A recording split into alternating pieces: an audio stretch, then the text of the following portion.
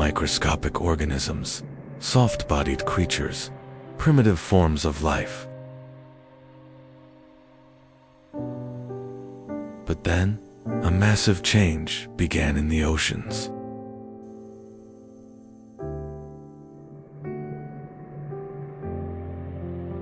The atmosphere was changing. Oxygen levels were rising.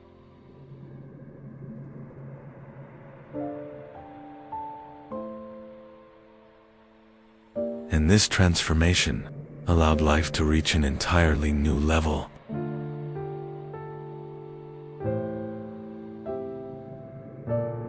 For the first time, complex eyes evolved.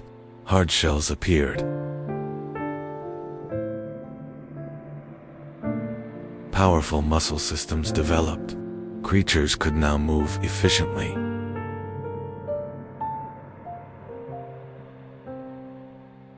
But the greatest change was this: creatures began hunting one another.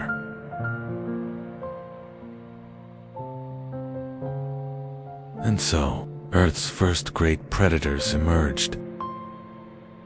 One of the most terrifying creatures of the Cambrian seas was an anomaly.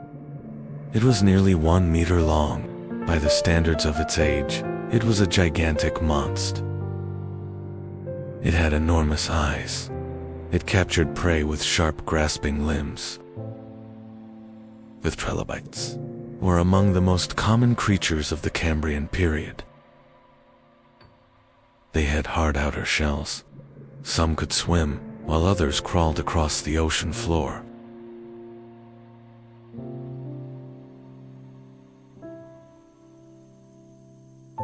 And for millions of years, they dominated the oceans.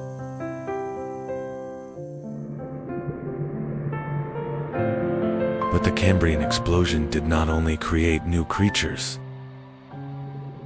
it also created competition.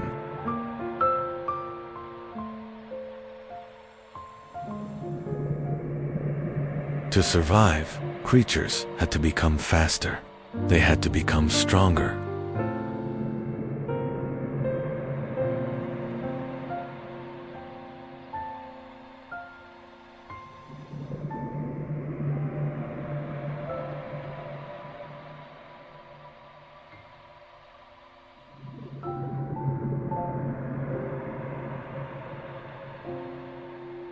Defenses began to evolve. Shells became thicker.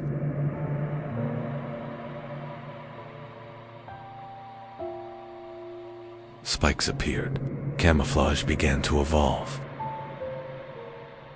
Earth's first great evolutionary arms race had begun. The Cambrian oceans were extremely dangerous. Predators were everywhere. Strange creatures roamed the seas.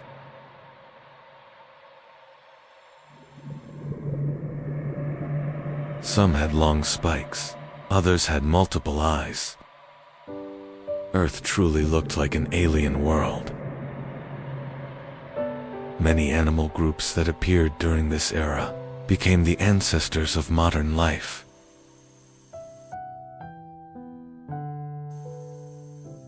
Scientists still ask one question: why did the Cambrian explosion begin?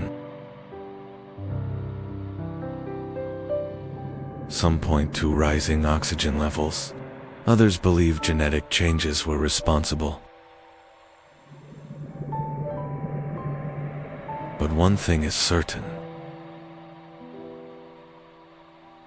Without this event, complex life might never have evolved. There would be no fish, no dinosaurs.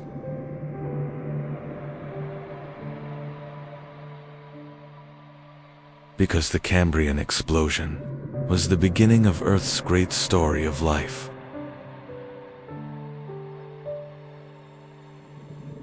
The story of humanity began in dark prehistoric oceans. 541 million years ago. Massive continents drifted slowly, while oceans covered most of the planet. On land, there was still great silence. The oceans were the true center of life. Strange colonies of organisms spread across the seafloor. Sponge-like creatures, primitive worms, and bizarre soft-bodied organisms. Some creatures began actively swimming for the first time. This development completely transformed predation.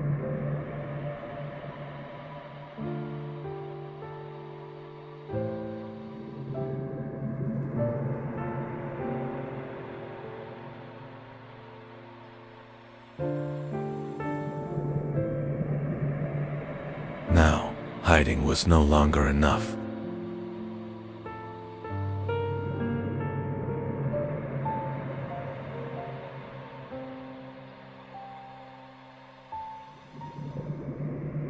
Creatures had to escape. They had to fight.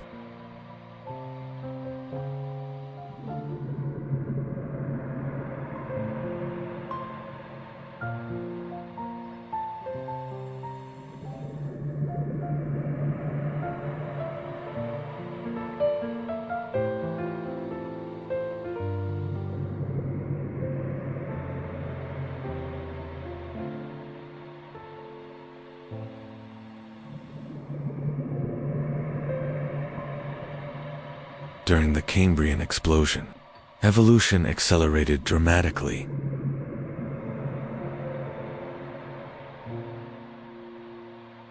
According to many scientists, most major animal groups appeared during this era. The first arthropods, the first advanced predators, the first complex nervous systems. Nature was becoming far more complex.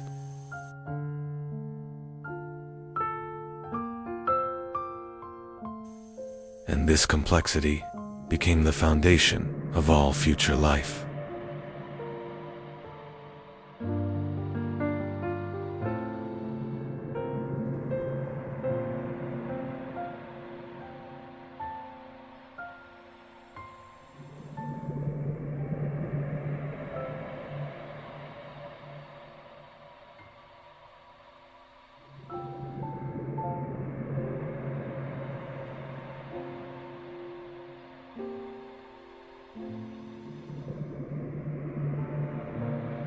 The eyes we use today, our movement systems, even basic body structures,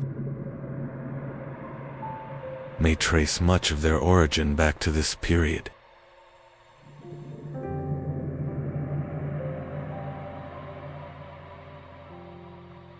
Life in the Cambrian seas was brutal. A predator could attack at any moment. That is why organisms were forced to evolve constantly.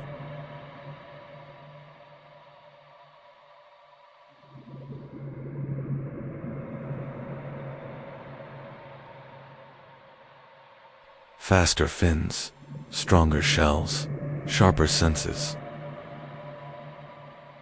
For millions of years, this struggle continued.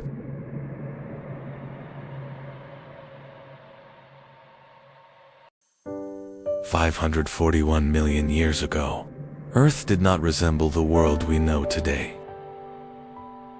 In the depths of the oceans, life suddenly began to multiply. Predators appeared. The First Great War began beneath the seas. And within just a few million years, Earth transformed into an alien world.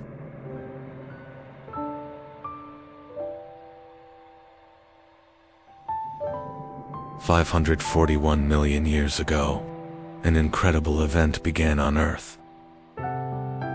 Today, scientists call it the Cambrian explosion, because life began to diversify faster than ever before.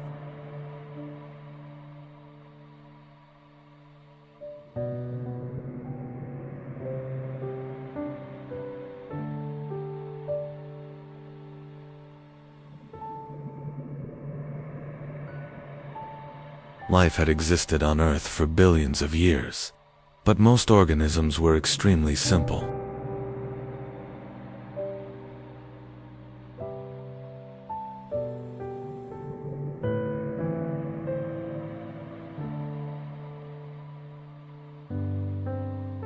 Microscopic organisms, soft-bodied creatures, primitive forms of life. But then, a massive change began in the oceans.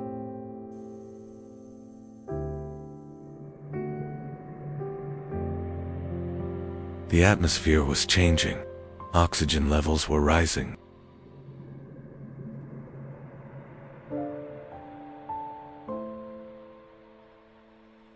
And this transformation allowed life to reach an entirely new level.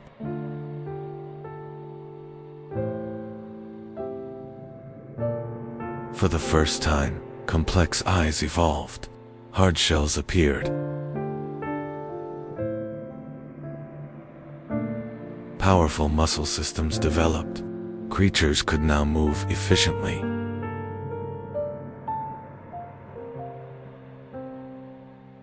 But the greatest change was this: creatures began hunting one another.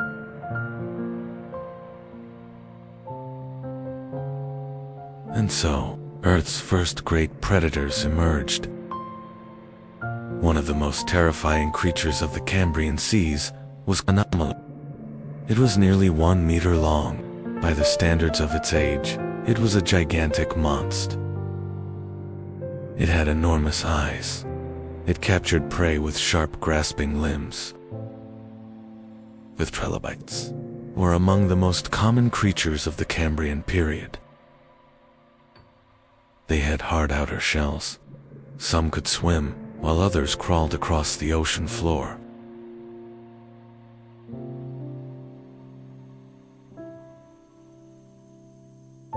And for millions of years, they dominated the oceans.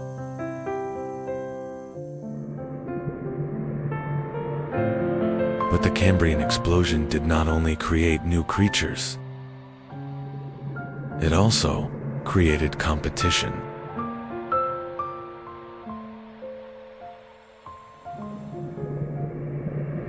To survive, creatures had to become faster.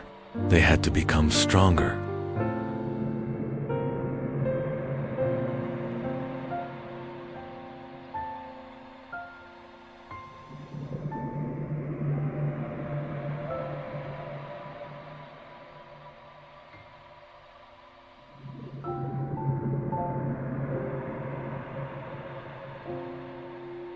Defenses began to evolve. Shells became thicker.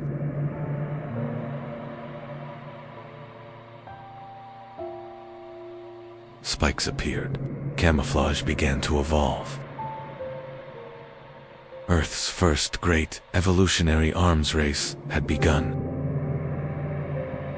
The Cambrian oceans were extremely dangerous. Predators were everywhere. Strange creatures roamed the seas.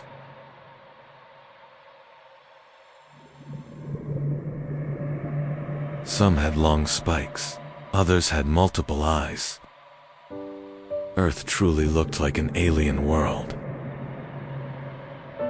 Many animal groups that appeared during this era became the ancestors of modern life.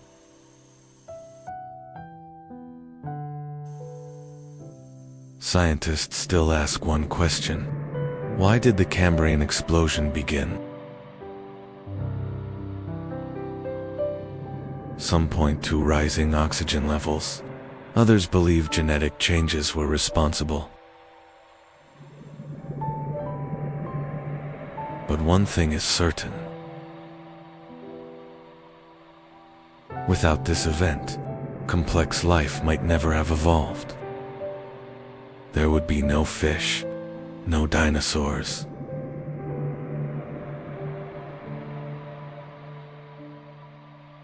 Because the Cambrian explosion was the beginning of Earth's great story of life.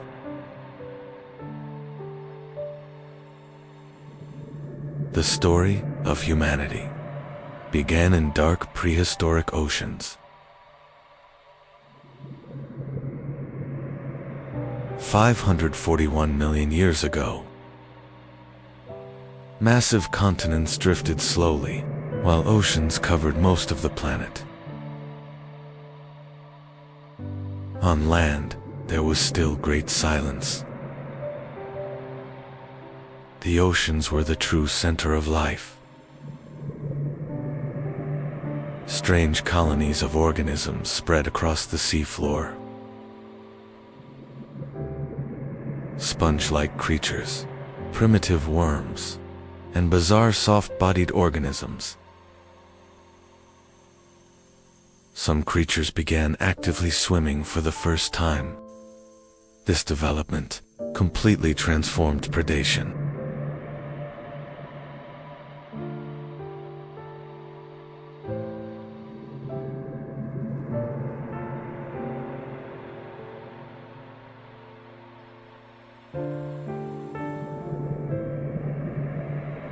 Now, hiding was no longer enough.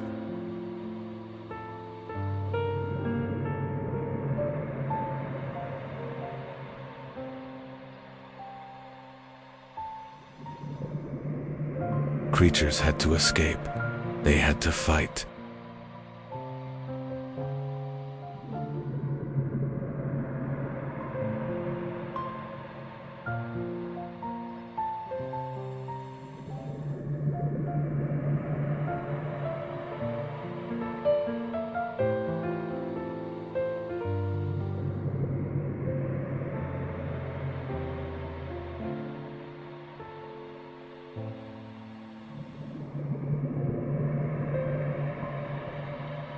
During the Cambrian explosion, evolution accelerated dramatically.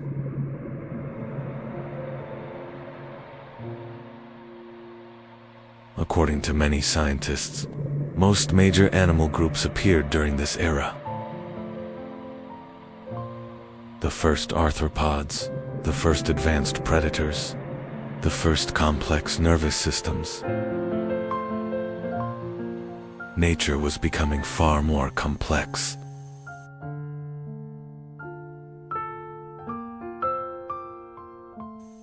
And this complexity became the foundation of all future life.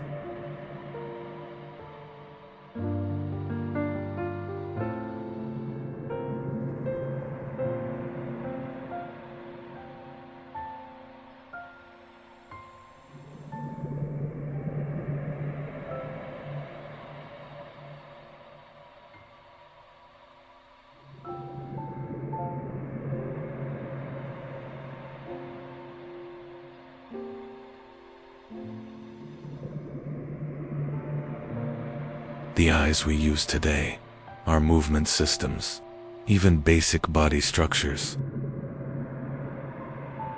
may trace much of their origin back to this period.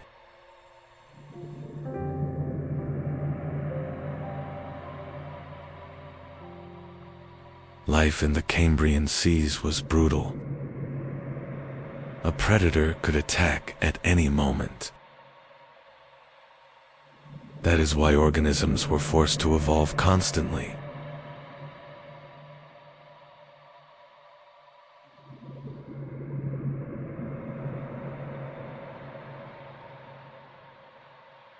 Faster fins, stronger shells, sharper senses. For millions of years, this struggle continued.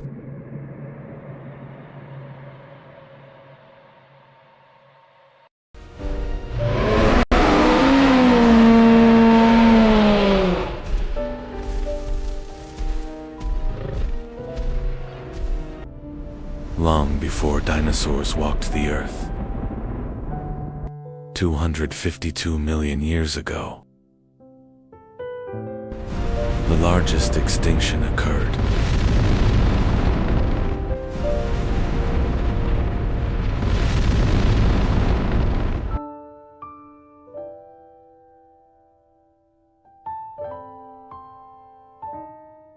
World.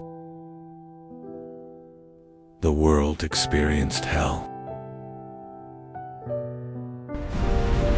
giant volcanoes. The atmosphere became toxic.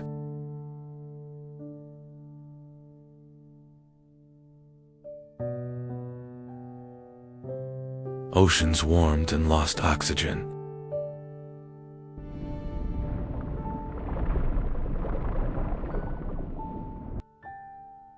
Nearly 90% of species went extinct.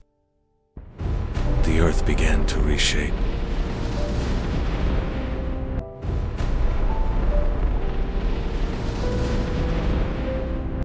The climate was mostly hot and dry. Only the strongest could survive. The Triassic began after this devastation. About 252 million years ago.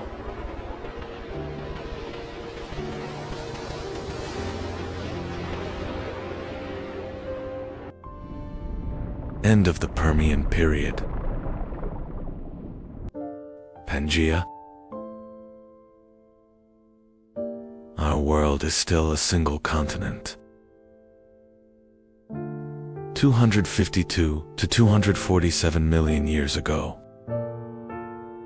Early Triassic begins. Earth is still extremely hot. Life struggles to recover. Inland areas are dry and desert-like. 240 million years ago. Archaea.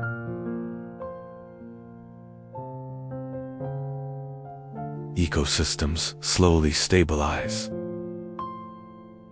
A new era is about to begin. Reptiles spread across the land. Crocodile-like archosaurs appeared. Small mammal-like creatures emerged, preparing for a battle for survival.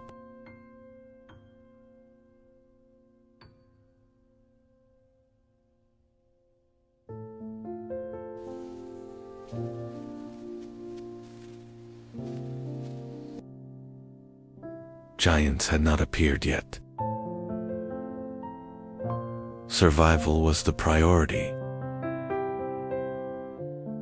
The formerly dominant species had become extinct. The ecosystems were empty. This gap, it's an opportunity for new life. Resistant strains have begun to proliferate. Competition was low. Resilient species had an advantage.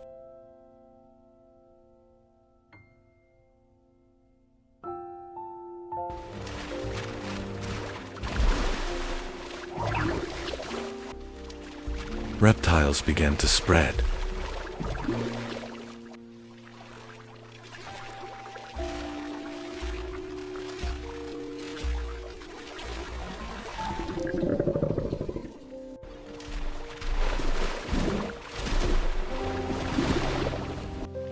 Some lived in water.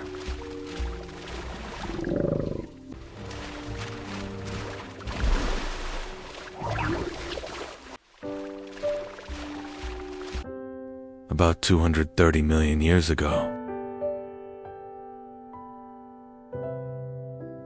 the first small dinosaurs appeared.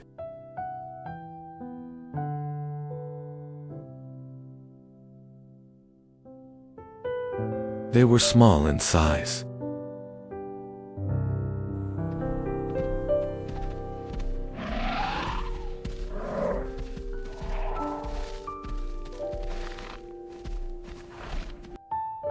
They were fast and agile.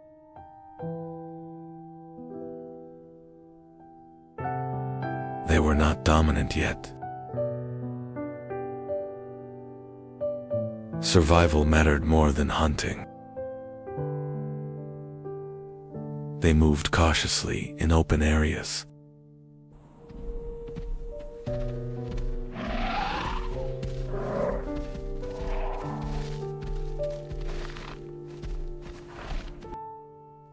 being small was an advantage. Speed mattered more than strength. These traits set them apart. But they were still few in number. The age of dinosaurs had not begun yet. 225 million years ago, Earth was slowly changing. Large reptiles struggled. Small dinosaurs used these gaps. They could reproduce quickly. They adapted more easily. But they were still not dominant. Earth was approaching another turning point.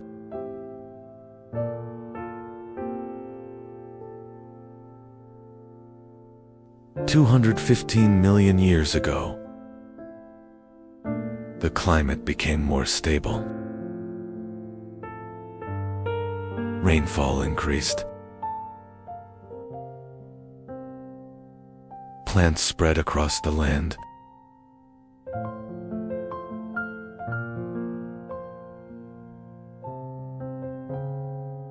Green landscapes expanded.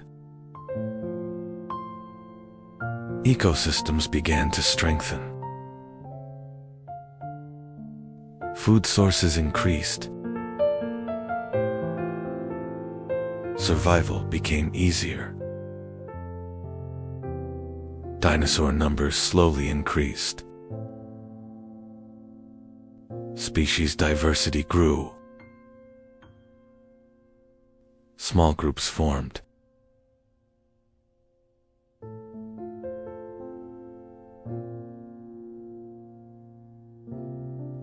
Competition became more balanced.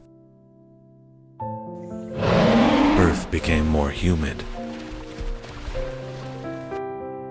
Dinosaurs adapted to their environment. Different feeding strategies evolved. Herbivores became more common. Predator-prey balance formed. Earth was now more alive. Rainfall became regular. Dinosaurs became more visible. But dominance was not complete yet. 201 million years ago, the Jurassic period began.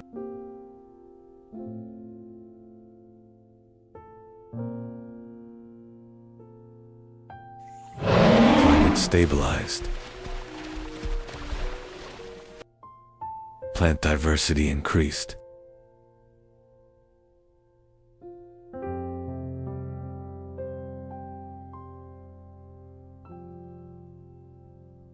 Dinosaurs rapidly multiplied. Species became more defined. Large body size became an advantage. Predators specialize. Initially, the small dinosaurs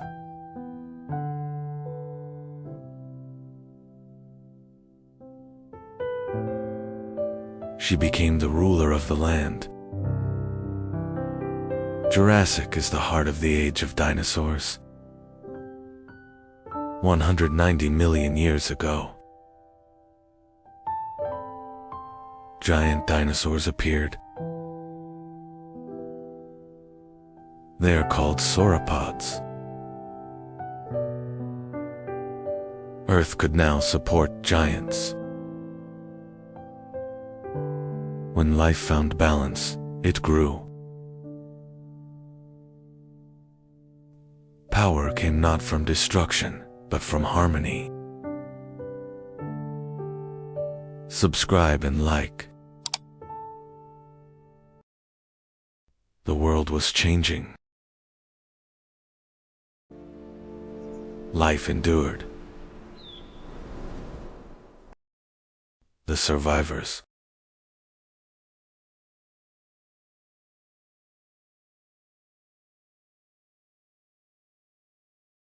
Mammals were rising.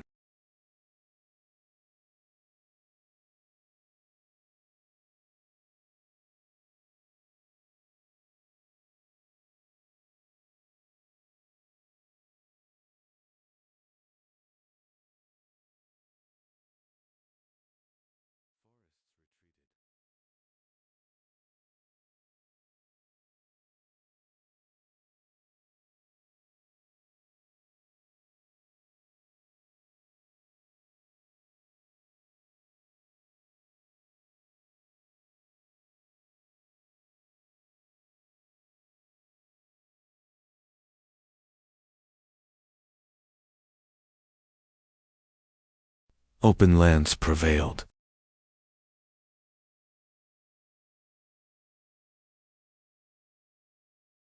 The world was shifting. Cooling intensified.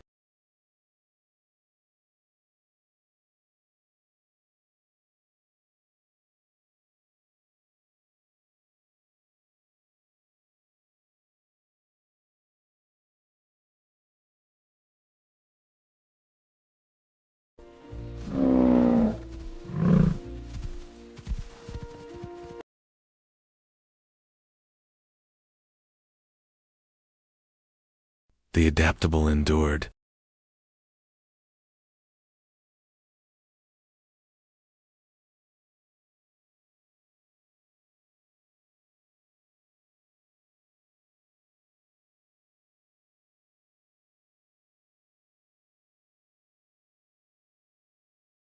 $2.6 million years ago.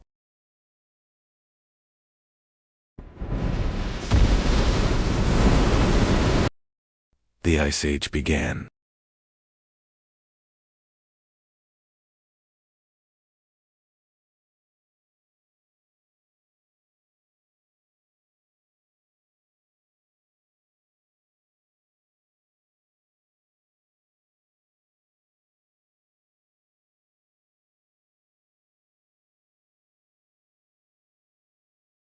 The struggle for survival began.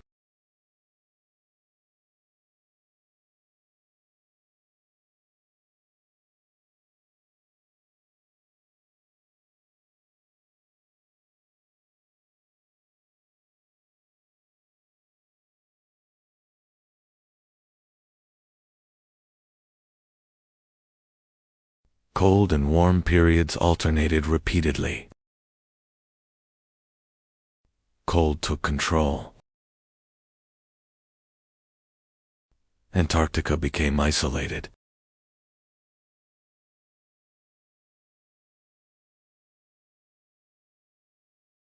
The ice sheets expanded further each year.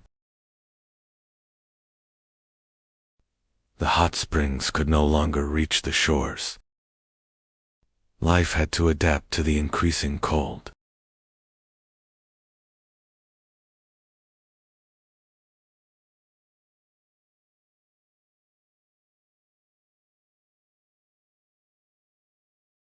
Polar life began.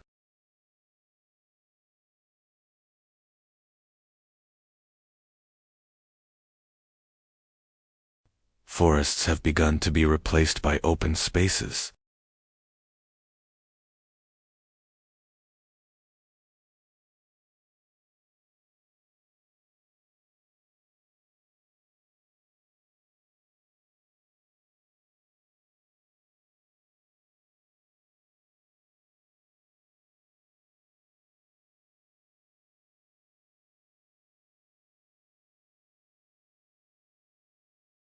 The planet's balance was shifting.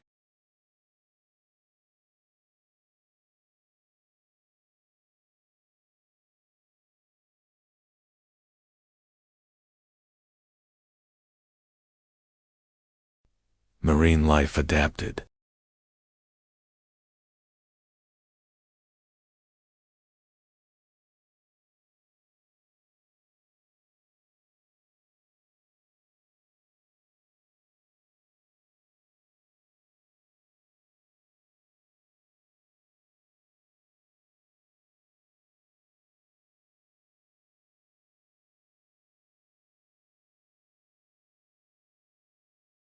Life carried on.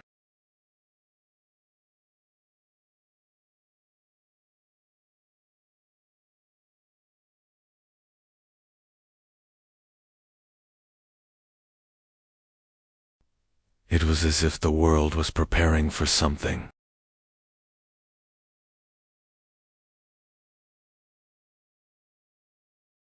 And the story continued.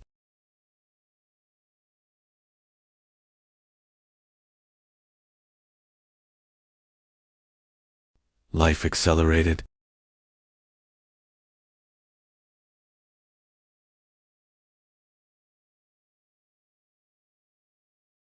Nature came alive again. Rapport. The land dried.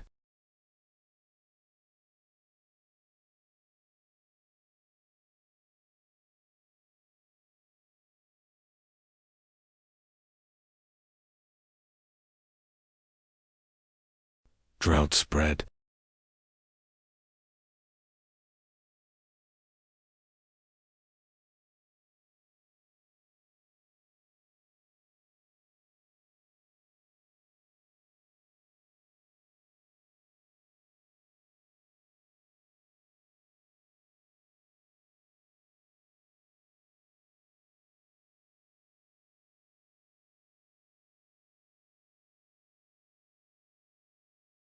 The silence would not last.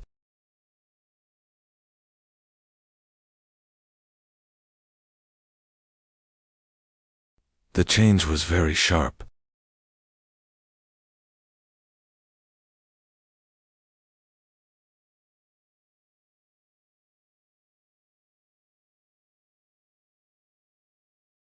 Why this preparation?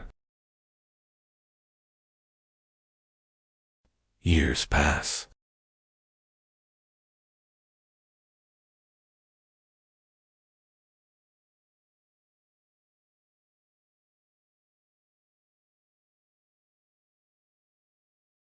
It's as if a guest is coming.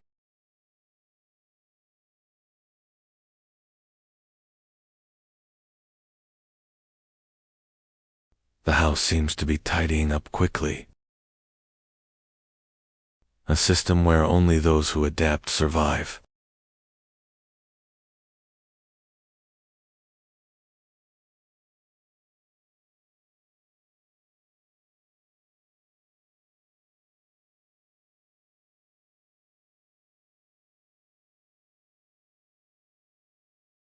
Glacial cycles began.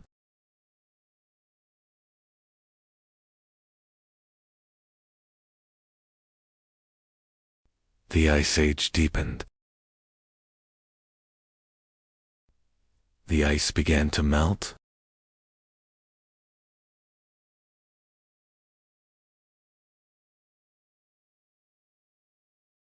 The Ice Age lasted long. But the climate did not remain constant. Sunlight reached the land again.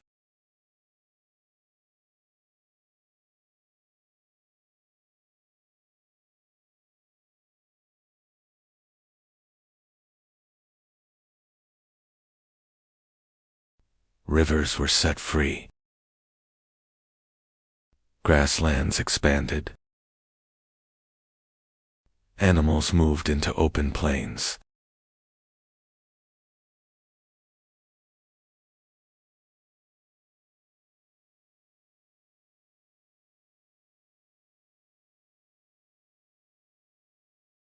Time flowed.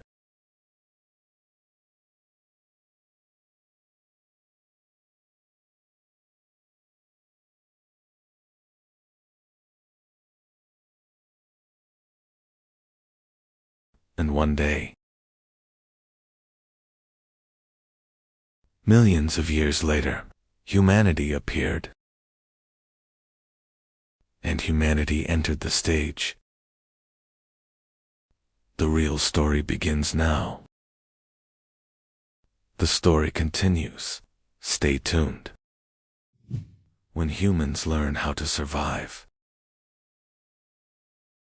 Before we understand these ages, we have to travel back, not hundreds, not thousands, but millions of years into the past. This is our world.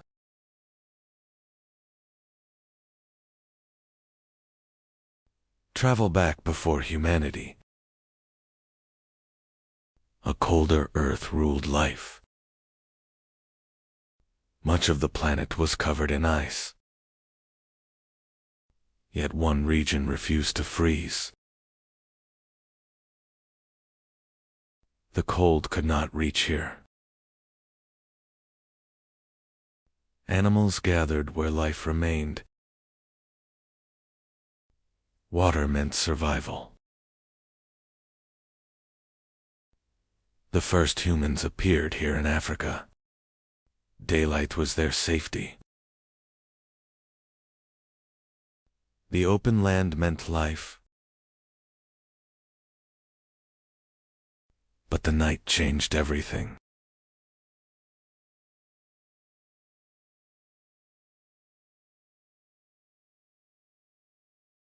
In the dark, they were not alone. Running was survival. They could not fight.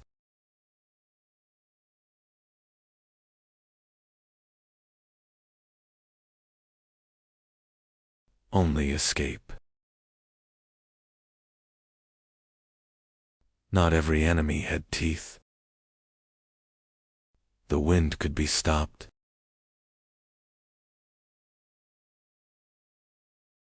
Not everywhere meant death.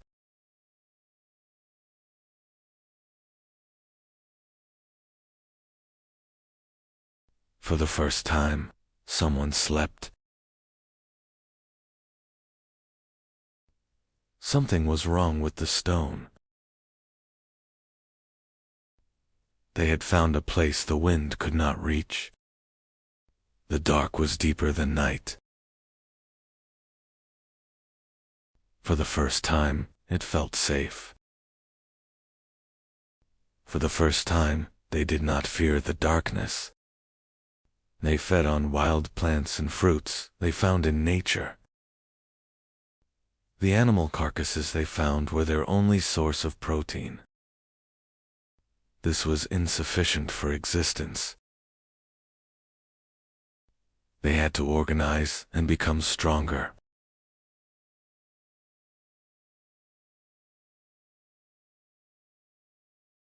The line between life and death was very thin.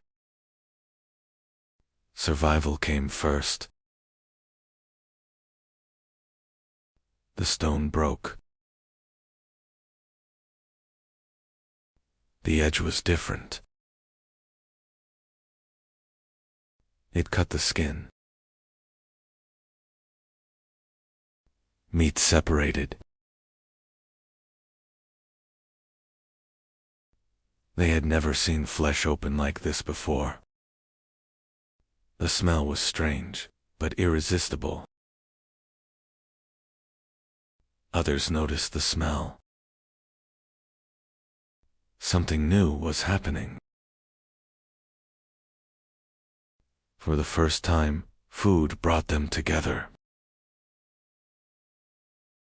The life reflex is about always being. Inventions are shaped by need. He looked at the stone again, this time, not as a rock, as a possibility.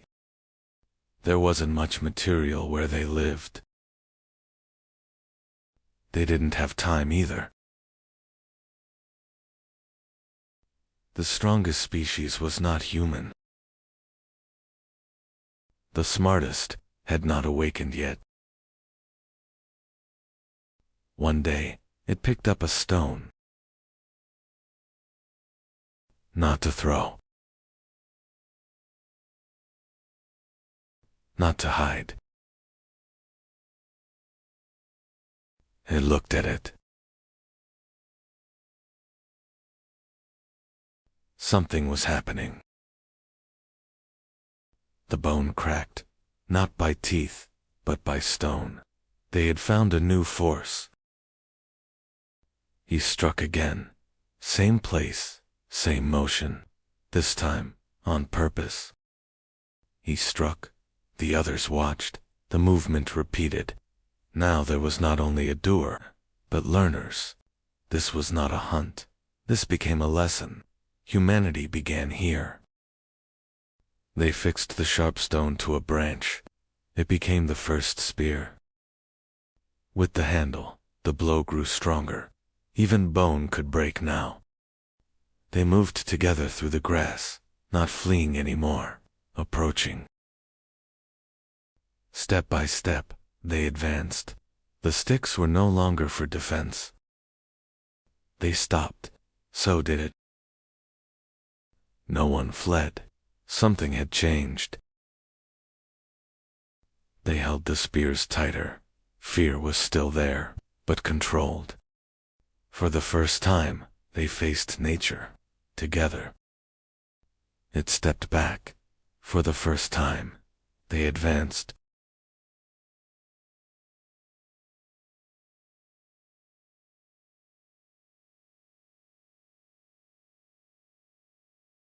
It ran. Now the hunters followed.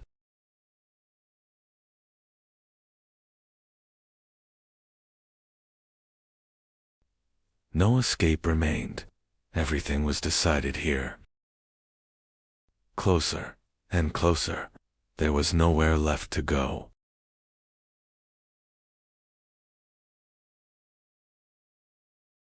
The hunt ended. Nothing would be the same again. They were no longer prey. They had become hunters. Stone met flesh. The tool had meaning now. They cut with intention, not tearing, shaping. This was more than food. This was control. The hide kept the cold away.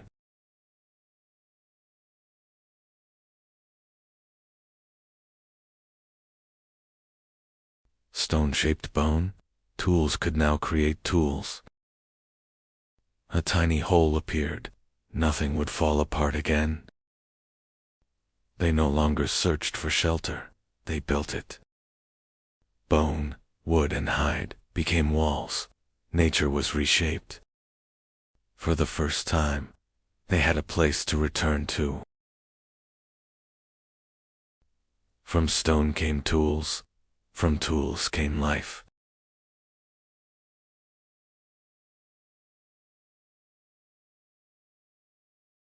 The sky flashed. Night changed. They had never seen light like this. They only watched. The sky struck the earth. The tree began to burn. They felt the power of the fire. They touched the light. It followed them.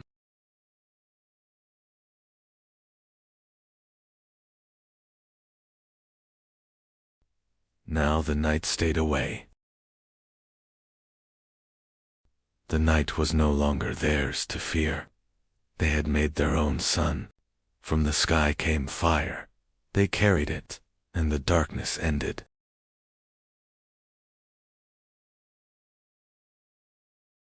They brought the meat closer. Something changed. The smell was new. They waited. He tasted, then reached again. This was better.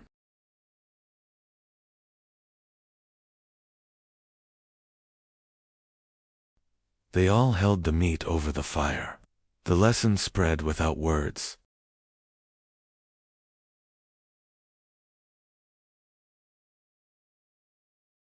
They tasted together. Hunger changed into comfort. The fire fed more than their bodies. Eyes spoke first. Faces carried meaning. Sound was no longer instinct. Imitation began.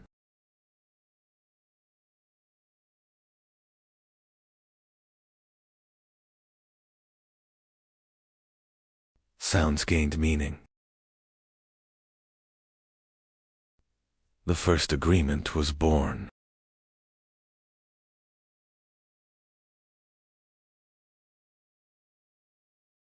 Thought was shared. Humans were no longer alone. Language was being born.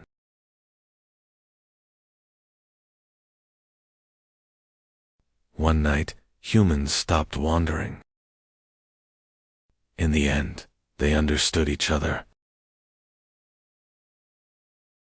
They talked about tomorrow, as if it would stay the same. They were chatting, unaware of what the morning would bring. The world was falling apart.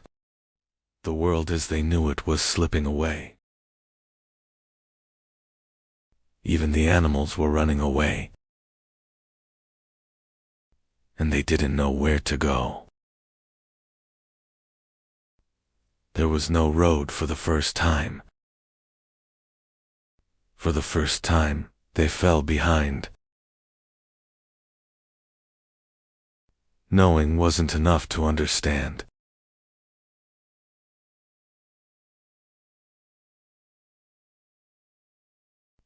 They were helpless in the face of nature's power. The trace disappeared. The lands where they hunted were gone. There was no ground left to stand on. They called, but there was no response. Hunger now had a face. Hope was fading.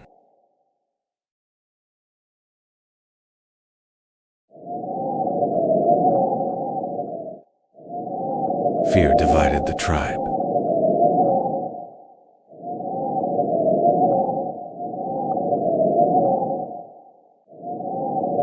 Life was silently leaving her. Some returned to their memories. Life was waiting here. From the ashes, life has returned.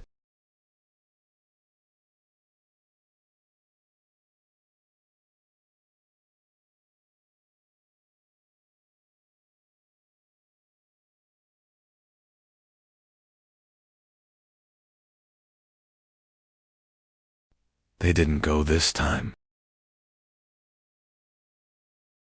They waited. The answer was in the ground. They tried to replicate the world. Patiently. They watched, and it changed.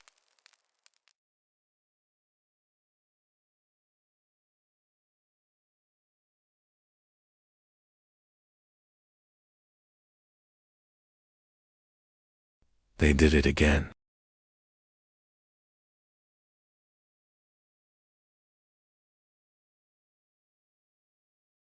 The animals are back.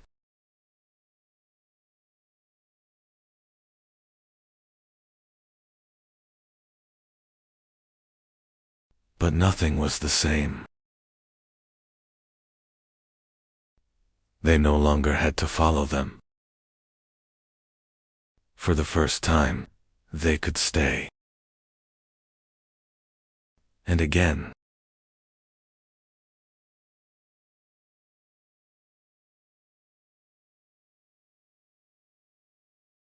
Now they understand.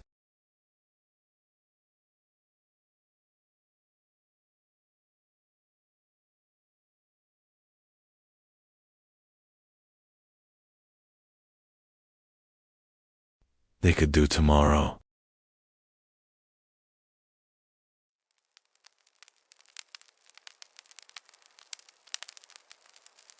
Humanity changed the day it stopped. Civilization began here. They were no longer searching for food. They learned, and they taught.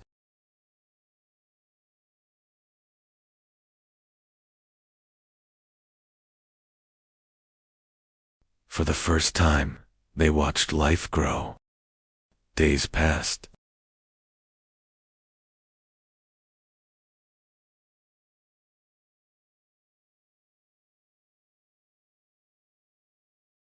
The earth responded. Time was no longer chasing them. She was returning with them.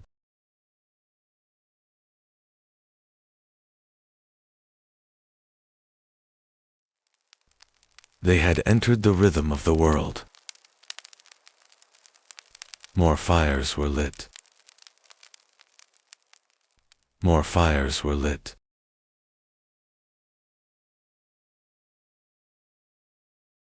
People don't travel very far anymore.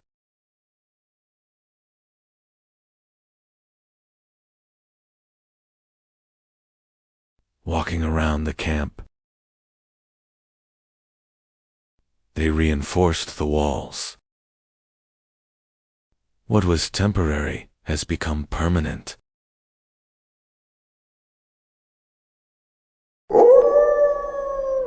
The wind no longer made the decision. They had some difficult visitors. He walked into the wilderness. They did not come as enemies. They allowed them to stay. They fed them. A new alliance was emerging. The person was no longer alone. They had a future ahead of them. They stayed nearby. They felt like they were part of something bigger.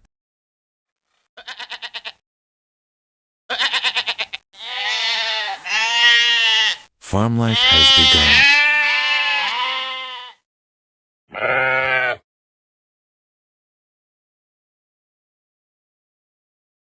They learned to live with life.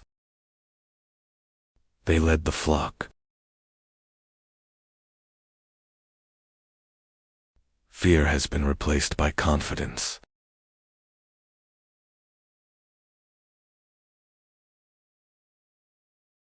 Humans stopped adapting to nature.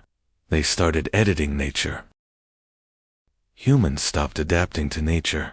They started editing nature. The earth responded. My hands were full. The hunger has receded. First time enough. The earth finally spoke. Their waiting weighed heavily on them. They hid the harvest. Not for today. For later. Food now had value. The value had to be protected. It was hidden in protected areas. Ownership is born. Some were protecting even more. This was no longer a partnership. They fought for tomorrow. Food became difficult.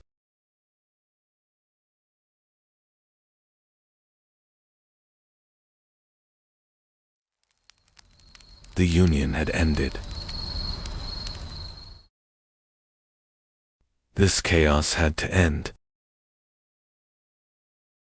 One voice became more important.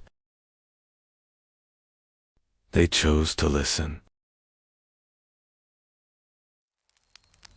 Order replaced chaos. That night, security emerged, and the next morning, society was born.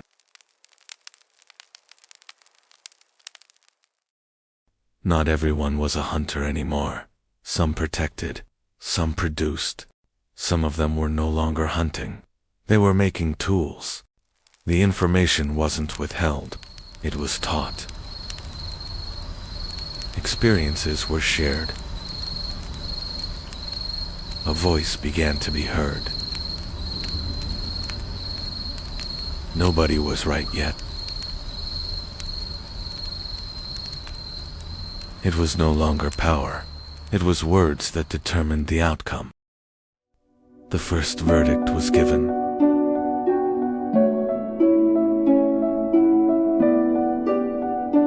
The Neolithic Age has begun.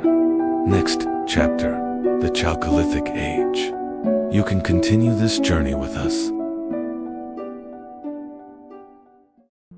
5700 BC, the sun set for the last time over Çatalhöyük.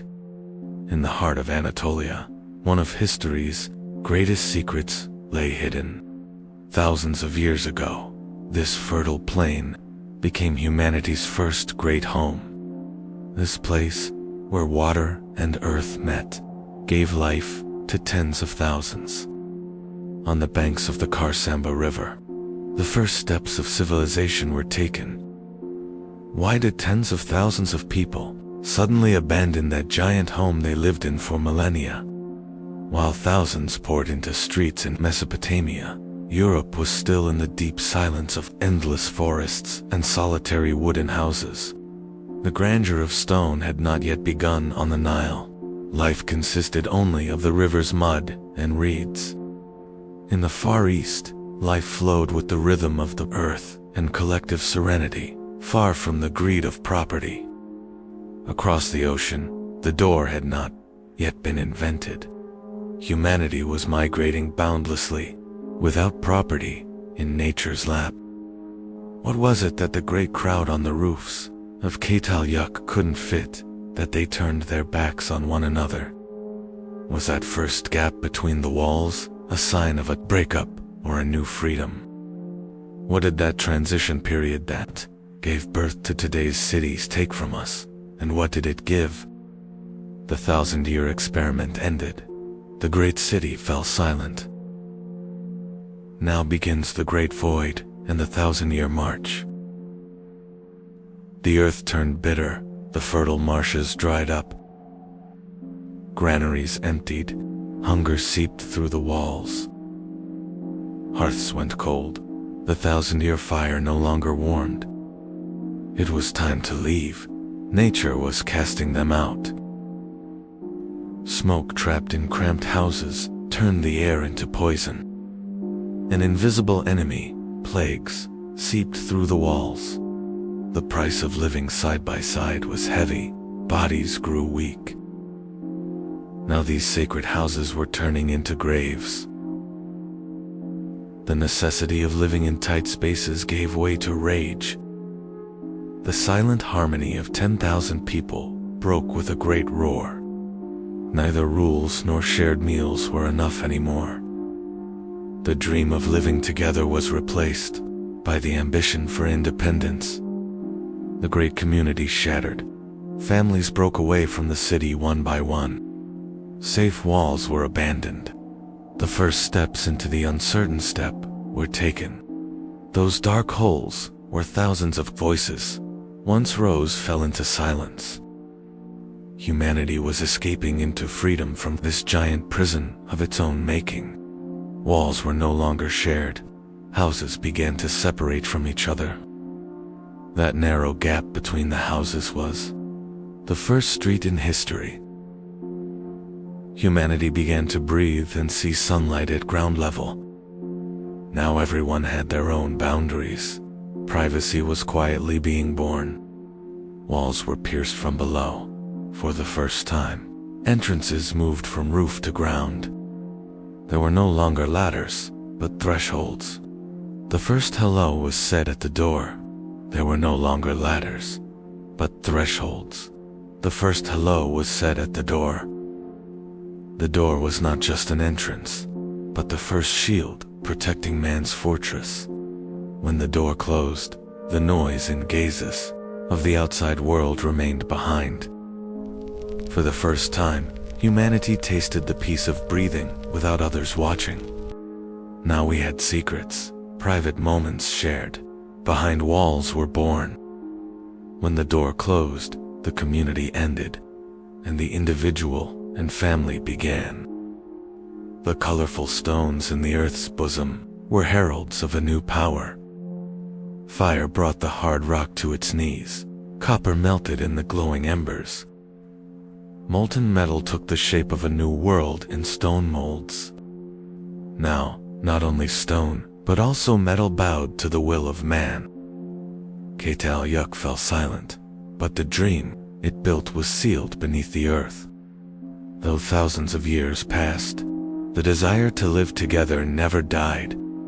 Smoke rising from mud roofs has turned into towers, reaching for the sky today. We are the heirs today of the great story that began in those cramped rooms. The street was not just a road, it was the first boundary between yours and mine. Humanity took its first step from a common roof to a personal land here. The door and the threshold were born. Now the front of the house was as private as the inside. The giant mound of the past was giving way to an organized order, the first neighborhood. Streets were not just paths, they were the world's first free markets. Economy moved from the privacy of roofs to the transparency of the street. Barter came to life on doorsteps. The street was a bond connecting people. Every story shared made the city grow a little more.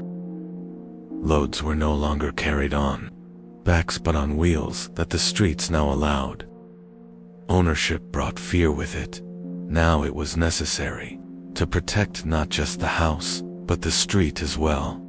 Those first stones surrounding the houses drew the insurmountable boundary between us and them.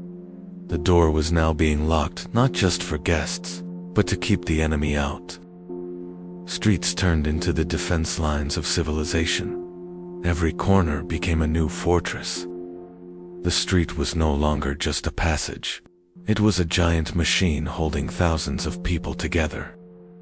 As the city grew, streets began to carry not just people, but water and the burden of civilization.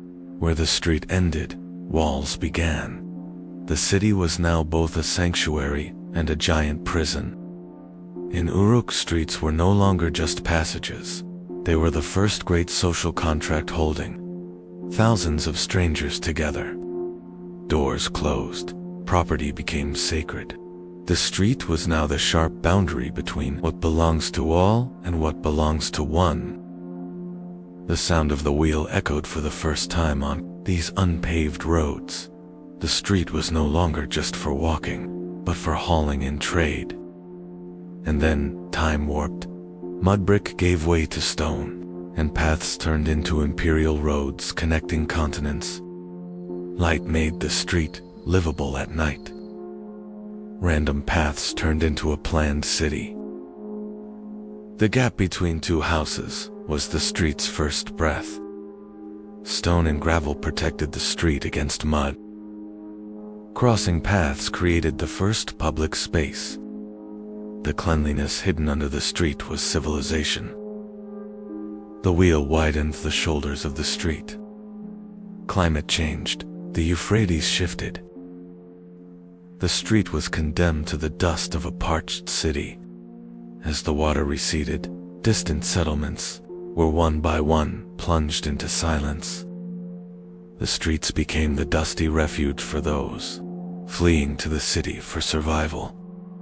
The street was no longer just a path.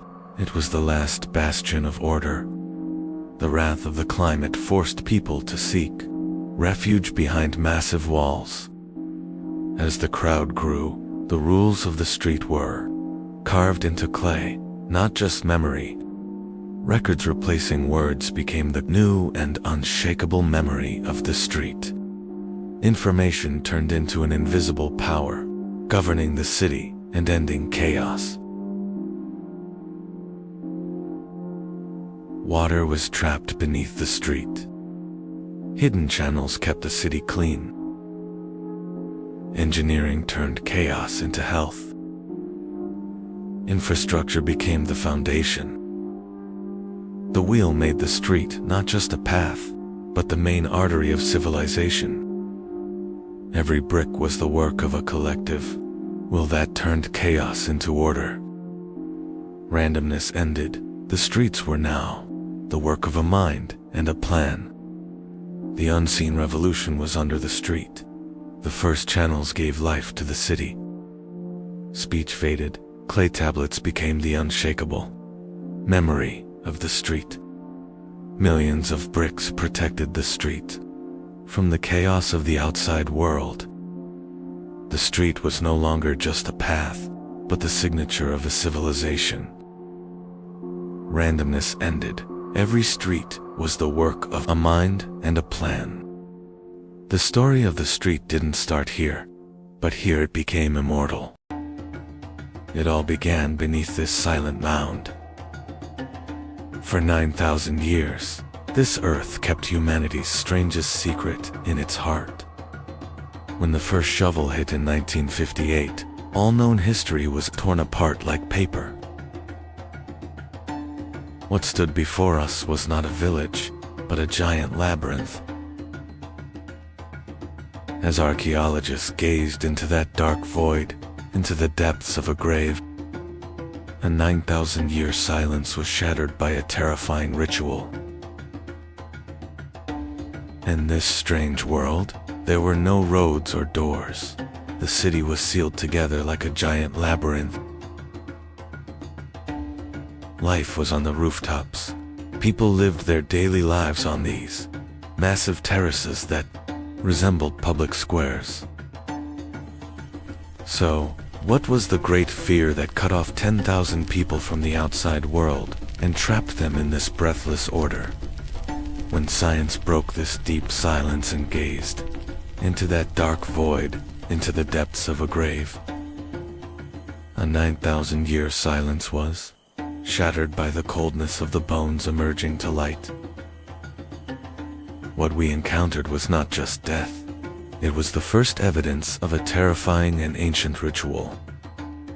To enter a home, you had to step down into the unknown through that narrow, dark hole in the sky. Every rung of the wooden ladder pulled you away from the outer world and left you in the arms of a smoky silence. When you reached the bottom, neither light nor doors welcomed you. There was only the suffocating narrowness of the walls. These houses were not just shelters. They were windowless, breathless cells where 10,000 people were trapped. Belongings were few, but silence was plenty. Everyone shared the same narrow space, the same dim light, and the same fate. The walls were so close. There was no private life here, nor a secret corner. Everyone was watching each other, every single moment. No one could be different here. There were no leaders, no slaves, but there was no freedom either. 10,000 people moved as a single soul. Everyone slept at the same time, lived the same way, and bowed to the same rules. So, what great fear sustained this perfect order that even a king could not provide? Walls were not just mud. They were woven with the bones of the wild. Giant bullheads were like gods, watching you every moment. Red paint was not just a decoration. It was the trace on the wall of a ritual, of shed blood, and of untamable fears. They did not conquer nature. They chose to imprison savagery in the deepest corner of their home and sleep beside it. Watch where you step. In these houses, the floor was not just earth, but a grave cover. They buried their loved ones right beneath where they slept, in a fetal position, as if in the womb. Death was not a parting here. The living and the dead were sealed together forever under the same roof. The story of some dead did not end with burial. They would separate the skulls from the bodies and give them a new life. They rebuilt their ancestors' faces with clay. They made new eyes from mud and pigment so they would never forget. These masks watched those sitting on reed mats by the fire. Death was right there, by the hearth, inside the family every evening. In this dark world, power came not from gold, but from a black glass born in the heart of the volcano, obsidian. They crafted it so sharply that obsidian was both a hunter's most loyal friend and the most perfect blade, two-part skin from flesh. But obsidian was not just for cutting. It was a black, misty mirror where humans first encountered their own dark reflection. The true masters of the steppe were not them, but the leopards watching from the shadows. They could not domesticate this savagery, but by carving it onto their walls, they turned fear into a power imprisoned within their homes. Wearing a leopard skin was not just clothing, it was the only way to possess and rule the most predatory spirit of nature. It all began with these symbols: power, belief, and fear. These walls you touch are silent witnesses of 9,000 years. This is Chronology, the first metropolis with no streets and doors closed to the world. You had only one way in, this dark opening on the roof. Outside was a wild world. Inside, a life of claustrophobia. Why were they hiding? From the gods above, or from each other? Sunlight could only seep through this hole. Just like life, narrow and limited. Their weapons were made of volcanic glass, as sharp and dark as obsidian. But the real mystery was hidden in the floors of these empty rooms. 10,000 people were breathing inside a giant labyrinth. They are still there, watching us and guarding our secrets. And one day, when the sky filled with fire, everything would change. Watch where you step, because they are right beneath you. They slept together. Death was not an end here. The hardest goodbye was indoors. Every house was a cemetery. He was following his ancestors. This silence has a price. Even the walls are made of bone. Why didn't they let them go? We are burying our secrets. Chronology, City of the Dead. This massive mound has kept humanity's greatest secret in its heart for 9,000 years.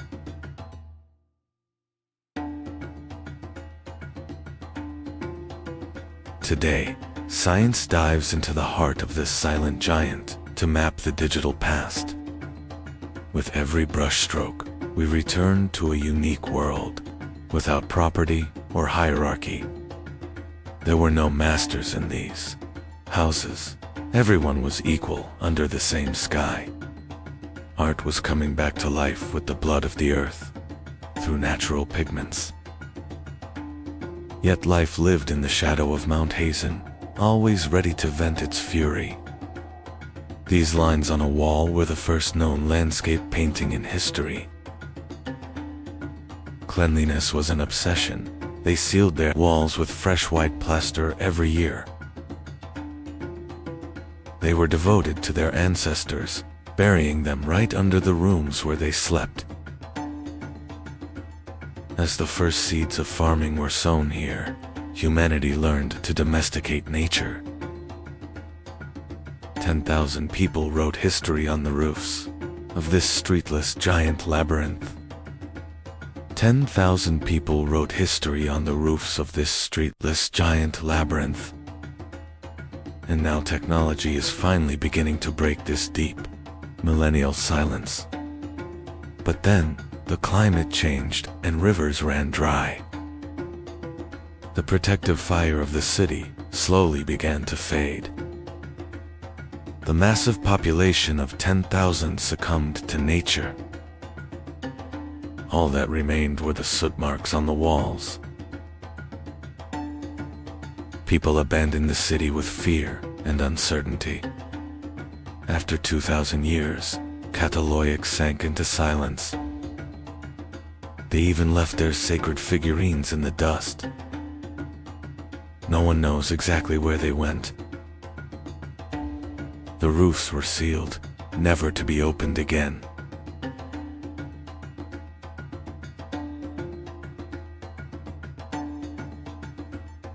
The last meals were never eaten.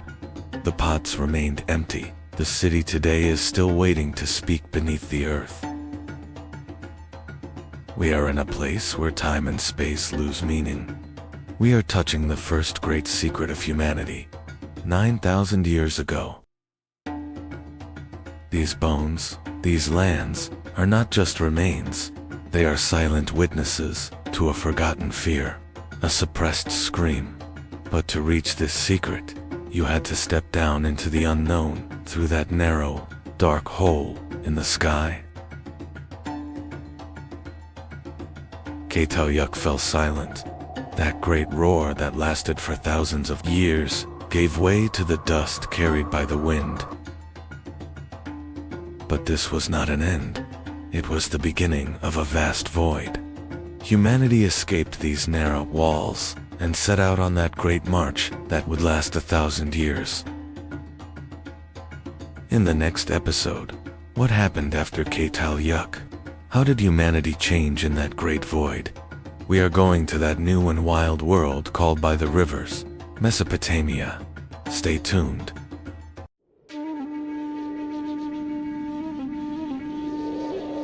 History began with a question asked between two rivers. Sumer cradle of civilization, where rivers were tamed and time measured. They didn't just survive, they recorded human memory. Law, math, and time were born here. They controlled the rivers and built an empire.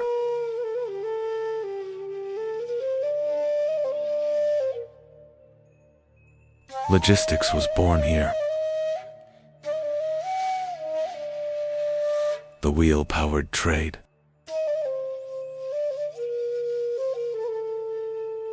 Bricks built the first state.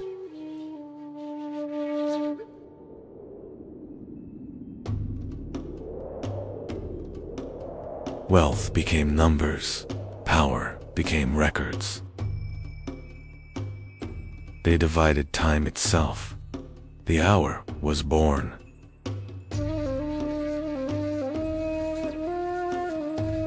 They mapped the sky. The circle was defined.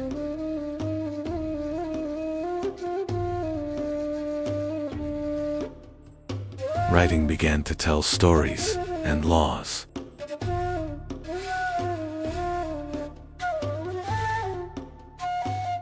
The first hero, Gilgamesh, seeking immortality.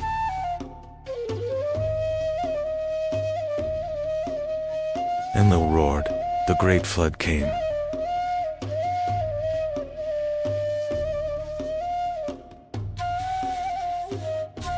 Cities served the gods. Humans obeyed. Even kings feared the dusty underworld. Their myths shaped humanity.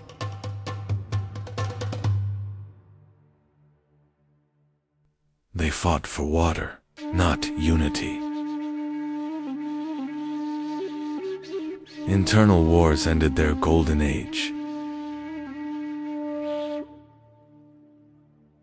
Drought turned nature into their enemy.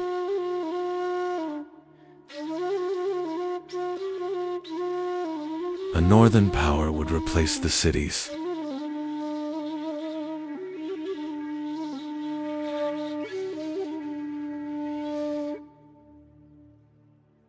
Every civilization is a continuation of a memory.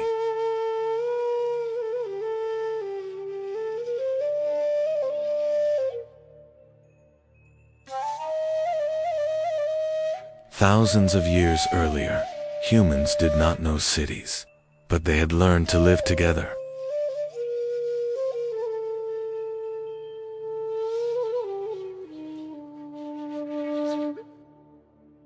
This was not a world of walls. It was a world of people leaning on each other.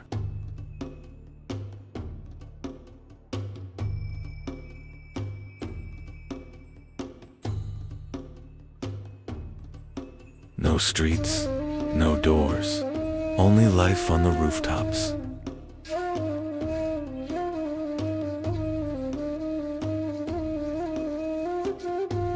Life began on the rooftops.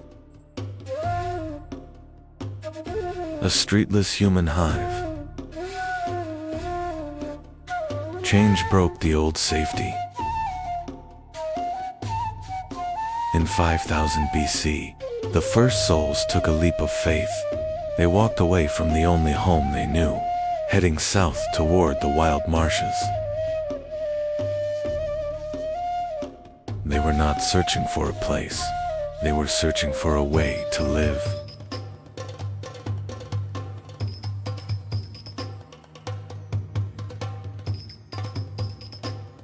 And they found water.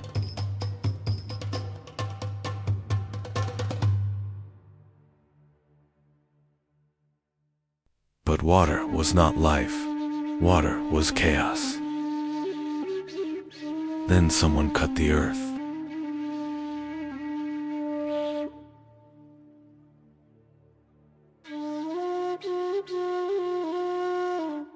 They mastered water with engineering.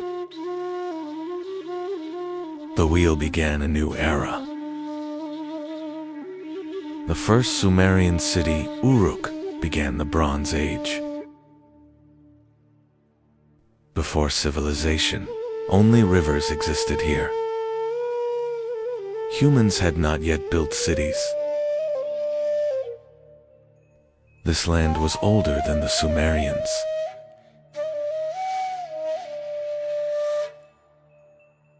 Sometimes the water gave life.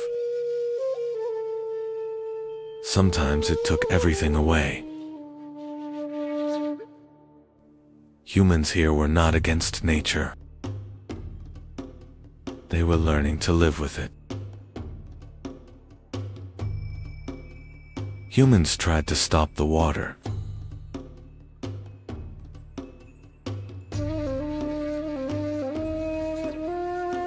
Alone, it was impossible.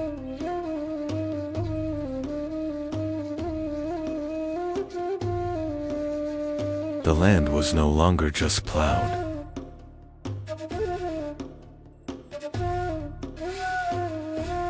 A path was given to the water. Nature was changing direction for the first time.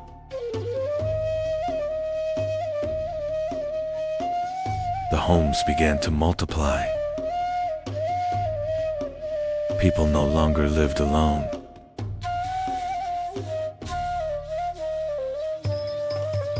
Neighborhoods appeared. Shared spaces formed.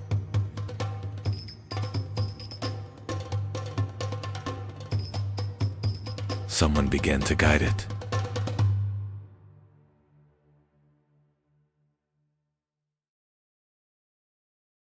They built the first skyscrapers.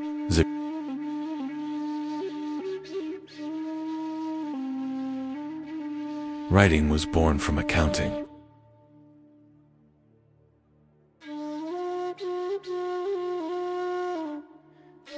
They turned stars into numbers.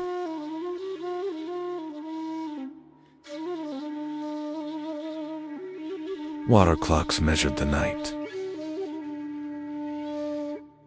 They created the 360-degree circle. Edaba trained the first administrators.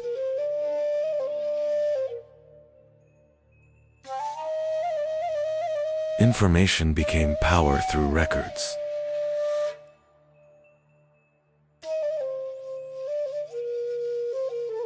Writing became art and poetry. Rivers created a trade empire.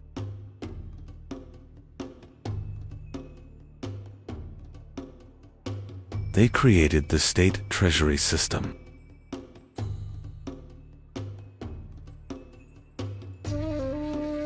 They created the first medicines.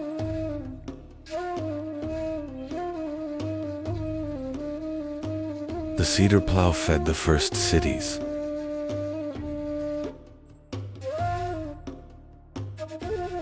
Patterns became a visual language. The first global market was born.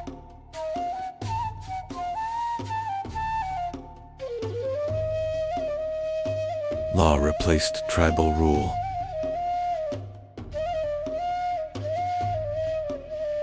Grain became the first wealth.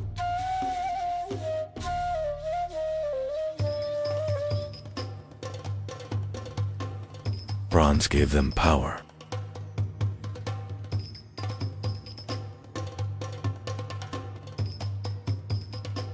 Taxes became a sacred duty.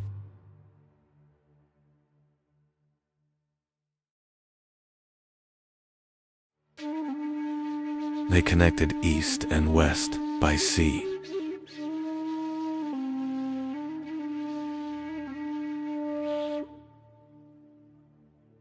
Sumerian cities were the Venices of the ancient world.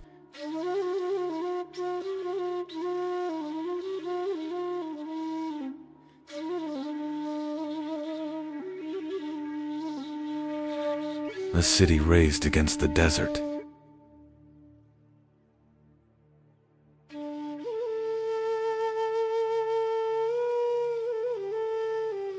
War became an organized force.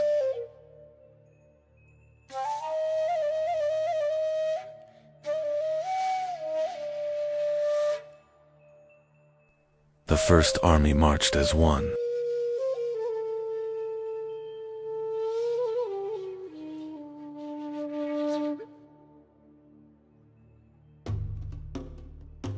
Survival was decided in bronze.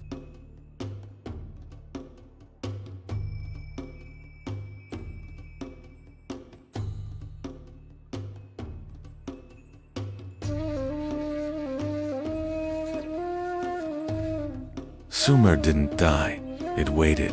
Under the silent dunes of Mesopotamia, their words were preserved in clay. While empires of stone crumbled into dust, these humble tablets kept the secrets of the first stars, the first laws, and the first stories of mankind. They are the ghosts in our clocks, the logic in our laws, and the ink in our history. Sumerians may have vanished into the desert, but as long as we write, calculate, and look at the stars, they live within us. Sumer's chapter ends here, but the storm of history is just beginning. In our next episode, the world's first empire rises from these very sands. The Akkadian Empire witnessed the dawn of King Sargon and the birth of a new era. For the complete story of our world, don't miss our playlist, a chronological journey from Earth's creation to today. You will love exploring how every piece of the puzzle fits together. Stay tuned for the full chronology.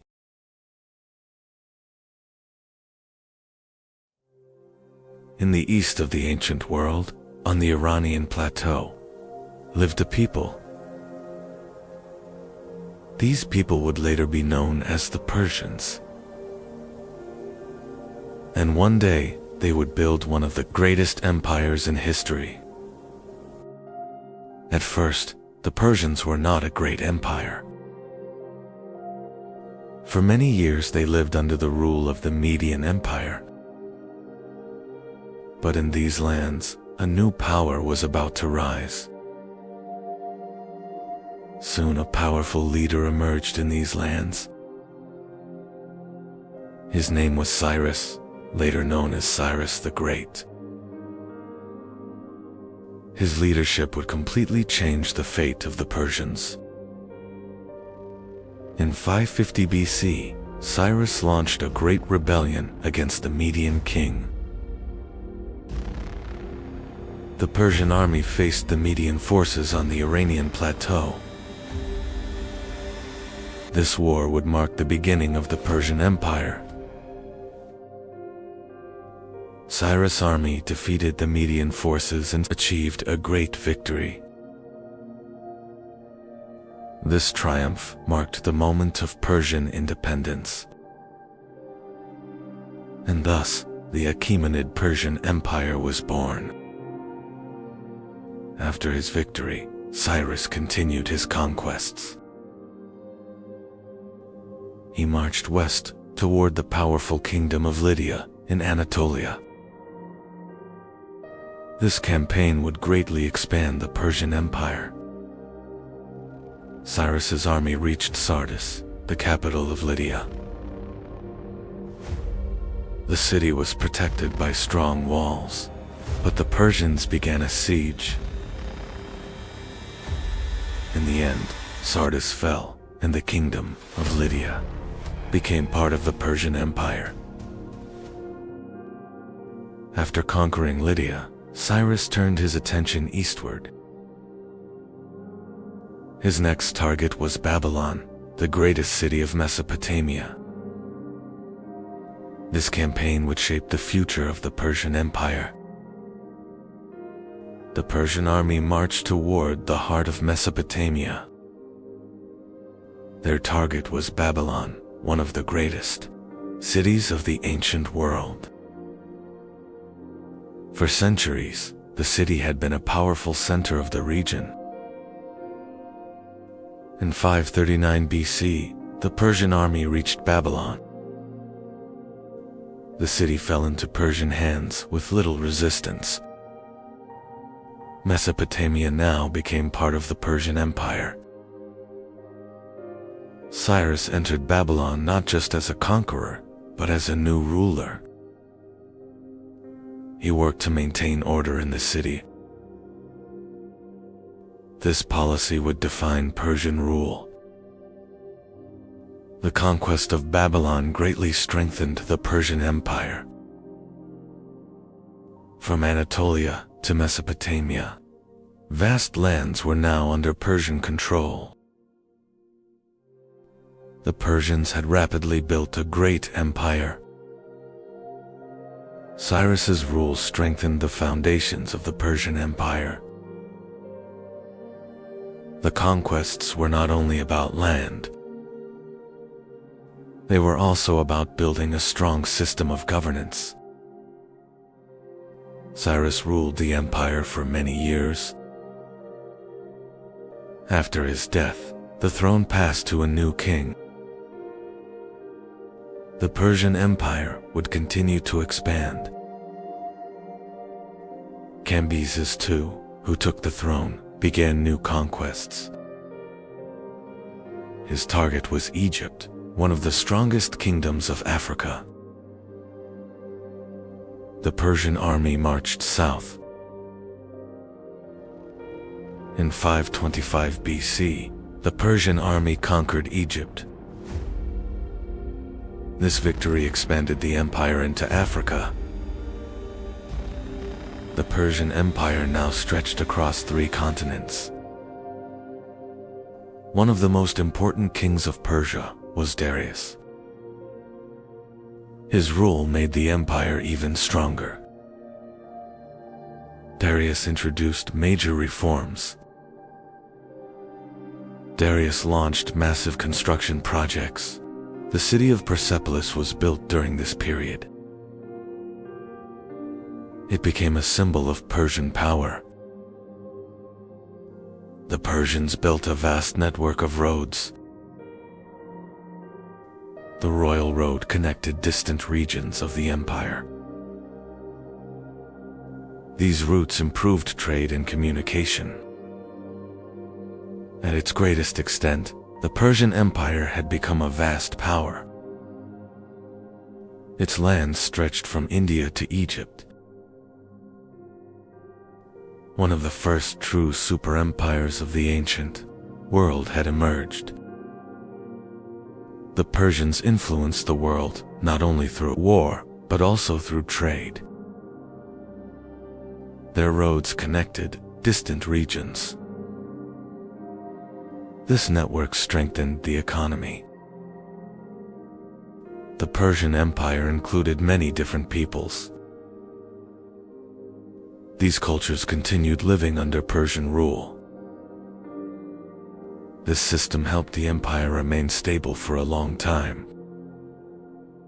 One of the most famous Persian military units was the Immortals. This elite force always consisted of 10,000 soldiers. They were known as the strongest army of the empire. But in the West, the Persian Empire would face a new power. Greek city-states were rising along the Aegean coast. This encounter would lead to some of history's most famous battles.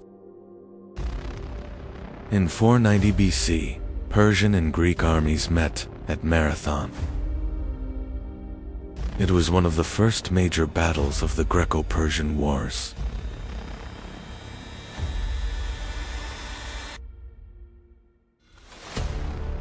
Greek hoplites achieved an unexpected victory. Years later, King Xerxes launched a massive campaign. A huge Persian army marched toward Greece. This would become one of the greatest military expeditions of the ancient world. King Xerxes sent messengers to the Greek cities. The envoys arrived in Sparta, demanding submission. But the Spartans would not accept this threat. Preparations for war began in Sparta. King Leonidas gathered his warriors.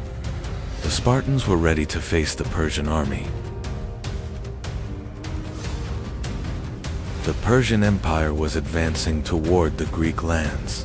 When the news reached Sparta, preparations for war began. Spartan warriors started gathering in the city courtyard. Soon, King Leonidas arrived in the courtyard. He stood before the warriors and assessed the situation.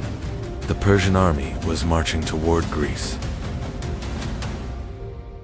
Leonidas began carefully inspecting the warriors. He was choosing the strongest and most experienced soldiers, because they would face a massive Persian army.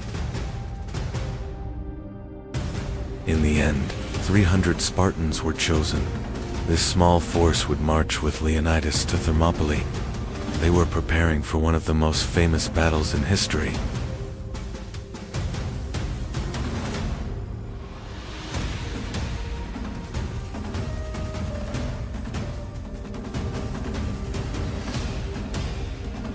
Leonidas and the 300 Spartans left Sparta. They marched to defend the lands of Greece. Their destination was the pass of Thermopylae. The Spartans arrived at the pass of Thermopylae. This narrow pass limited the movement of large armies. Leonidas chose it as the perfect place for defense. Soon the Persian army appeared on the horizon. Xerxes commanded a massive force, but the Spartans had no intention of retreating. At the pass of Thermopylae, Spartan warriors tried to stop the Persian army. King Leonidas and 300 Spartans resisted bravely.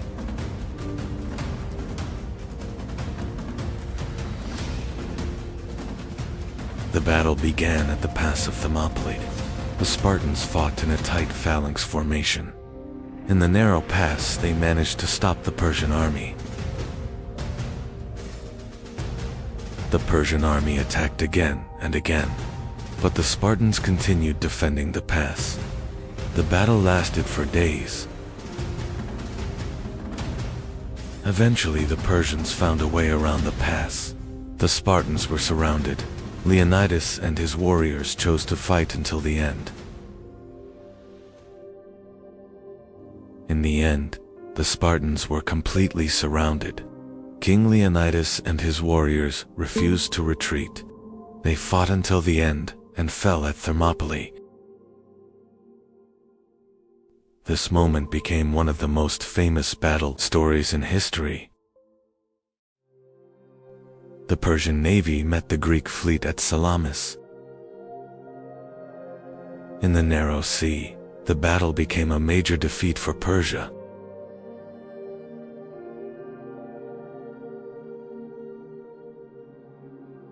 This victory strengthened Greek resistance.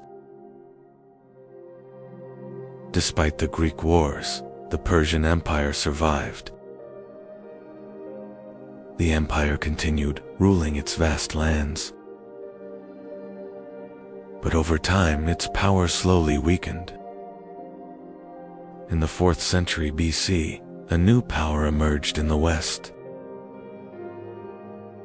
Alexander the Great of Macedon marched eastward. His target was the Persian Empire. In 331 BC, the Battle of Gaugamela took place. This battle became the turning point for the Persian Empire. The Persian army was defeated and the empire began to collapse. The Battle of Gaugamela was a disaster for the Persians. Darius's army was forced to retreat.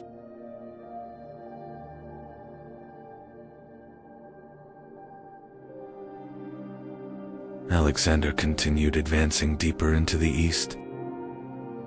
Soon Alexander reached the city of Babylon. The city surrendered without another major battle. One of the great cities of the Persian Empire was lost. King Darius III fled eastward. He tried to gather a new army to save the empire. But Persian power was collapsing rapidly. Alexander marched toward the heart of Persia. His army followed the royal road. The core of the Persian Empire was now in danger. One of the most magnificent cities of the Persian Empire was Persepolis. It served as the ceremonial capital of the Persian kings. The city symbolized Persian power. Alexander finally reached Persepolis. The Persian capital was now defenseless. The Macedonian army entered the city. The palaces of Persepolis were filled with immense wealth. Alexander seized the Persian treasures stored there. This victory increased his power even further. Soon the palaces of Persepolis were set on fire. Much of the city burned in flames. This moment symbolized the end of the Persian Empire. One of the greatest empires in the world had fallen. The throne of the Persian kings now stood empty. The balance of power in the ancient world had changed. Alexander now ruled a vast empire. The lands of Persia were under his control. But history would not end here. The Persian Empire would be remembered as one of history's greatest states. Its lands stretched across 3 continents. This scale made it a superpower of the ancient world. The story of history's greatest battles does not end here. Follow and subscribe to see what comes next. The towering cedar trees atop the mountains of Lebanon were the pens that wrote the destiny of the Phoenicians.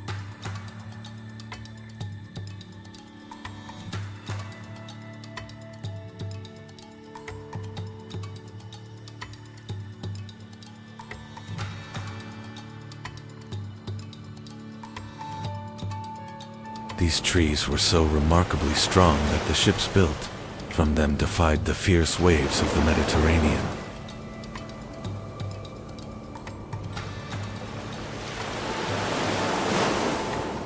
It all began with a voice lost among the dusty pages of history, beyond written history. The masters of the sea lay quietly in wait.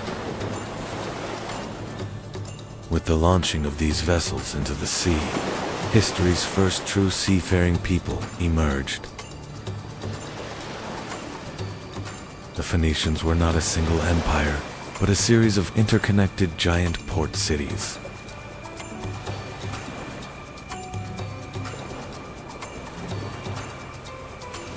Tyre and Sidon were like impenetrable fortresses built upon the sea.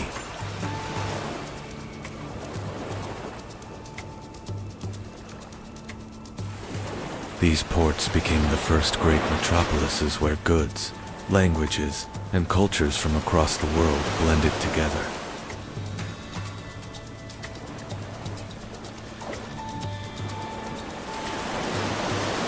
The heart of maritime trade beat here.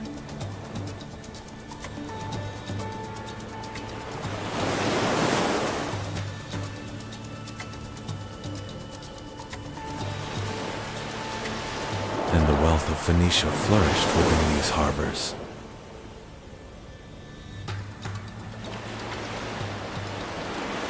Tyrian purple, obtained from sea snails, was more valuable than even gold in the ancient world. This special color was produced through the laborious processing of thousands of sea mollusks. Over time, this color became an indispensable status symbol for kings, emperors, and nobles. The greatest secret of Phoenicia's economic power and wealth lay hidden in this unique purple dye. But Phoenicia represented not only trade, but also an impenetrable defense.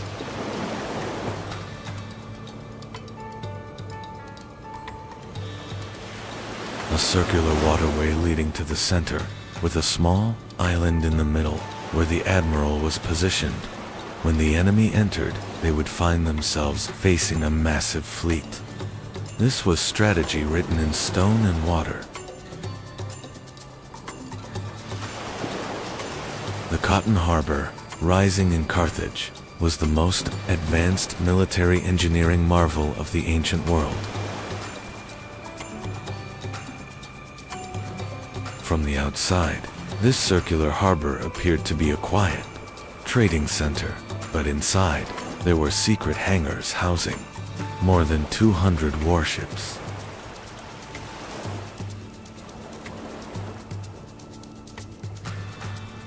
According to legend, Phoenician merchants discovered glass by chance while lighting a fire on the beach. Turning this coincidence into a magnificent craft, the Phoenicians became one of the first peoples to succeed in shaping glass by blowing.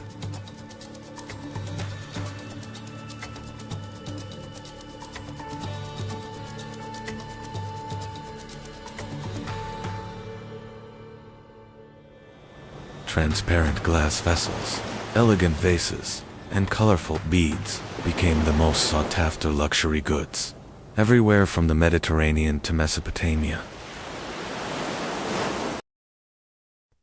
Glass craftsmanship proved their aesthetic sense and commercial intelligence to the entire world.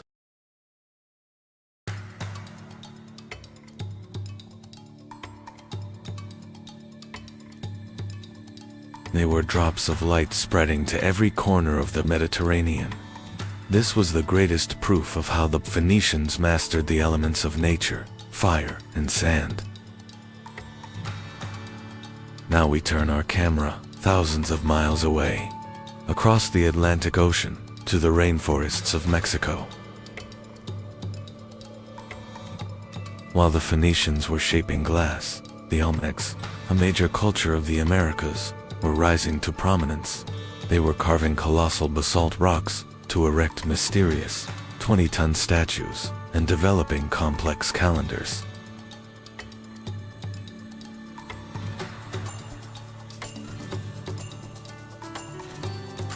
While the Phoenicians navigated by looking at the stars, the Olmecs used those same stars to build their pyramids.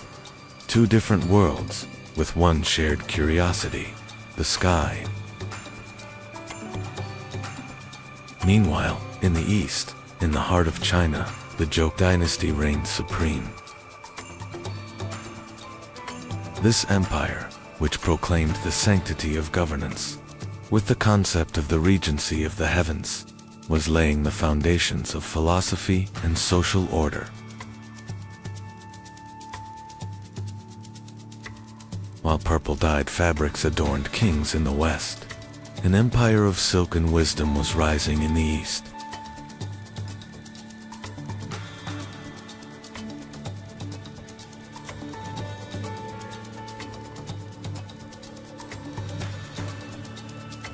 Varsalan met in history was like a gigantic machine beating, unaware of each other, but at the same pace.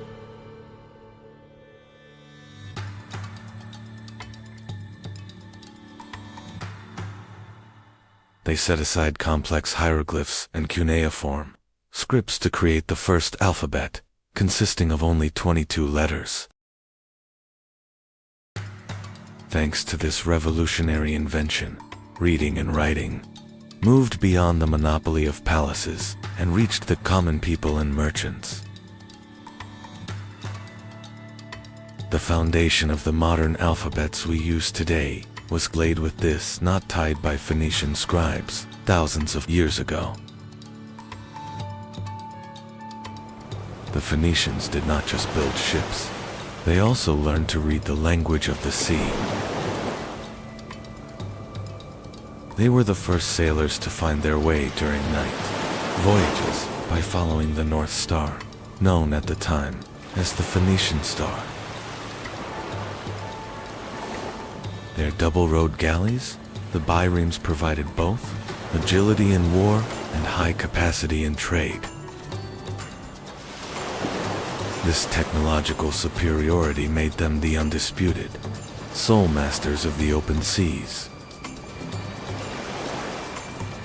They were the only people who dared to cross the Pillars of Hercules, known today as the Strait of Gibraltar, which was considered the end of the known world.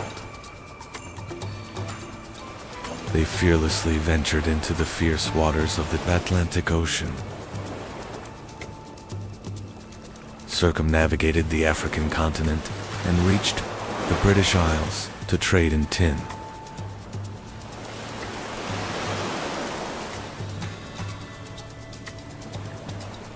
For them, the horizon was not a limit, but the beginning of a new world waiting to be discovered. These courageous expeditions changed the geographical knowledge of antiquity forever. Carthage, whose foundations were laid with the exile story of Princess Dido, soon reached a power that would overshadow even its mother city, Tyre. This new city rising on the North African coast became the most magnificent fortress of the Phoenician spirit and commercial genius. Carthage was not just a colony, it was the new master of the Western Mediterranean and the center of a massive empire that would rival Rome. This rise ensured the spread of Phoenician influence throughout the entire Mediterranean basin. One of the greatest strategic battles in history took place before the city of Tyre, which was considered impenetrable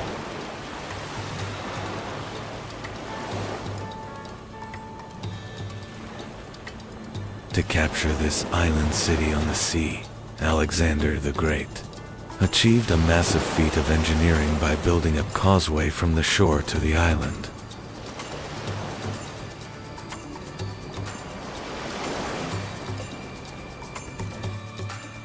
This relentless siege, lasting for months, was not just the fall of a city, but a historical turning point where the Phoenician city-states began their physical decline.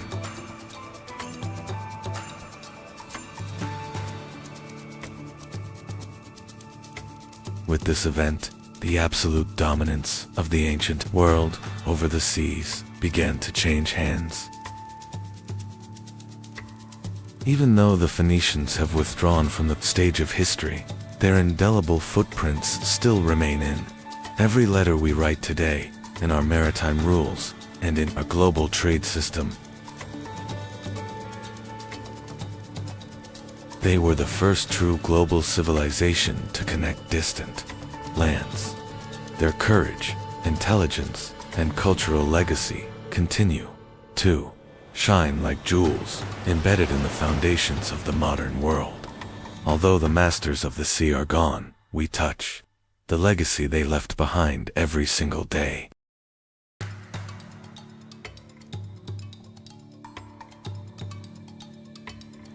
The ancient world was far larger than we imagined, bound together by invisible threads. From Phoenicia to America, from China to Africa, humanity built with the same unwavering determination. In the next episode, we'll explore the great turning point where these civilizations met. Don't forget to subscribe and join this vast journey. The jungles of Mexico hid America's greatest secret for thousands of years. This dense green canopy carried the traces of a massive genius isolated from the modern world. In 1862, a peasant found the first colossal head underground, changing American history.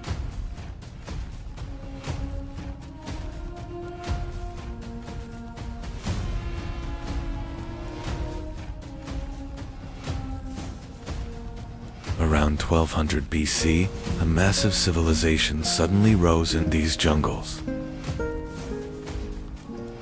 Without any preparation phase, they directly reached the peak in architecture and art.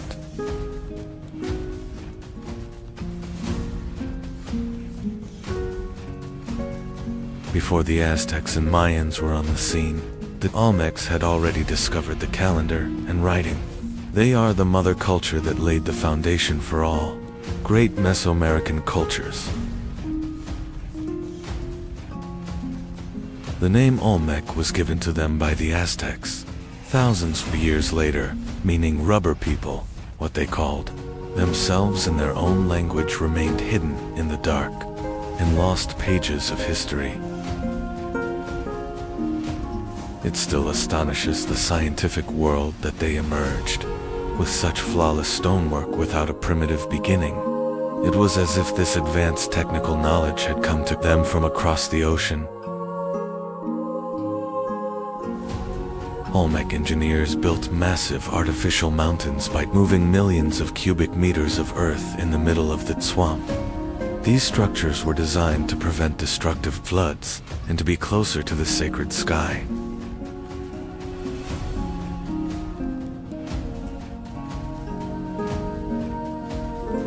Water channels carefully carved from stone are one of the most advanced hydraulic engineering examples of the ancient world.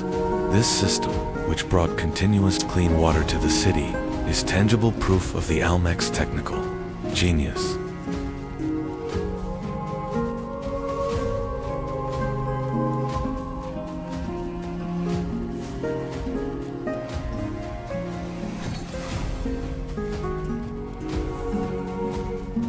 The Olmecs went down in history not only for their giant stone heads, but also for the rubber balls they developed.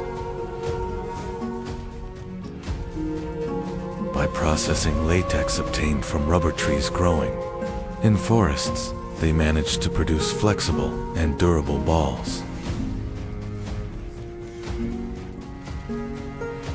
These balls formed the basis of the sacred ball game, played in Mesoamerica.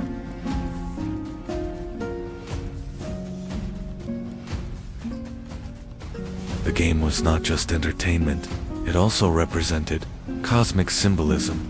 The ball symbolized the sun, or planets, in the sky, and the player's struggle depicted the battle between order and chaos in the universe.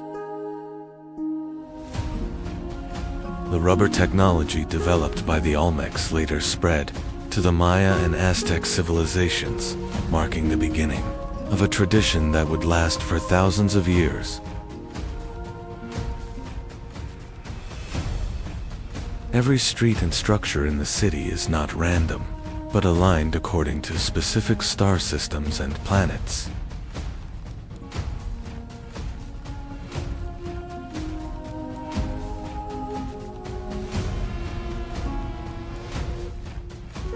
They were the first astrologers to successfully translate the divine order of the sky into a city plan on Earth.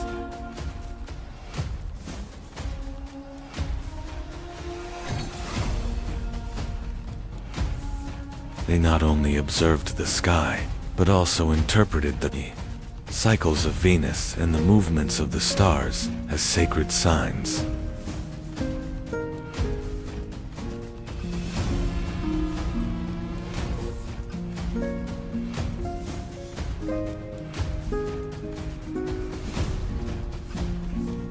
This cosmic understanding would later form the basis of the advanced celestial calendars and astrological traditions of the Mayan civilization.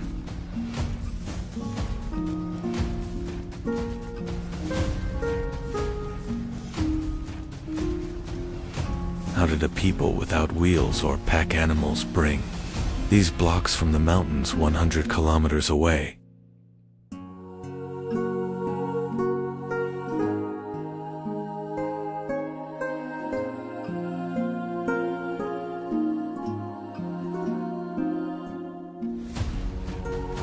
This journey across the turbulent waters of rivers is one of the greatest puzzles in the history of engineering. The thick lips and wide nose structures on the statues contrast greatly with indigenous American genetics. These characteristic facial features may be a sign of a secret intercontinental bond in the ancient world.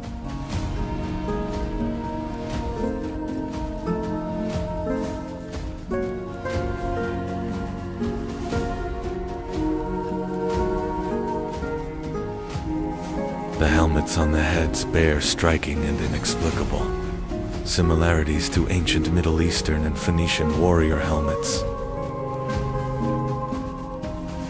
These details show that history is much more complex and connected than what we are told.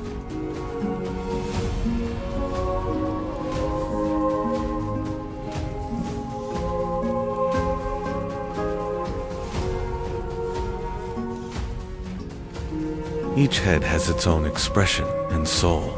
These are not just statues, but copies of living kings.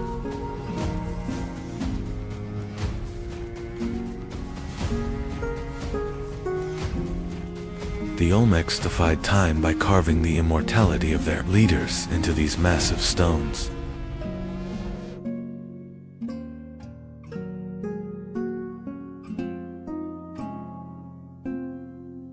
According to Olmec belief, the head is the most important center where the soul, intelligence, and sacred power are gathered. Therefore, by depicting only the head instead of the body, they aim to preserve the essence of the person. Deep hammer marks on some heads are the result of a ceremonial ritual performed when a leader died. These marks were left to release the dead king's power from the stone and send his soul to eternity.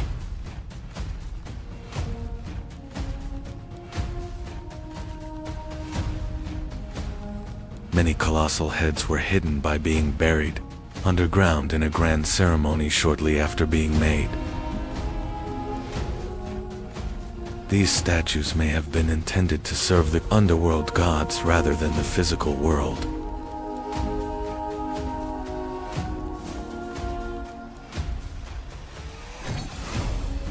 The colossal statues face the precise coordinates where the sun rises and sets during the solstices. These massive stones were also fixed observation points used by the civilization to measure time.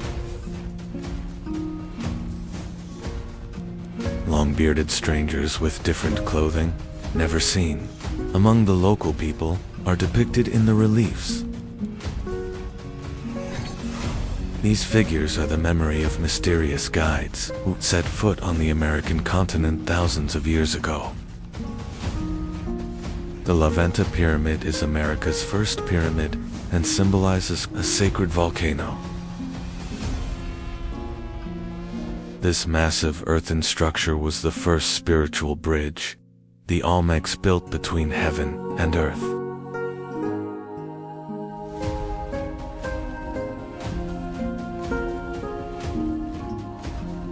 Giant mosaics buried underground are secret gifts, prepared for the gods and hidden from human eyes. Thousands of tons of precious jade were laid deep in the earth to form complex serpent motifs.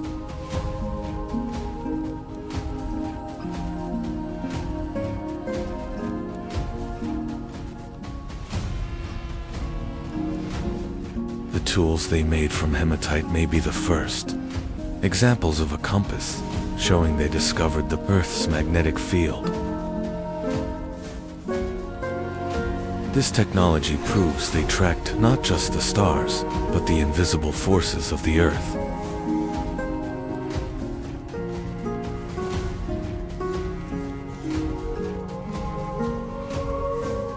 The Olmecs processed obsidian as smooth as a mirror to direct light and energy into dark temples.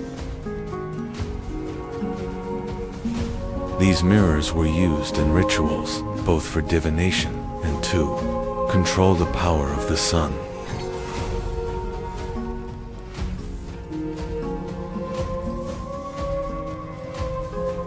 They saw jade as the sacred color of life, water, and eternity, valuing it more than gold. The most skilled artisans carved hard stones as fine as silk to create immortal masks.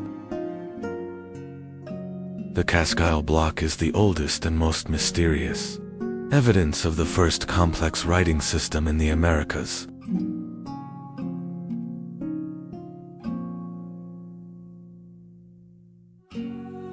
The symbols on this stone are one of the ancient world's greatest unsolved linguistic puzzles. The Olmecs developed a number system of dots and bars capable of complex astronomical calculations. This mathematical genius allowed them to accurately measure cycles spanning thousands of years. Being one of the first civilizations to use zero as a digit shows the depth of their mathematical knowledge. The concept of zero was a symbol of their understanding of the void and eternity of the universe. The Olmecs' adoption of this understanding shows that they were not only mathematicians, but also great philosophers who contemplated everything in the universe. By interlocking two different calendars, they perfectly controlled time from both religious and agricultural perspectives. This system is a massive legacy that would form the basis of the Mayan calendar thousands of years later. The Olmecs' greatest god was a half-human, half-jaguar, being representing power and the underworld. This figure symbolized the union of nature's wild power and human intelligence. Mysterious baby-faced figures were sacred spirits, representing rain from the sky and the fertility of the earth. These statues were offerings for the continuation of the agricultural cycle that fed society.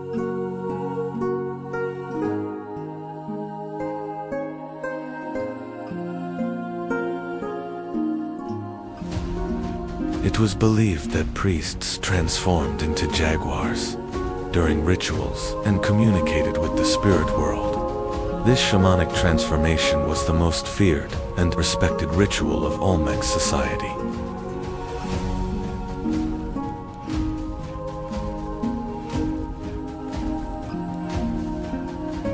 Sacrificial ceremonies to please the gods and maintain the balance of the universe began in the dark corners of Olmec temples.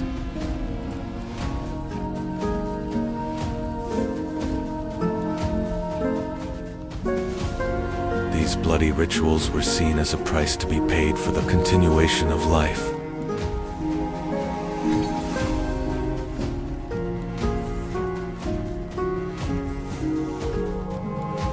They consecrated caves as massive mouths opening to the realm of the dead and the dwellings of the gods.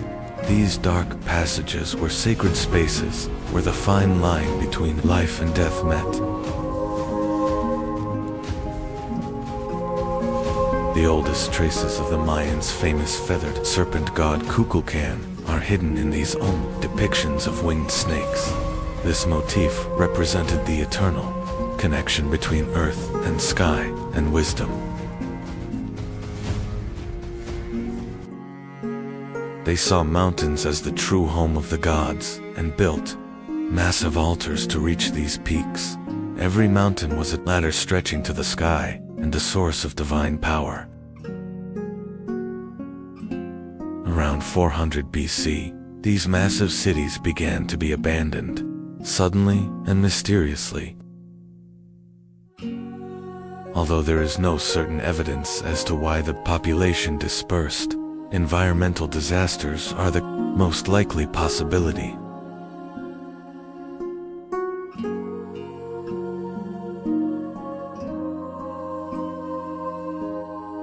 The shifting of riverbeds and volcanic eruptions may have completely collapsed their agricultural systems.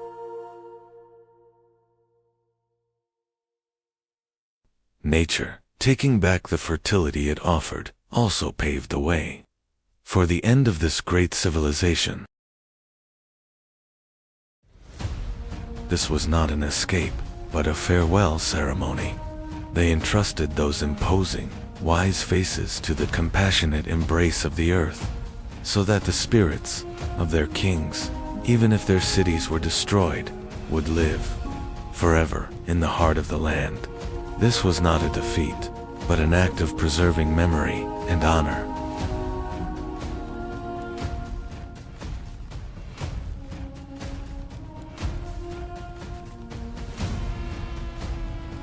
Although the Olmec civilization vanished, their language, beliefs, and calendar systems were inherited by the Mayans and Aztecs. Every great culture in Central America, from pyramid construction to the writing system, was born from this legacy they left behind. The foreign facial features on the colossal stone heads and underground cities discovered with LiDAR technology still make researchers think about mysterious connections. These statues may be proof that human history united much earlier than we thought. This is perhaps the most intriguing question. What if the Olmecs weren't silent witnesses to the history we know, but rather a missing link in a forgotten global network? What if those stony faces were the memories of visitors or ancestors from across the oceans?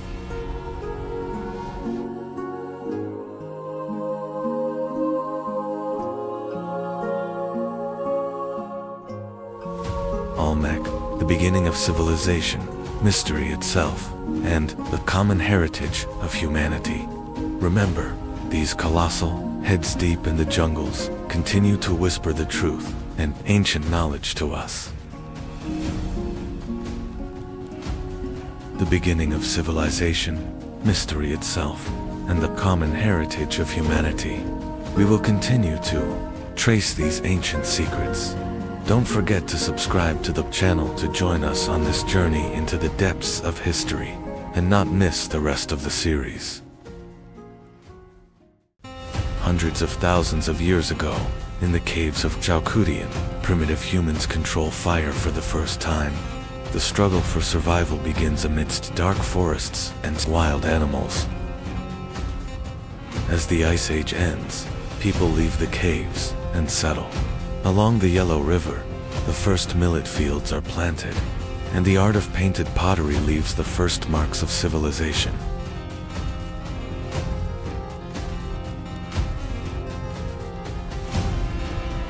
Around 2500 BC, society becomes complex. Longshaned people build high walls and produce technological marvels: pitch black, glossy, eggshell-thin pottery.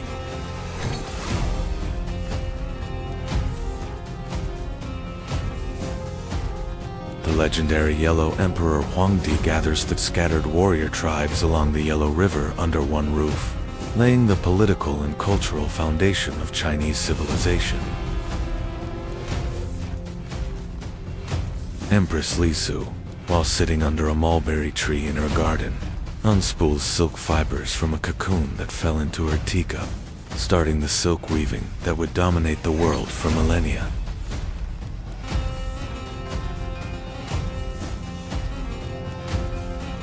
Let us witness how the fate of a river, the fate of a people, and the determination of one man intertwined, and how a dynasty was born. Here, we understand how Great Yu transformed into a legend by harnessing the destructive power of nature to serve humanity. Great Yu, working for 13 years to stop the deadly floods of the Yellow River, drains the water to the sea by digging massive canals and establishes China's first official dynasty, Xia, with the people's gratitude. Shang priests cracked turtle shells in fire to read the will of the gods. The symbols engraved on these cracks become the earliest ancestors of Chinese writing.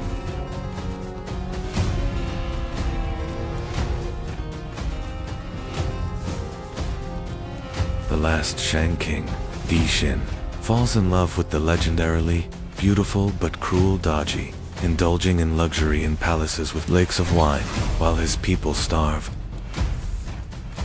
The virtuous Zhou leader Wu unites the tribes and defeats the Shang army at the Battle of Mai.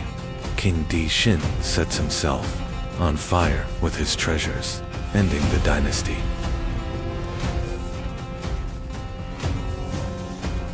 Zhou kings declare they have received a mandate of heaven.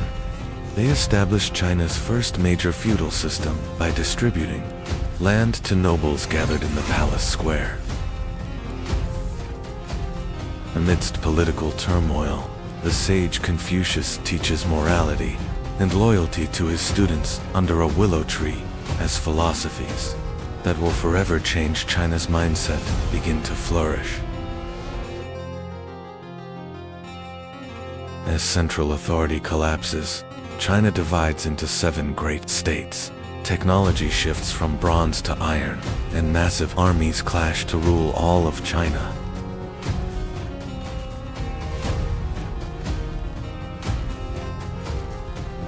Ending the warring states period, Qin Shi Huang declares himself the first emperor. He unifies the 7 kingdoms under one flag while standardizing weights, currency, and writing.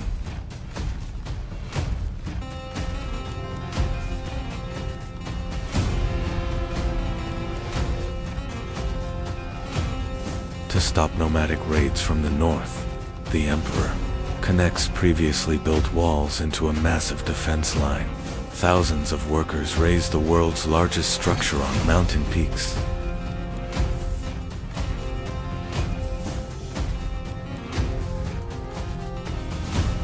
Fearing death, the emperor buries thousands of clay soldiers underground, each with a unique face, to protect him in the afterlife.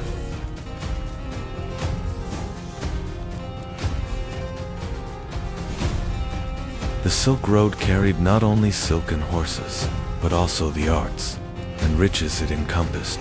As China encountered the world beyond its walls, it was also experiencing an enlightenment within itself. The stability of the Han Dynasty paved the way for some of history's most brilliant inventions and cultural achievements. Now, it is witnessing an invention that will change the very end, and a history that will never allow the past to be lost. CSI Lan, an official in the Han court, produces the first real paper by mixing tree bark and old rags.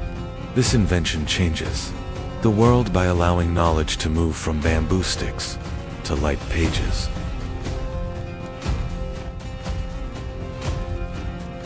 The capital Tianjin becomes the largest and wealthiest city in the world. In palaces with vast gardens, poets, musicians, and scientists produce the most elegant examples of Chinese art.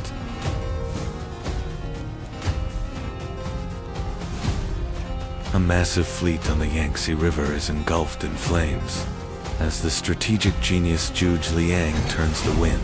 Unified, smaller armies engulf the tyrant Cao's massive force in fire.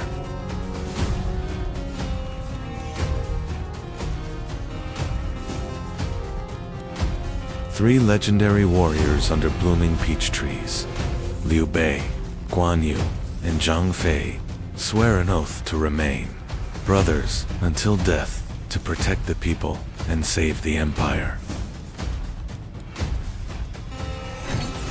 The wise Zhuge Liang sits on the city walls with a feather fan. Stopping the enemy with a single musical note, he proves to the world that intelligence is superior to brute force.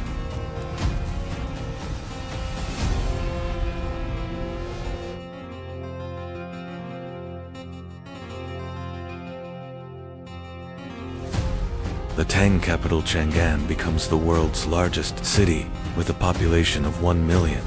Arab, Persian, and Indian merchants from the Silk Road gather in markets filled with silk and spices.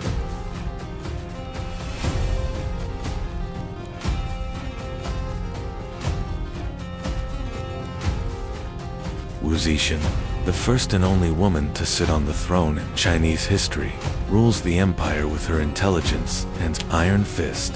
She takes the power of women in society and the grandeur of art to its peak.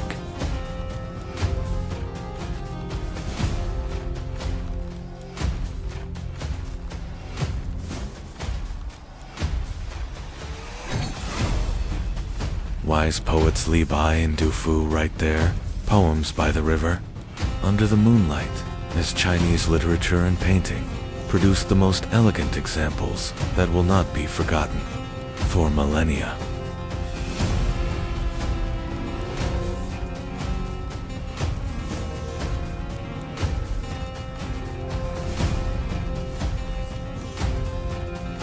Towards the end of the Temps dynasty, in the 800s AD, 9th century Chinese alchemists accidentally invent gunpowder while searching for the elixir of immortality in their laboratories.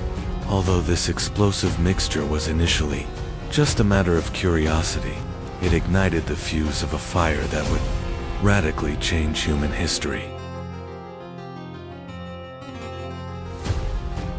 This revolutionary secret is carried to the Arab world and then to Europe via the Silk Road.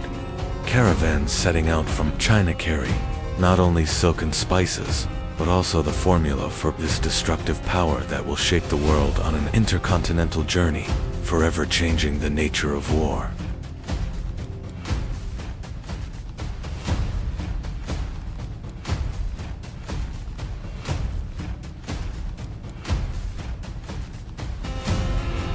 This technology reaches its peak during the Song dynasty.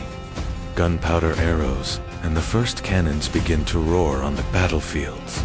Chinese civilization now guides the world, not only with its philosophy, but also with its engineering.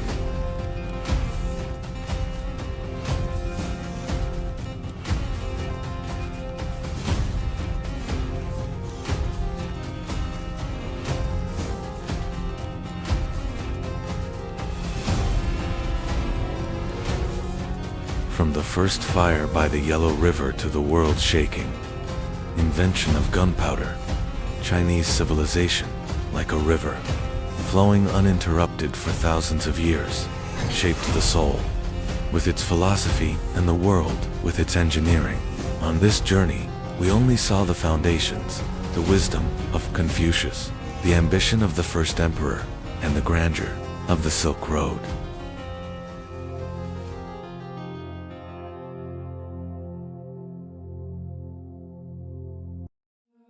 Deep within the jungle, a civilization forgotten by time once rose. In the deep jungles of Central America, a civilization was born.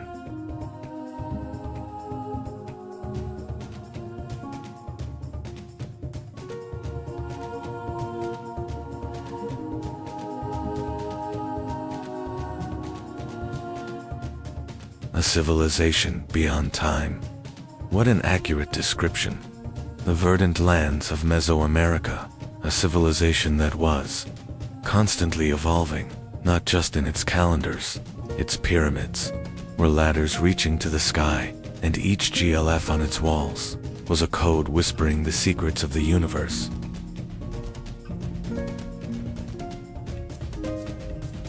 For centuries, it was hidden by nature.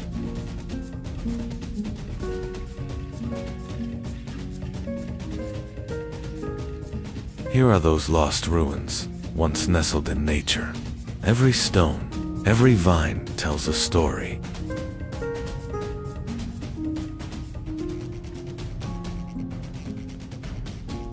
But this civilization would change the world.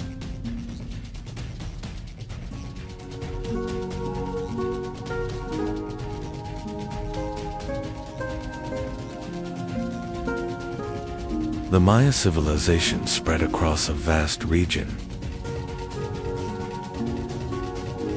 It all began with small villages.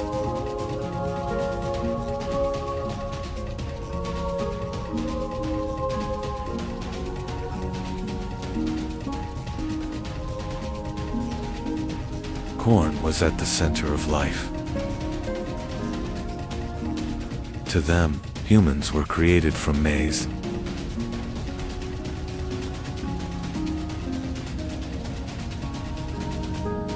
Villages slowly transformed into great cities.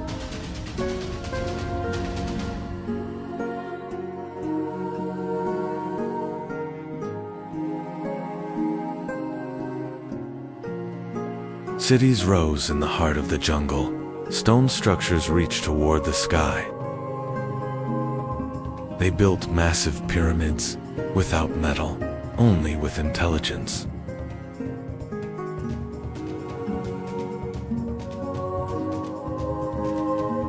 Engineering, without using wheels, iron tools, or pack animals. They built pyramids overlooking the sky by moving tons of stone deep into the forests. Population, the total population of the cities, exceeded 10 million during this period.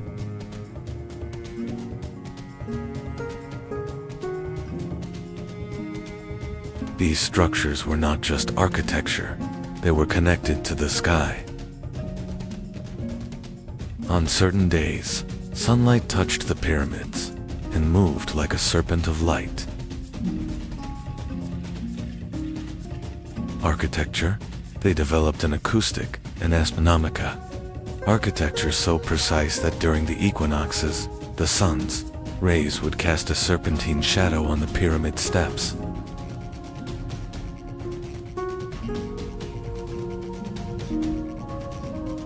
The Maya watched the skies. The stars were their guide.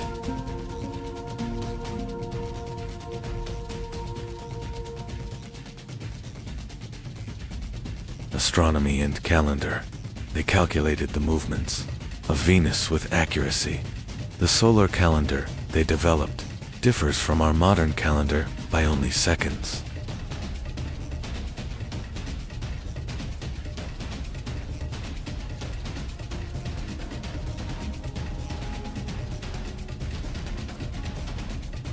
They tracked planetary movements, especially Venus, which was crucial to them.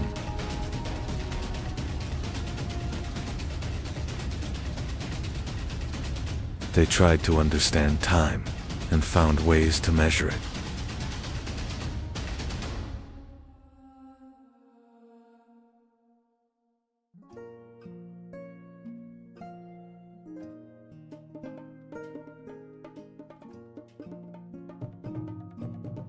They created complex calendars, still incredibly accurate today.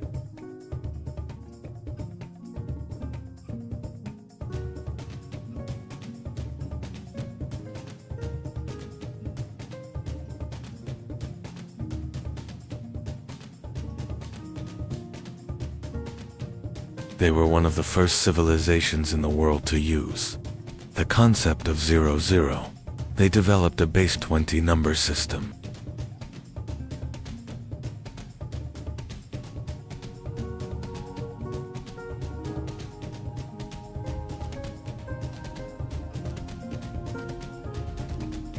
Writing system.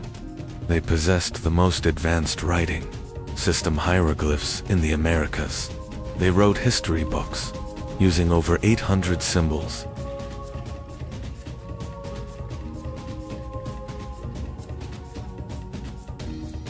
The Maya writing system was advanced, combining symbols and sounds.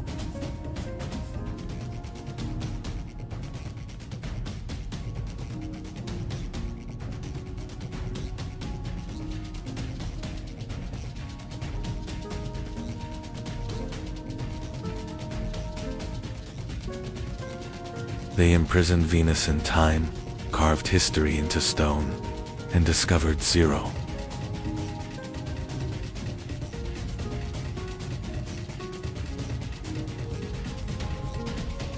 They carved their stories into stone, leaving records of kings and wars.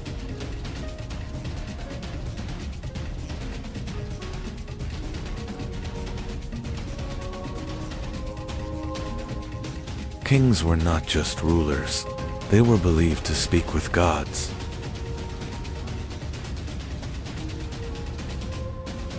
Rituals were part of daily life. Everything had meaning. Sacrifices were made for the gods to maintain balance in the universe.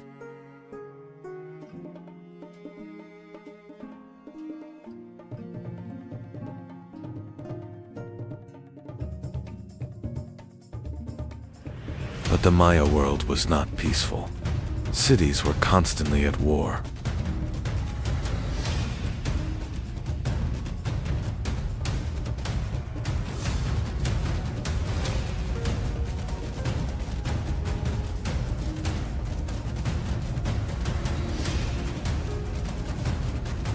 Wars were fought for power.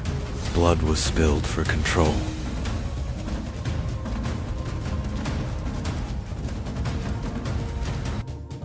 Captives were highly valued. They meant both power and ritual.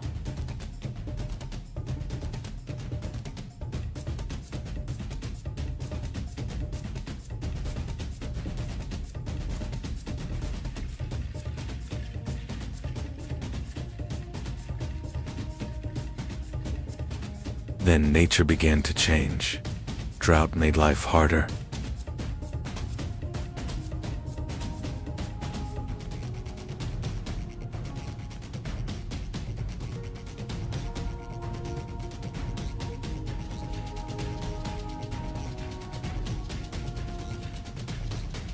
Agriculture began to fail. The land was no longer as fertile.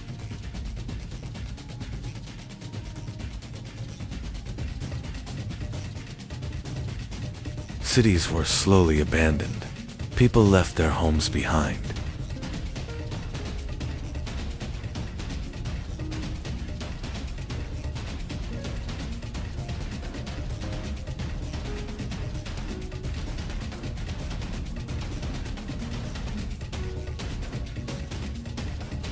Massive structures stood empty. The jungle reclaimed everything.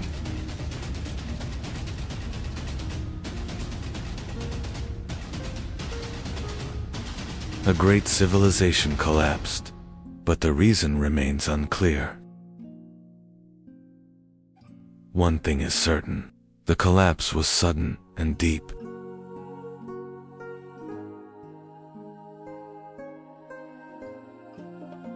But the Maya people did not disappear. They continued to live on.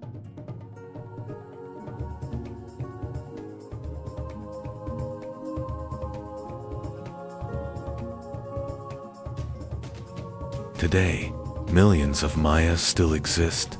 Their culture and language live on.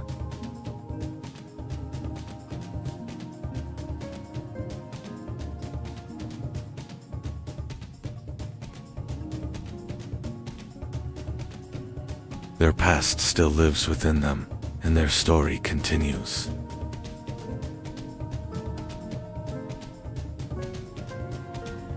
The Maya civilization transcended time, leaving a deep mark on humanity.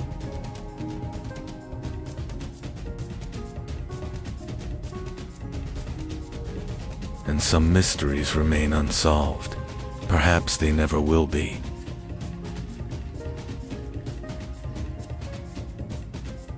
The secrets of ancient civilizations and codes from the past. Stay tuned for more. 40 kilometers northeast of Mexico City lies a mystery.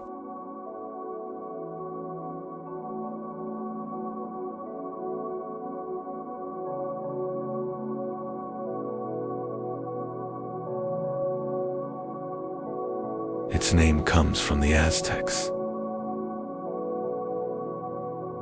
the birthplace of the gods. But they didn't found this city. They discovered it. In the 1400s, when they looked at these ruins, they gave them names, but they didn't understand them. Because Teotihuacan doesn't speak. There's writing on it, but it's undecipherable. They have kings, but their names are lost.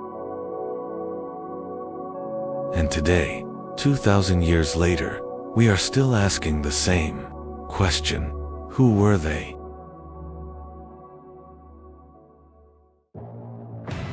In 100 BC, while the Roman Republic was being established, and the Qin dynasty was rising, something else was happening here.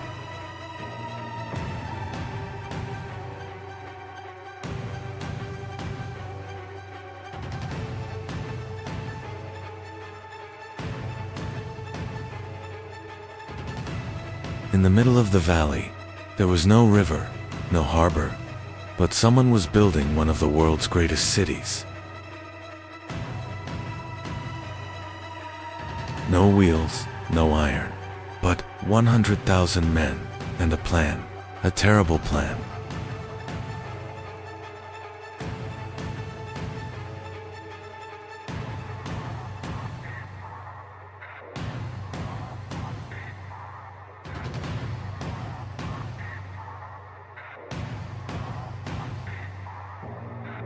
The plan for Teotihuacan is a message, a 2-kilometer-long boulevard, the way of the dead. Why the dead? Because along this road, there are small hills, graves, but who is in them? We don't know. The tombs have been plundered, perhaps kings, perhaps priests, perhaps victims. But this path is not just a street.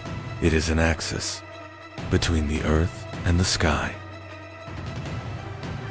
In the middle of the road, the Pyramid of the Sun, 65 meters high, 225 meters base. In terms of volume, it is larger than the Great Pyramid of Giza in Egypt.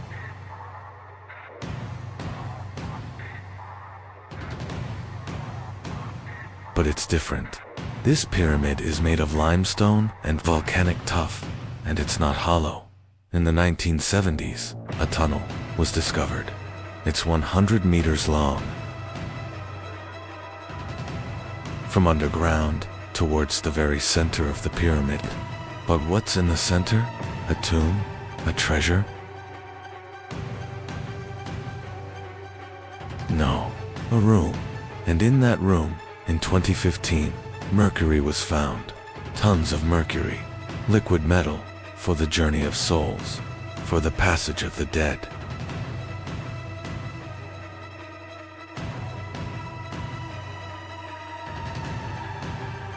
Mercury is poison, but it is also immortality. Chinese emperors also drank mercury to become immortal. They died in Teotihuacan. Mercury is perhaps the same thing, a quest for immortality. But for whom? For a king, or for the city itself?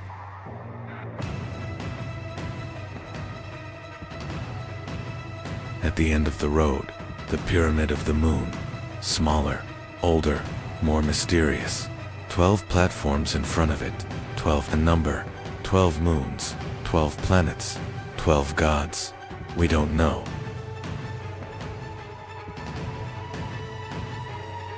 But we know that this pyramid is more sacred than the Pyramid of the Sun. Because here, there are sacrifices, human sacrifices, children, animals, all for a ritual.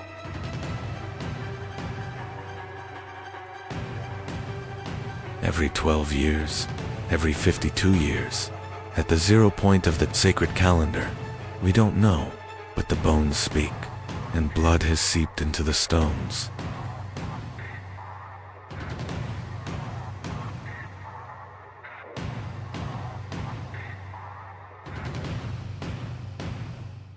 The pyramids are fascinating, but the real Teotihuacan was here. Lavend, Tetatla, Sakawala. The names are modern, but the buildings are 2,000 years old. Multi-story apartment buildings. The first apartment buildings. Perhaps each one housed 60 to 100 people, families, craftsmen, merchants, and on. The wall of every room, paintings. Red, green, yellow. There's no wall without a jaguar, because the jaguar is power, and the feathered serpent, and the feathered snake. Quetzalcoatl, sky and wind, knowledge and death at the same time. Teotihuacan is a manufacturing center, obsidian, volcanic glass, the sharpest blade in the world, 100 times sharper than surgical steel, and this obsidian is everywhere. In Guatemala, in Honduras, all over Mexico. Trade, but how? No wheels, no animals. People carried things on their backs, 100 kilometers, 500 kilometers, and what did they get in return?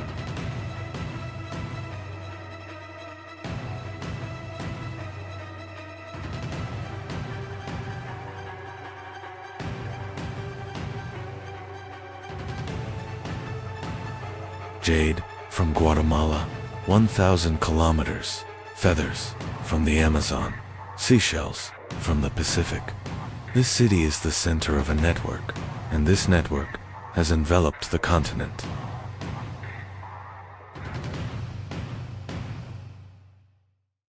But Teotihuacan isn't just rich.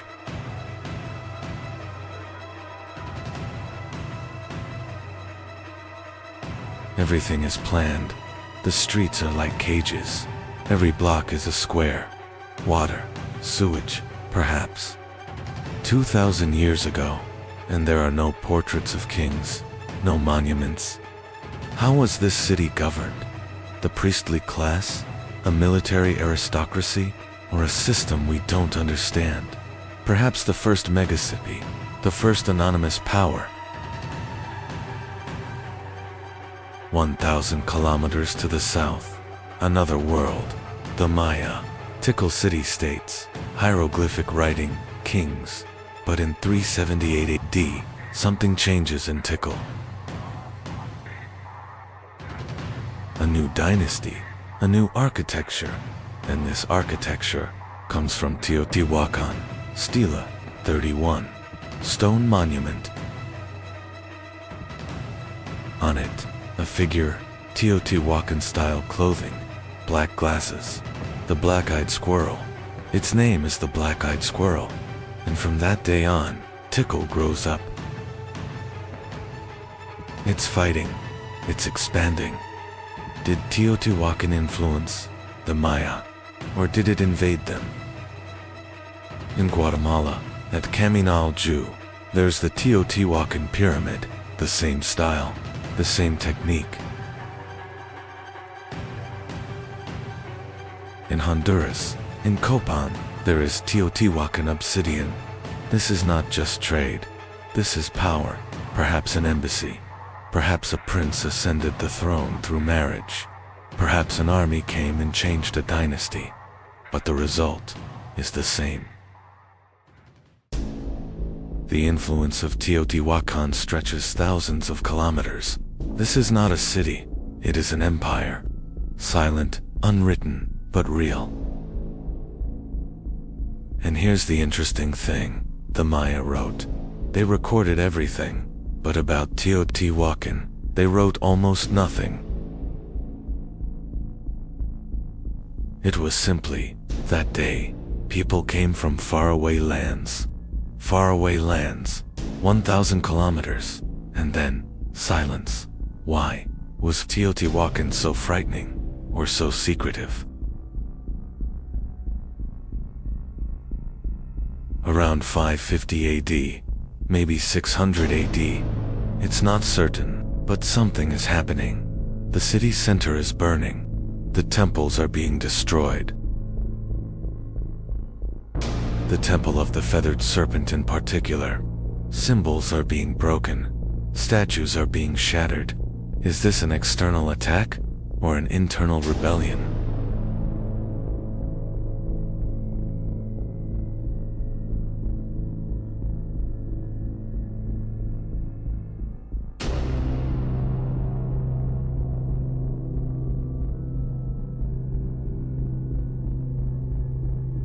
Climate change, drought, Lake Texcoco is drying up, agriculture is collapsing, 100,000 people are going hungry, or the obsidian trade is stopping, alternatives are emerging, power is disappearing.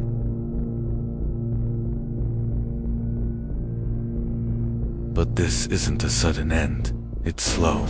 100 years people are leaving, apartments are being emptied. Some are going to Maya lands, to Tikal, to Copan. They're taking their knowledge, their beliefs with them. Some are going up into the mountains, to the high plains, and the city is being forgotten. Right? No.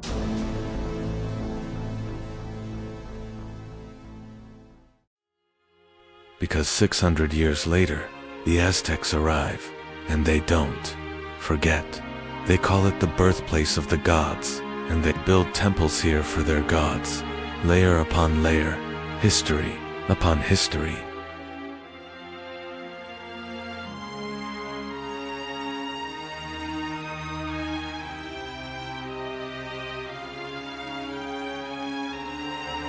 The 1900s. Archaeology begins. The Porfirio Diaz era. Mexico is modernizing, and Teotihuacan becomes a tourist destination. But science progresses slowly. The 1970s, the tunnel is discovered.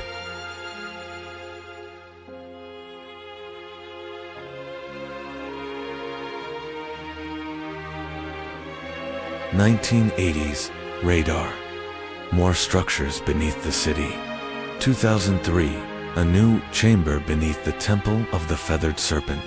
2015. Mercury. And still, something new every year. The 2020s. LiDAR, remote sensing, and we still can't decipher the writing. We still don't know the names of the kings.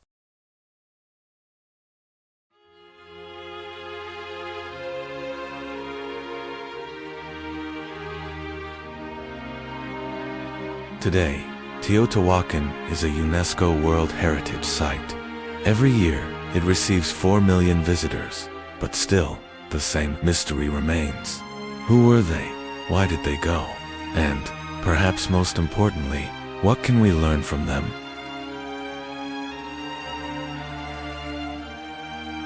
The collapse of megacities, climate change, resource depletion, social inequality. All of these existed 2,000 years ago, and we're still asking the same questions. Teotihuacan is silent, but its stones speak. Every step is a message. Every wall tells a story. And we just listen. 2,000 years later, we're still listening. Because some places are outside of time. Some questions must remain unanswered. Perhaps that is why it is still there, waiting. The birthplace of the gods, and perhaps of us too.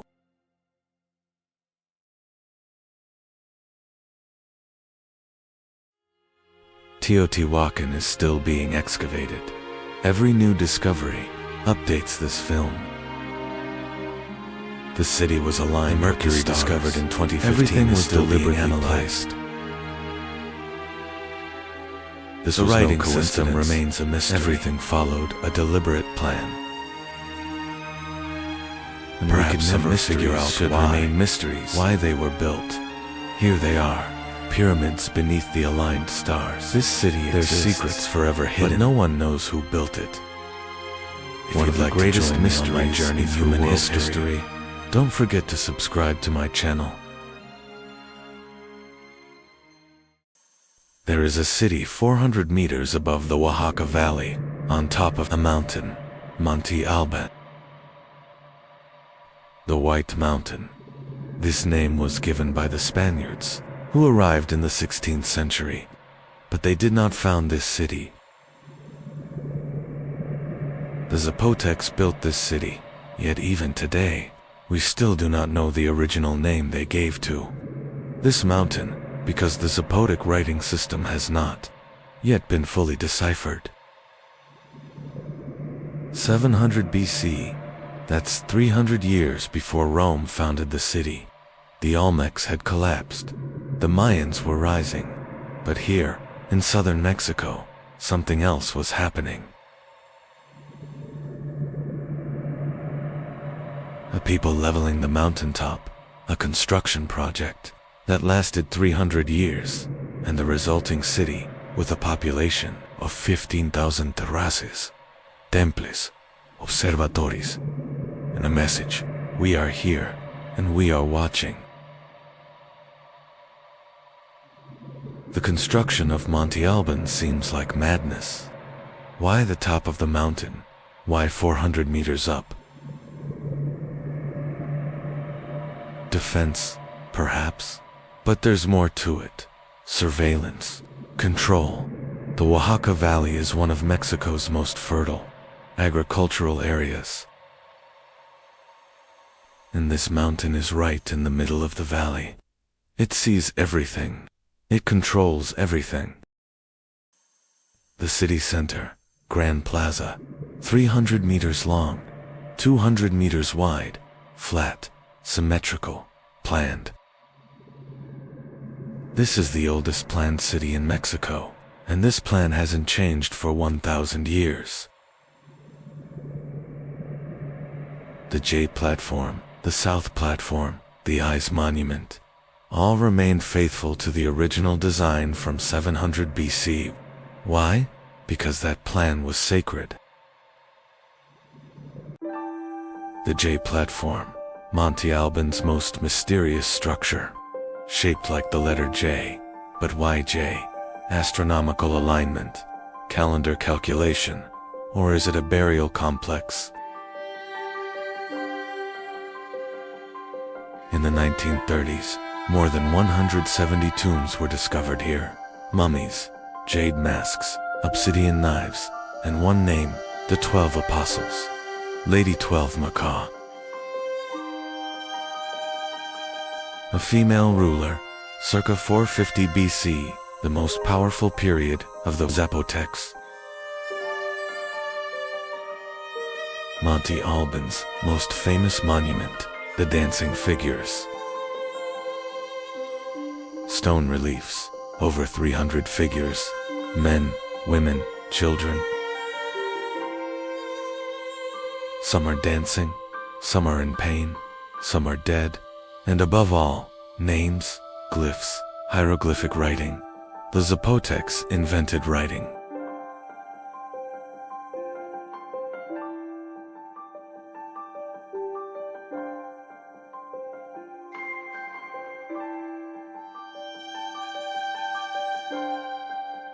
Before the Olmecs, independent of the Mayans, but this writing system is still undeciphered. 80% of it remains unknown. The inscriptions on the figures, names, dates, places. There's a place called Bourgeois, where we don't know. An event called Bloody Moon, when we don't know. But what we do know is, these figures are prisoners, enemy, leaders. They're not dancing, they're being tortured. And this is the message of Monte Alban. If you oppose us, this is your end. This monument is propaganda, a show of force. But it is also history, a record of how the Zapotecs conquered their neighbors, and this record spanned 1,000 years. Because Monte Alban stood for 1,000 years, until 708. Rome fell, Teotihuacan fell, but Monte Alban still stood. The place of women in Zapotec society is still debated. Was it male-dominated, or did women also hold power? The tombs of the 12 Apostles support the second question. But is this the only example? Or were there more female rulers? We don't know. Because the Zapotec script remains undeciphered. And perhaps, when it is deciphered, we will find even more of the 12 Apostles. Outside Monte Alban in the valley, there were villages, agriculture, corn, beans, squash. 3 sisters, Mexico's staple food, and handicrafts. Obsidian work, ceramics, weaving. The Zapotecs were experts in textiles, and these textiles were traded to Teotihuacan, to the Mayans, even further afield. Monte Alban and Teotihuacan, 2 mountain cities, 2 power centers, 500 kilometers apart, but connected. Between 200 and 500 AD, there was intense trade. Obsidian, ceramics, jade, and perhaps ideas. Was Zapotec writing influenced by Teotihuacan writing? Or was it the other way around? We don't know. But what we do know is, these 2 cities knew each other, and they respected each other.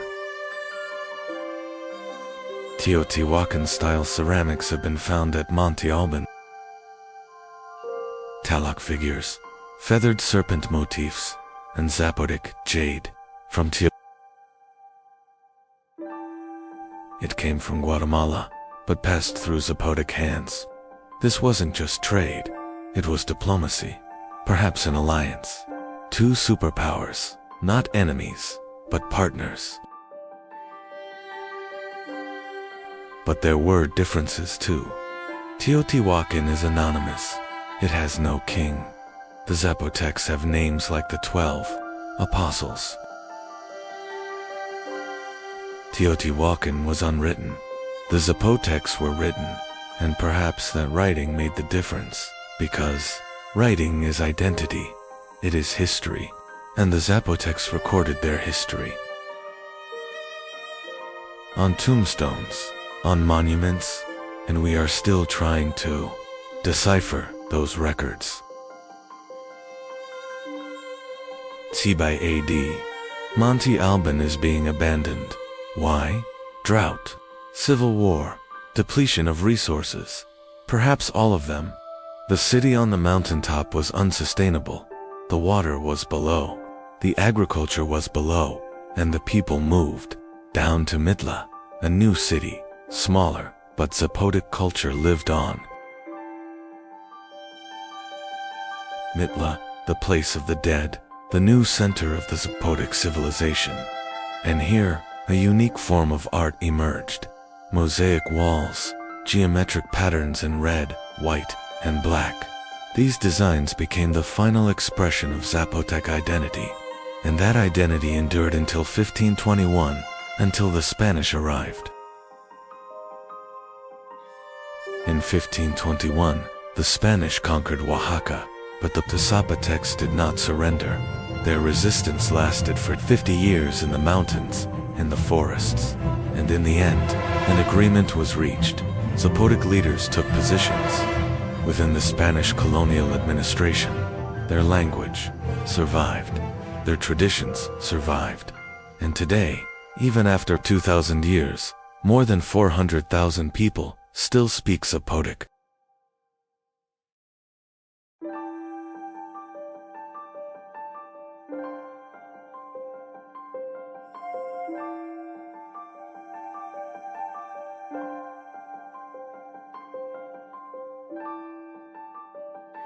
Monte Alban is in ruins, but its Zapotec identity lives on.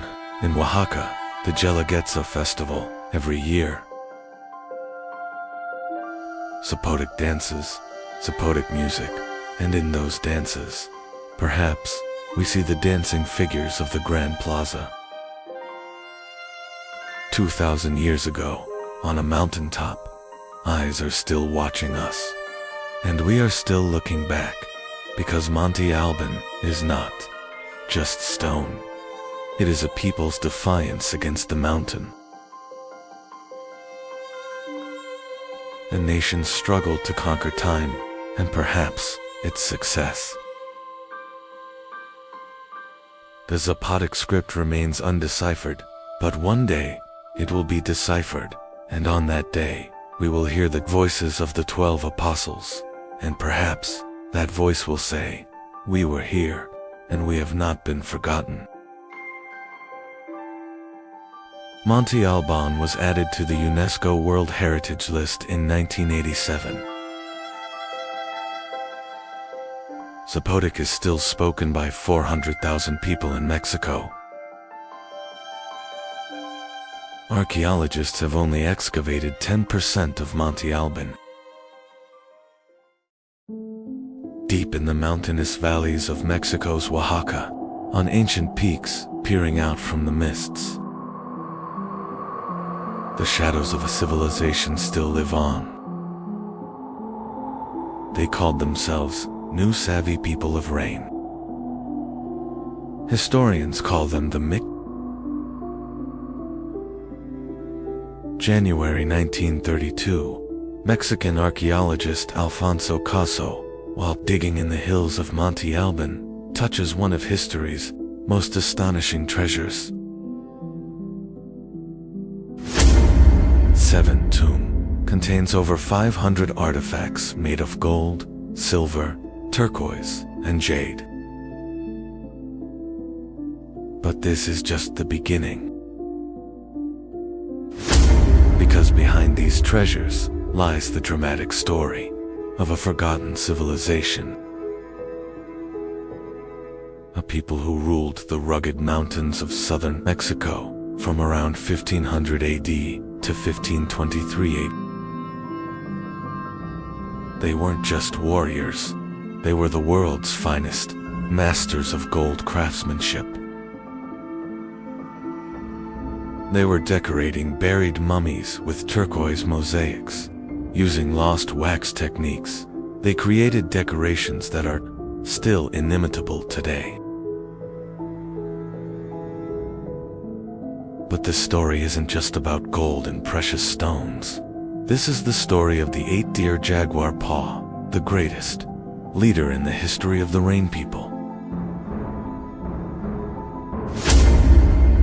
The story of a man who conquered 94 cities, united 3 different regions under a single kingdom, but was ultimately killed by his own family. In this documentary, we will unveil the pages of lost codices. We will break 1,000 years' silence and journey into the mysterious world of the Rain People. Welcome to the heart of the Mixtec civilization.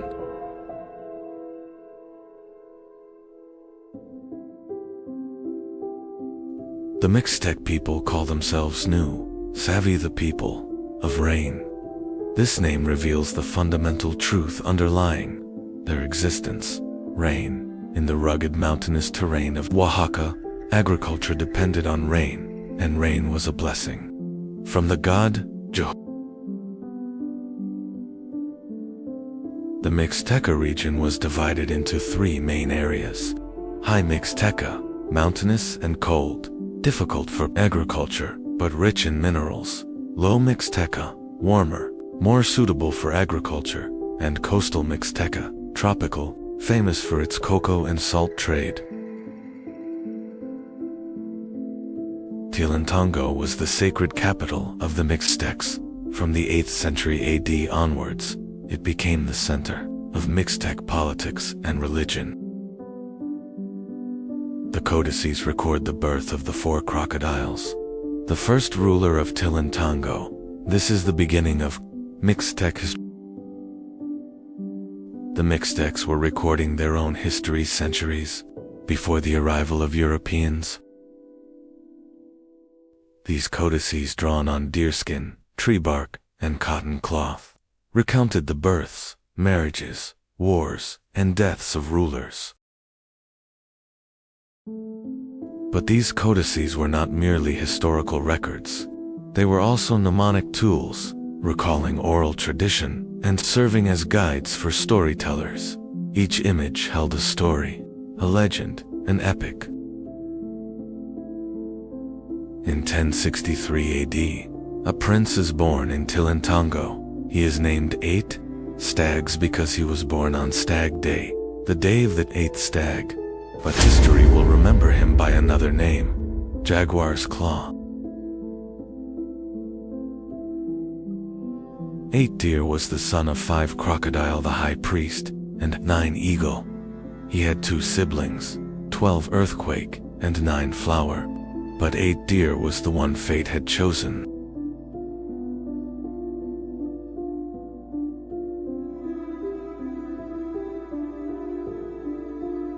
According to the codices, during his reign as King 8, he conquered 94 cities. Each victory was recorded in vivid colors on the pages of the codices. He is always depicted wearing a jaguar helmet, a symbol of his warrior spirit and strength. But 8-Deer ruled not only by the power of the sword, but also by diplomacy. They formed an alliance with 4 Jaguars, a more powerful Toltec ruler than Cholula. In return for this alliance, they received the turquoise nose ornament, a symbol of Toltec royal power. The most striking story of 8-Deer is his tragic relationship with his family. His stepsister, 6 Lizards, married 11 Winds. This marriage posed a threat to 8-Deer because 11 Wind's family had their eyes on the Tilantongo throne. In 1101 AD, the 8-Deer finally conquered the city of the Red and White Bunch, the center of their rivals. They captured 11 Winds and his brothers, but they spared their youngest brother for winds. This pardon would seal his fate. 14 years later, in 1115 AD, four winds, now both Eight Deer's half-brother and son-in-law, formed an alliance. The combined forces of the Mixtec kingdoms rose up against Eight Deer. Eight Deer were captured and sacrificed. The greatest conqueror in Mixtec history died at the hands of his own family. The codices silently record this moment, the fall of a hero, the price of power and arrogance. January 6, 1932. While excavating at Monte Alban, Alfonso Caso sensed something beneath the soil, a tomb, but no ordinary tomb. This would become the richest archaeological treasure in the Americas. 7. The tomb was originally built by the Zapotecs between 300 and 600 AD, but the Mixtecs reused it centuries later. This was a way of embracing the power of the past and paying respect to the spirits of their ancestors. 9 skeletons were found inside the tomb, but the most surprising thing were the artifacts. 121 gold objects, silver ornaments, turquoise necklaces, jade stones, obsidian mirrors, and crystal vessels. All were prime examples of the mastery of Mixtec craftsmen. But the most striking artifact was a human skull covered in turquoise mosaics. It had a hole in it for incense. It was an incense burner, a war trophy, perhaps a sacred object made from the skull of an enemy leader. For years, archaeologists believed the main person in the tomb was a male warrior, but recent research suggests it was actually a woman. The weaving tools found alongside her needles, spools of thread, crystal bowls suggest she was a high-status woman, perhaps a priestess or queen. This discovery prompted us to rethink the role of women in Mixtec society. We also see strong female figures in the codices, women who were both warriors and rulers, like the 6 monkeys.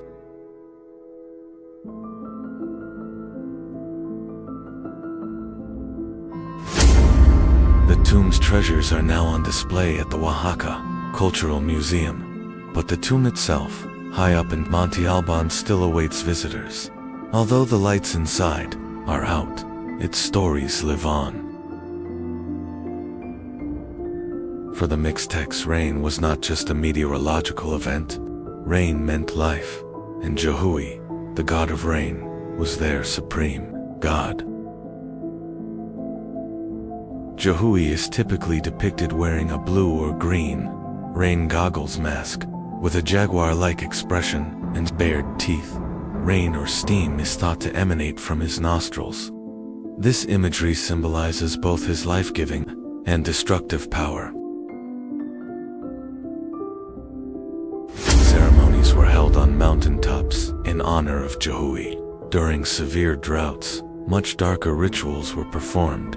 Historical records indicate that child sacrifices were offered to appease the rain god.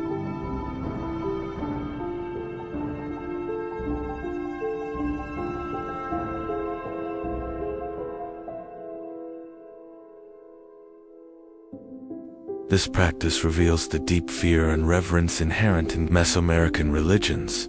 Natural forces were things that humans couldn't understand or control, and appeasing these forces was essential for the survival of society.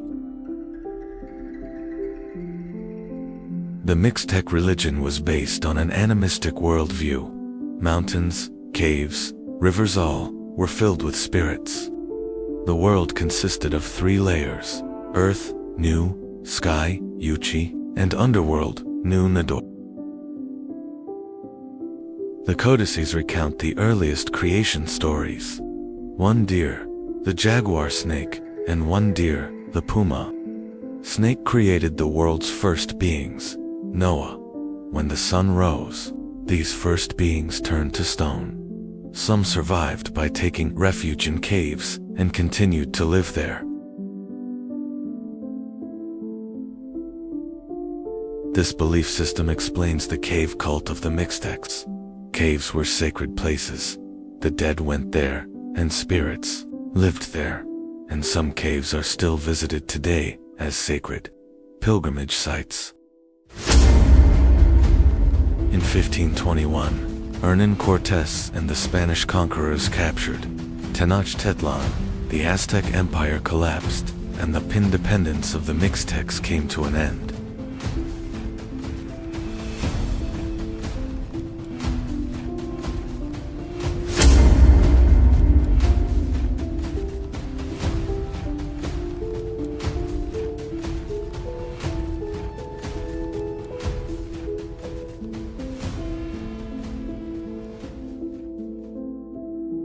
The arrival of the Spaniards was meant to be the end for the Mixtec civilization, but that wasn't entirely the case. The Mixtecs survived culturally. They preserved their language, traditions, and identity. Today, more than 500,000 people still speak Mixtec. In the mountain villages of Oaxaca, traditional farming methods continue. Women still weave, and ancient symbols live on in the patterns.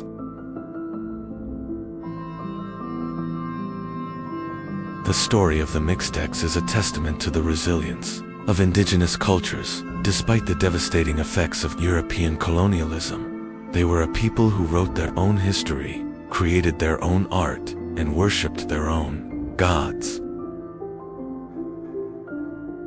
Most of the codices were taken to Europe. They are now in libraries in London, Vienna, and Oxford, but their spirit still lives on in the mountains of Oaxaca.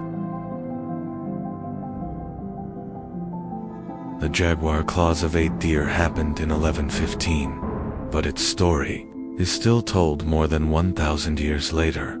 Perhaps this is the definition of a true legend. The legacy left to us by the Mixtecs goes beyond gold and precious stones. It reminds us of a part of humanity's shared heritage, the rise and fall of a civilization and a people's struggle for survival.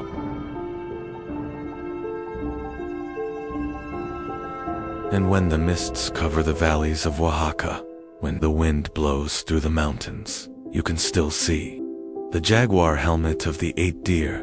It's still there, still waiting, still telling its story.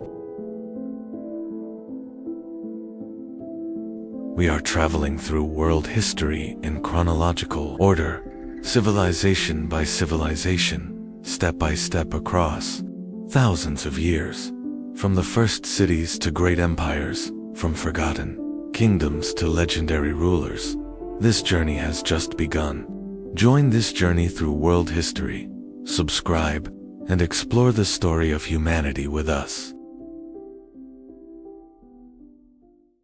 Constantine III, Roman Emperor, Christian, and a visionary. He chooses the ancient city of Byzantium, the mouth of the Bosphorus, between Asia and Europe. And here, he builds the new Rome. 6 years, 100,000 workers, forums, palaces, a hippodrome, and this city will stand for 1,000 years. The walls, 5th century Theodosius, 6 kilometers, 20 meters high, 3 layers of defense, for 1,000 years. These walls stopped the greatest armies of Europe, Huns, Avars, Bulgars, Russians. They were all broken at these walls, until 1453. When the Roman Empire collapsed, the world changed. But Rome did not disappear. Its heart kept beating, and that heart was Constantinople. Today we call this Empire Byzantium, but its people never called themselves Byzantines. They used only one name, Romans. While Western Rome collapsed into darkness, Another world was rising in the east. Rome's shift to the east was not an accident. Emperor Constantine understood the empire's future now lay in the east. So in the year 330, the capital moved away from Rome. The new capital would be Constantinople. This was not just a change of cities. This decision changed the destiny of Rome. Constantinople was not only a capital, it was one of the world's greatest trade gateways.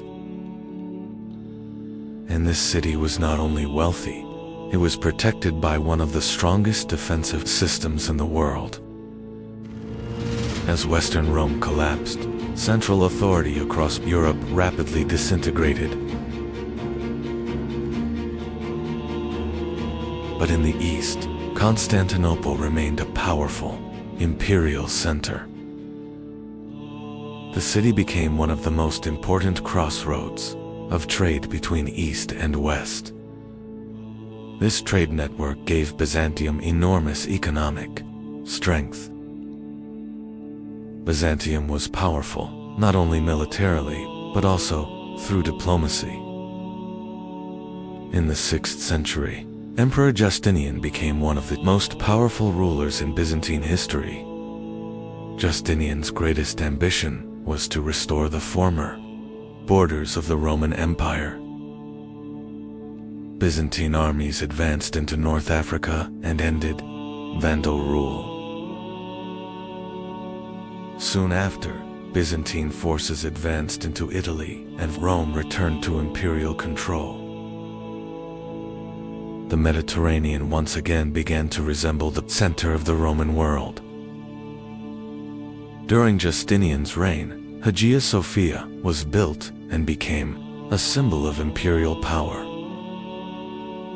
527. Justinian, 38 years in power, in the height of the empire, reclaiming the West, Africa, Italy, Spain, former Roman territories, the Codex, the foundation of law.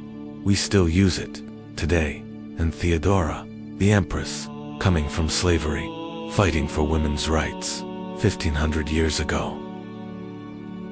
Hagia Sophia was not only a place of worship but also a peak of Byzantine engineering. Constantinople was not only a capital, but also one of the richest cities in the world. For centuries, Constantinople once again became one of the richest cities in the world. The heart of trade between East and West beat here.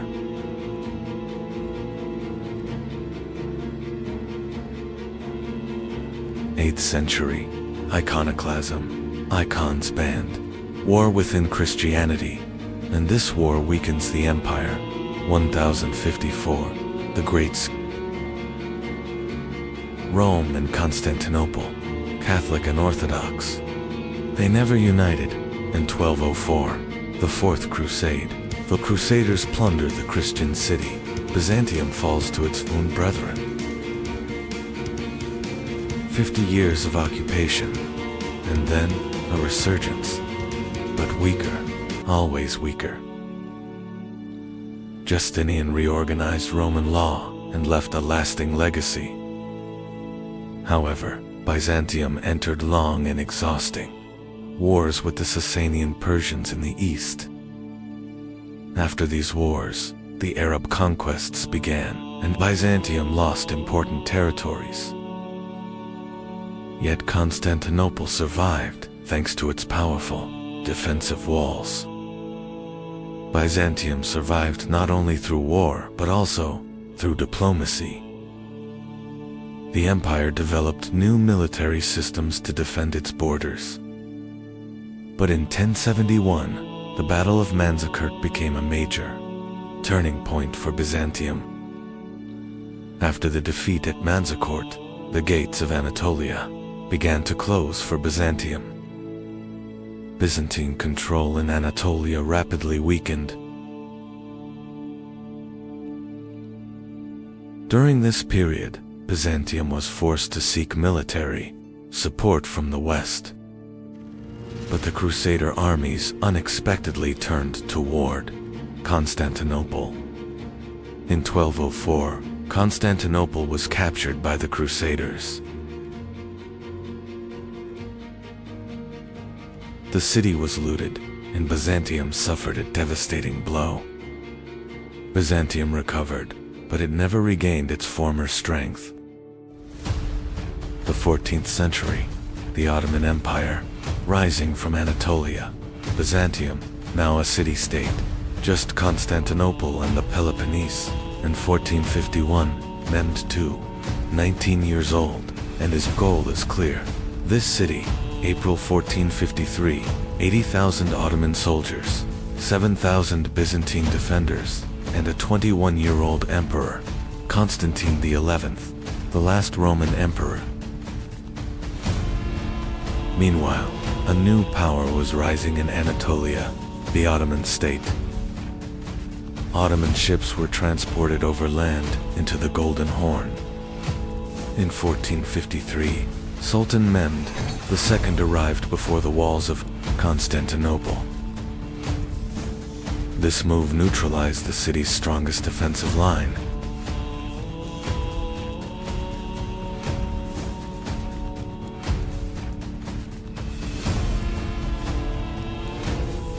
With the final assault, the defenses of Constantinople collapsed. On May 29, 1453, Constantinople fell. This event marked the end of the Byzantine Empire. But Rome did not die, because Byzantium left a legacy: Orthodox Christianity, Russia, Greece, the Balkans, law, Justinian's Codex, the foundation of Europe, art, mosaics, icons, and Hagia Sophia. 1500 years. First a church, then a mosque, now a museum, and it's still standing, because Byzantium knew how to build structures that took 1,000 years to build, and these structures are still speaking. We can still hear Rome's last breath. Byzantium, Eastern Rome, Constantinople, Istanbul. The names have changed, but the stones are the same, and we are looking at the same stones, 2,000 years later. Rome was founded in 753 BC. It ended in 1453 AD, 2,206 years.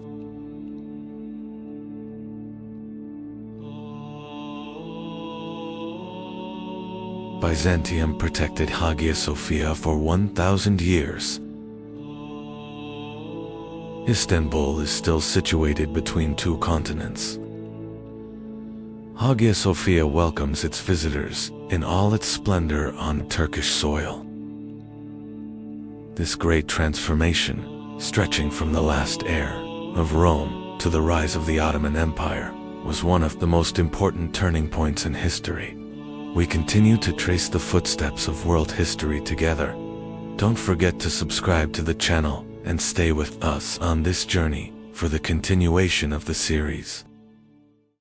In the silence of the Arabian desert, on a mountain above the city of Mecca, a message that would change human history was about to begin. At the heart of this land stood a city, Mecca. And at the center of Mecca stood a structure revered for centuries, the Kaaba.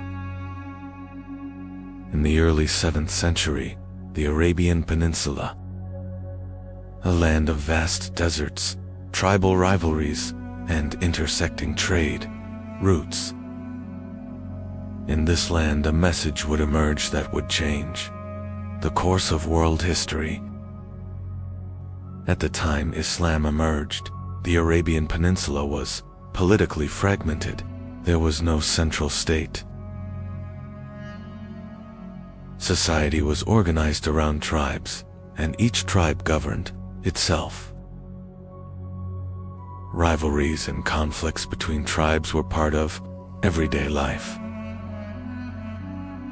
The strong held decisive power over the weak within society. Inside the Kaaba in Mecca stood hundreds of idols.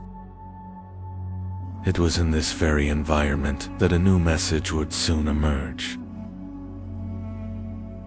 Around the year 570 CE, a child was born in Mecca. He would become the bearer of a message that would change the course of world history. He lost his father before he was born, and at a young age. He also lost his mother, growing up as an orphan. He was first cared for by his grandfather Abdul Muttalib, and later by his uncle Abu Talib. In his youth, he worked in trade and had the opportunity to travel across different regions of Arabia. In his youth, he worked in trade. He traveled across different regions of Arabia. These journeys expanded his understanding of the world around him. Because of his honesty and integrity, he earned the respect of the people of Mecca. They gave him a name, Al-Amin. At the age of 25, around the year 595, he married Khadijah, one of the most respected and wealthy women of Mecca.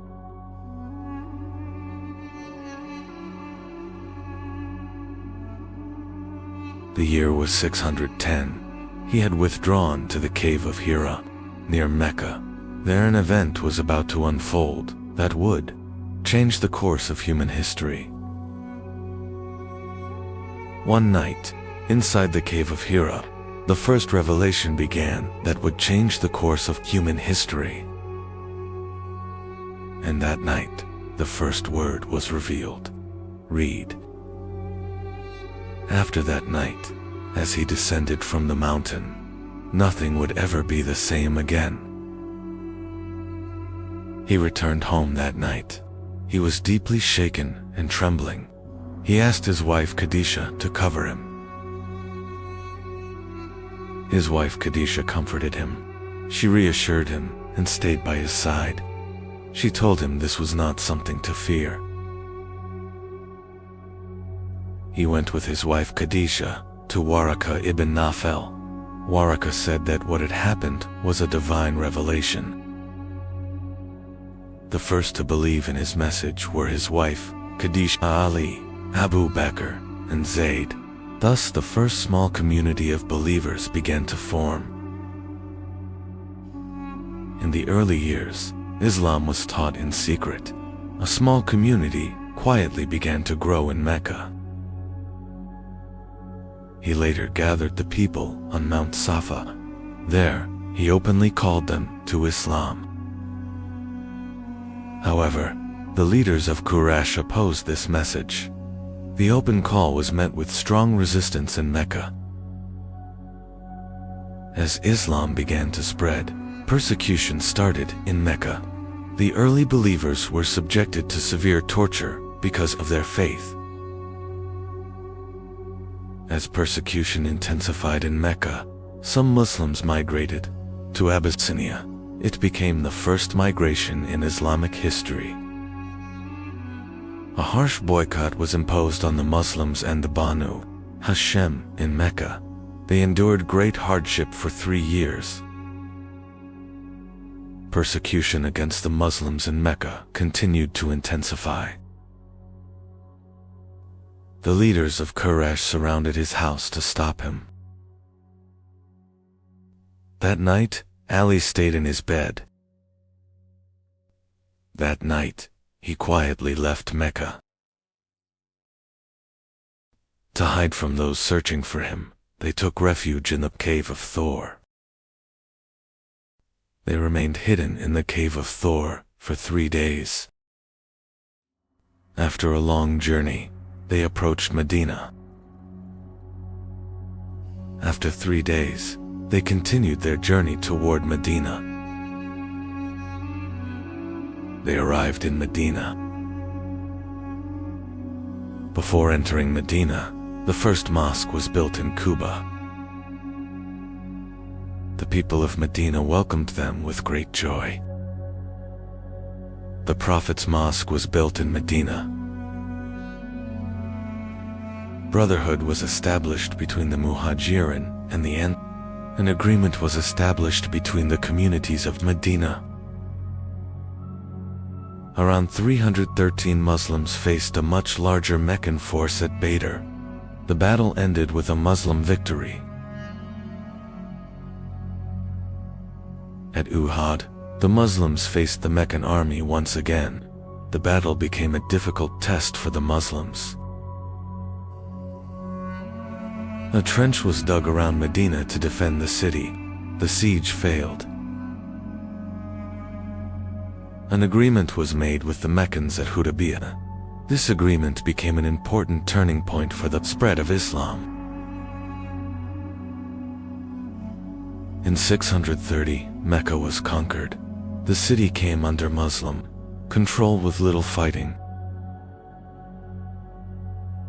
The idols around the Kaaba were removed. In the valley of Hunain, they faced a sudden attack. However, the battle ended in a Muslim victory. A large army was prepared for the expedition of Tabuk.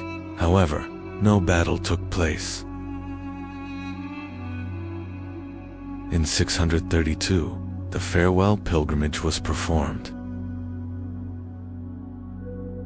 During the farewell pilgrimage, he delivered the farewell sermon to the people.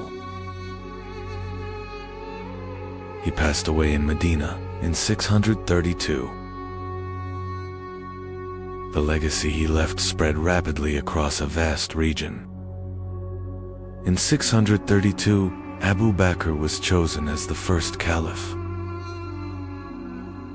The Ridda Wars were fought to preserve unity. The verses of the Quran began to be compiled. In 634, Umar became the second caliph. Between 634 and 644, during Umar's rule, Islamic lands expanded rapidly. In 637, Jerusalem was peacefully surrendered. In 644, Uthman became the third caliph. During Uthman's rule, copies of the Quran were prepared and sent to different regions. In 656, Uthman was martyred. In 656, Ali became the fourth caliph. In 656, the Battle of the Camel took place. In 657, the Battle of Siffin took place between the forces of Ali and Muawiyah, the governor of Syria. This battle was a continuation of the political crisis that began after the martyrdom of Uthman. It became one of the major turning points of the Rashidun period. It was followed by the arbitration event and the emergence of the After the Battle of Siffin, an arbitration took place between the two sides. This development led to new divisions in the Islamic world. After the arbitration that followed the Battle of Siffin, a group separated from Ali's army and became known as the Kharijites. This development led to new divisions in the Islamic world. In 658, the Battle of Nahrawan took place between Ali and the Kharijites. In 661, Ali was martyred. Thus, the Rashidun period came to an end. Abu Bakr was known for his honesty and loyalty. He became the first caliph and preserved unity during one of the most difficult periods of Islam. Umar was known for his justice and strong leadership. During his rule, the Islamic State became a major. Uthman was known for his kindness and generosity. During his rule, copies of the Quran were distributed to different regions. Ali was known for his courage, wisdom, and justice. He became one of the most important leaders in Islamic history. The Quran was revealed gradually over about 23 years. This process guided the community step by step and strengthened the believers. Islam is built upon 5 core practices: declaration of faith, prayer, fasting, charity, and pilgrimage. Islam encourages reading, cleanliness, goodness, and justice. It emphasizes protecting the weak and carrying responsibility. Within society, to be a Muslim, one must declare with the tongue and believe with the heart. The Quran clearly declares that there is no God but Allah and that Muhammad is his messenger. This belief forms the foundation of Islam. Islam is a faith built upon justice, compassion, knowledge, and good character.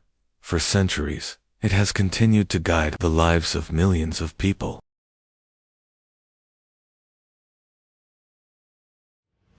The year is 793. The ships on the horizon were not ordinary. Long, narrow, and crowned with dragon heads. The warriors of the north were coming. The longships reached the shore. Warriors carrying shields and axes stepped onto this silent coast. Lindisfarne was no longer safe.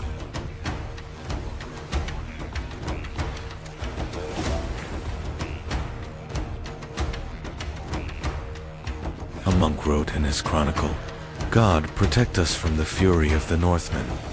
Europe was now facing a new threat. The Vikings were not born raiders. It was the harsh geography they lived in that pushed them toward the sea. Narrow lands, long winters, and limited resources forced northern people to search for new horizons. Population was growing in Scandinavia. Land was limited. For young warriors, the path to wealth and glory now lay across the sea. The Vikings' greatest strength was not only their warriors, but their ships. Long ships could cross open seas and travel deep inland through shallow rivers. The Vikings did not raid England alone. Soon they reached the coasts of France, the Baltic, and the rivers of Eastern Europe. The northern warriors were now everywhere across Europe. In 845, Viking ships sailed along the Seine River. The northern warriors had reached the heart of Europe. Their target was Paris.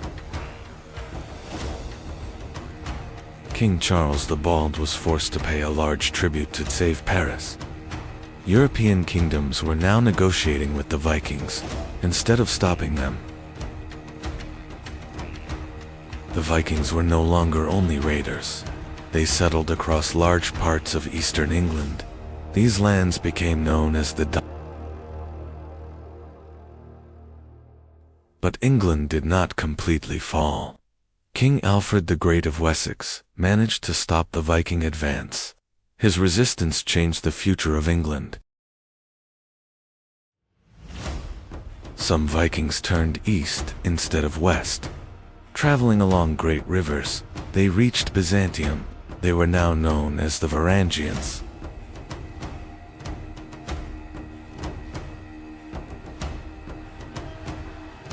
Some Viking warriors entered the service of the Byzantine Empire. In Constantinople, they became the emperor's most trusted guards. This elite unit was known as the Varangian Guard.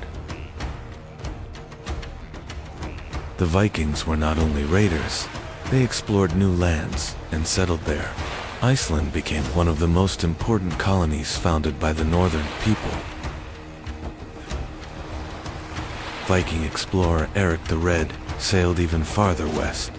He named the newly discovered land Greenland and established a new colony there. Leif Erikson sailed farther west and reached a new continent. The Vikings had set foot in North America nearly 100 years before Christopher Columbus.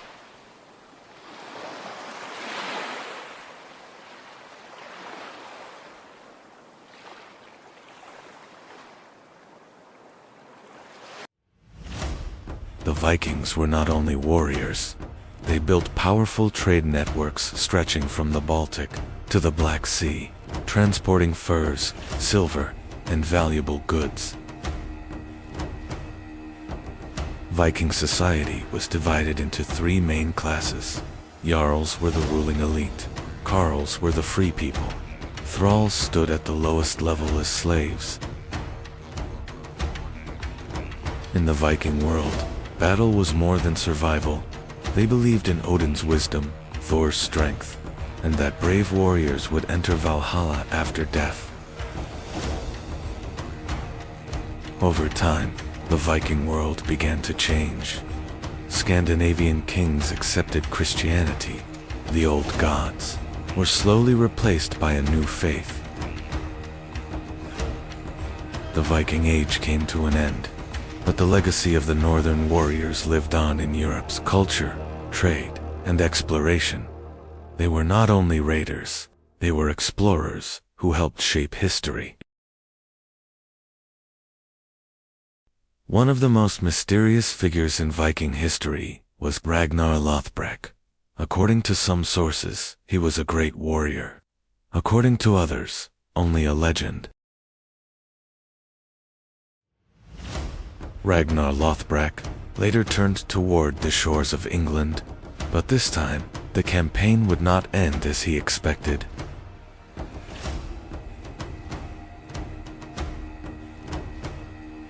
Ragnar Lothbrok quickly gained fame in the Viking world. His raids across England and Frankish lands made his name legendary among northern warriors. Ragnar was not only a warrior. Under his leadership, many Viking warriors united. Across the northern world, his name became associated with great expeditions. Ragnar Lothbrok sailed toward England one last time, but this time he did not command a great army. This journey would change his fate. Ragnar Lothbrok was captured in England. By order of King Alella, he was thrown into a pit of snakes. But his death did not end the Viking raids. It marked the beginning of a much greater army. Ragnar's death caused great anger in the north. His sons gathered one of the largest Viking armies in history to take revenge. In 866, the great heathen army reached the shores of England. This was no longer a raid. It was the beginning of a permanent invasion. The great heathen army quickly captured the city of York. The city would now be known as Jorvik and became a major center of Viking power in England. The great heathen army quickly began to shake the Anglo-Saxon kingdoms. Northumbria, Mercia, and East Anglia fell under Viking control. Much of England was now in the hands of northern warriors. Much of England had fallen to the Vikings, but the kingdom of Wessex still stood. King Alfred formed the last line of defense against the Viking advance. In 878, at the Battle of Edington, Alfred's army stopped the Viking leader Guthrum. This victory became a turning point that prevented England from falling completely under Viking rule. After the victory at Edington, Alfred and the Viking leader Guthrum agreed on the Treaty of Wedmore. England was now divided between two worlds, the south, under Anglo-Saxon control, and the east under Viking rule. In 1066, William, Duke of Normandy, invaded England. This conquest was not only a change of kings, it was the return of the Viking legacy to England.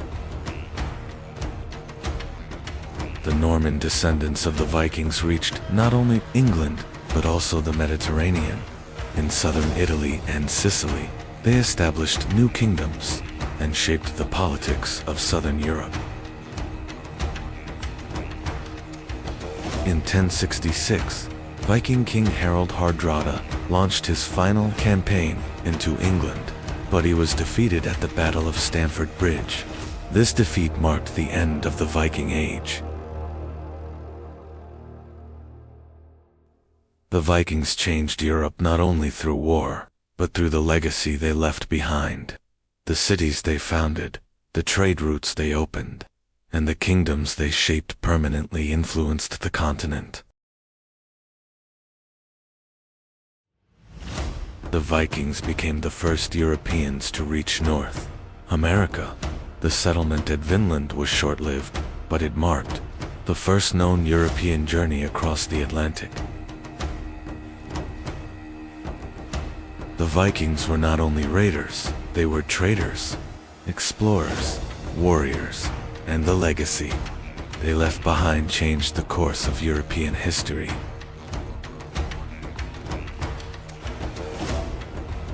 The greatest strength behind Viking success was their ships. Carefully built, long ships could cross open seas and travel deep inland through rivers.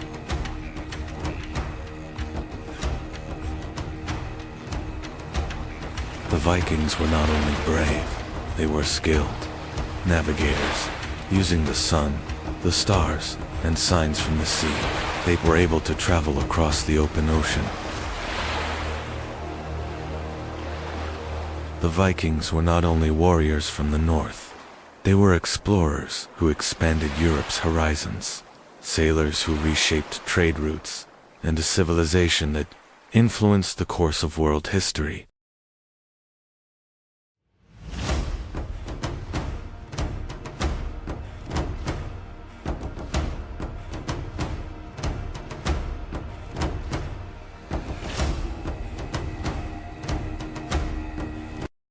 In one of the harshest lands on earth, a child was born. His name was Temujin. No one knew his future, but his destiny was not ordinary.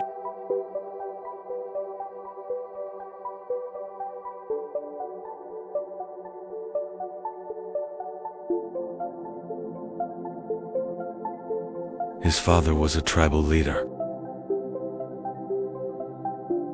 but his enemies killed him. Temujin and his family were abandoned.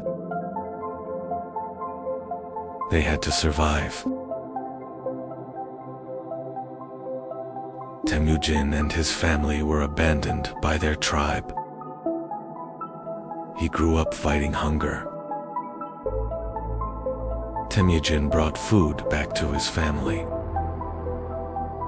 He was already carrying the burden of responsibility.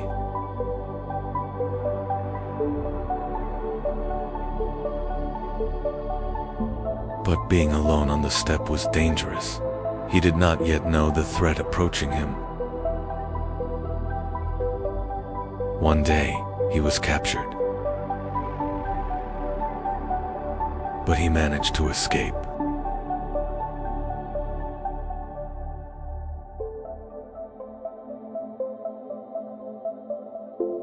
Now he was alone. But he had a great vision. And that vision would change the world. Young Temujin found a powerful ally. His name was Jamuk.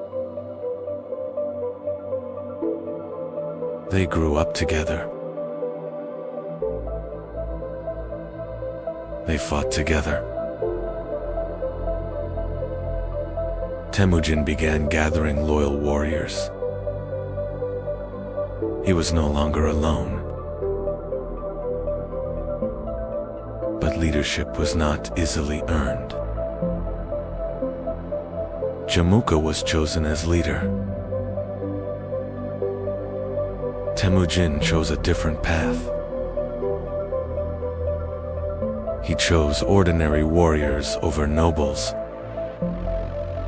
This decision changed everything. Old friends were now rivals. An inevitable war was approaching. The steppe became a battlefield, and Temujin would not turn back. Temujin began to fight. The steppe was his battlefield. Many tribes joined him. His army was growing rapidly.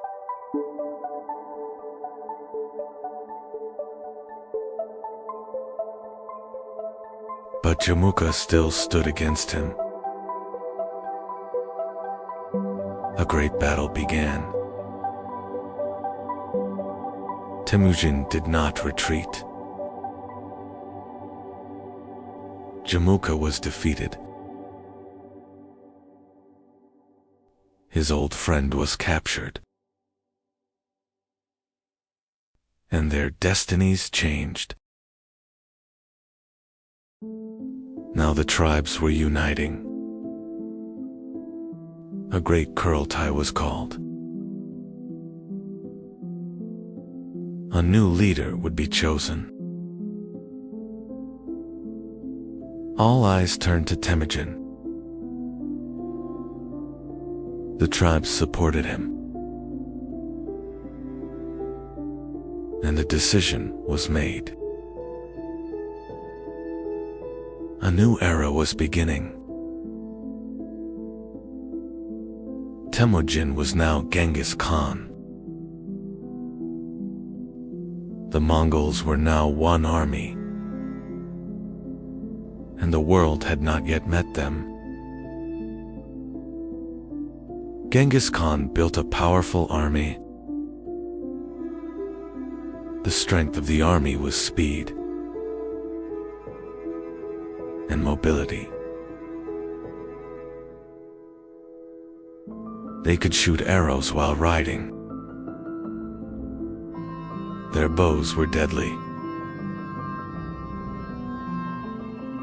They used the feigned retreat tactic. They lured their enemies into traps and surrounded them.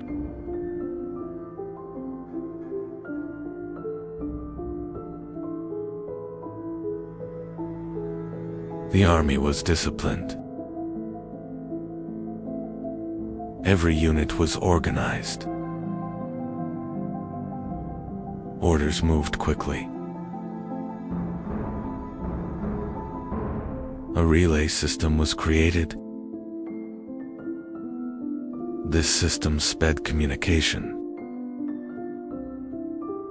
Scouts gathered intelligence. Plans were prepared in advance. Now borders would be crossed. In 1211, Genghis Khan invaded northern China. The first target was China. The Mongols advanced against the Jin dynasty. The war was just beginning. In 1215, Zhongdu was captured. Zhongdu, Bugien Kopeki. New cities were targeted.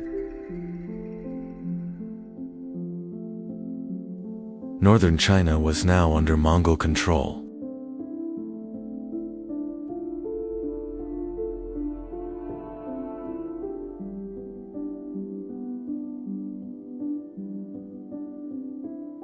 In 1218, the Mongols turned west. A Mongol trade caravan arrived in Ottoman.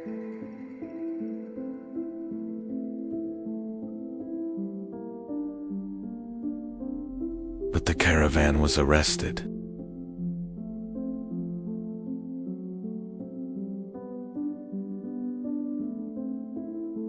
The envoys were executed. Genghis Khan answered with war. In 1219, the Great Campaign began. Ottra was besieged.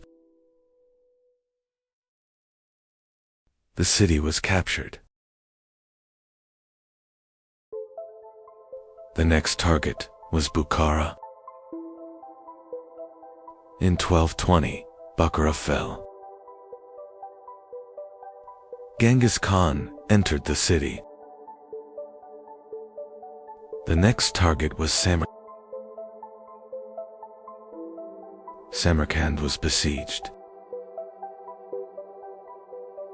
The city fell quickly.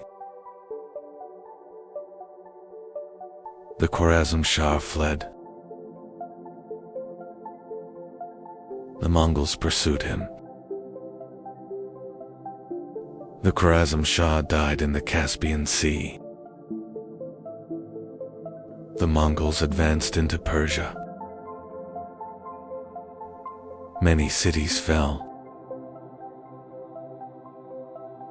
The Mongols continued westward. Now the world knew them.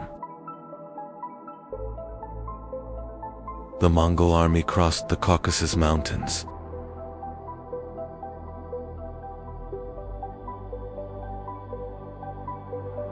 They were now approaching the gates of Europe.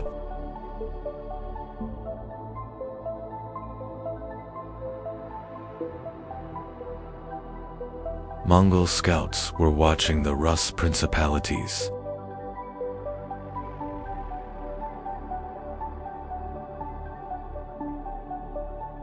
The great cities of Europe did not yet know the danger that was coming.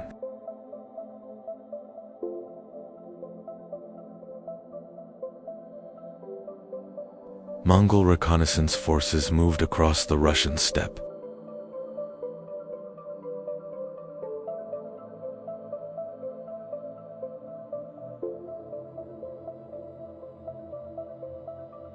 The borders of Europe were now before them. The Rus princes united against the Mongols.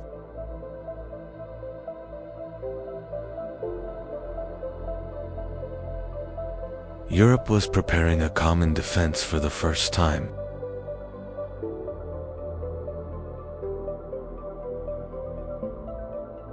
In 1223, the two armies faced each other at the Kelka River.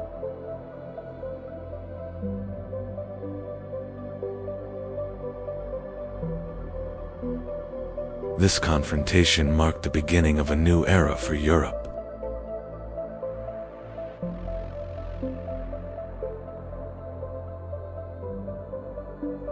The Mongols used the feigned retreat tactic.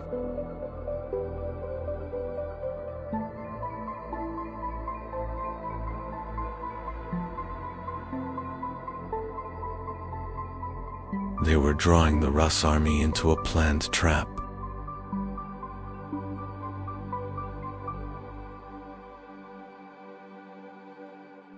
The Rus army began to pursue the Mongols.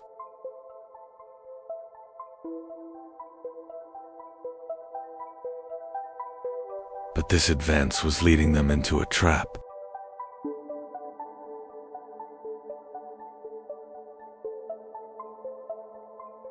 The Mongols suddenly turned back.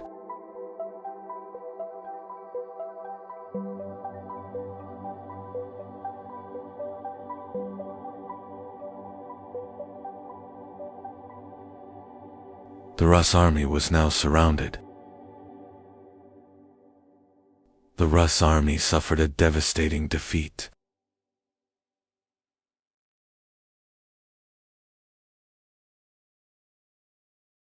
Europe witnessed the true power of the Mongols for the first time.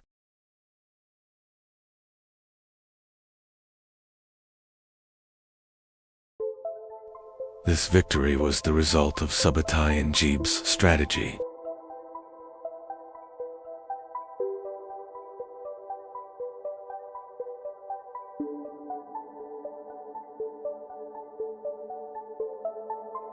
The Mongols had now tested the strength of Europe. The Mongols could have advanced deeper into Europe.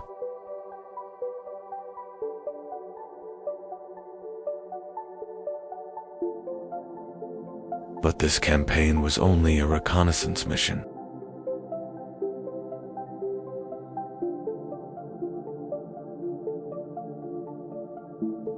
Europe was no longer unknown to the Mongols.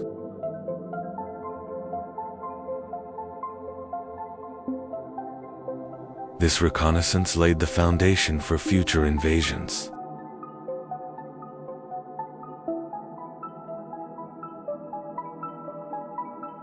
The Mongol reconnaissance army turned back east.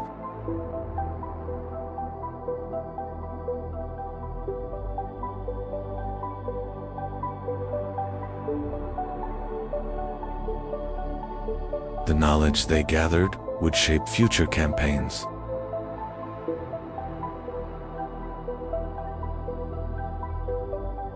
In 1226, Genghis Khan launched his final campaign.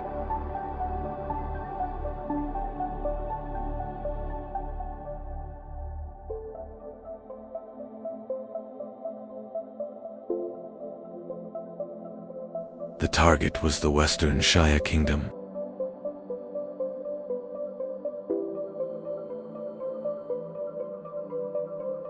The Mongol army entered Western Shia territory.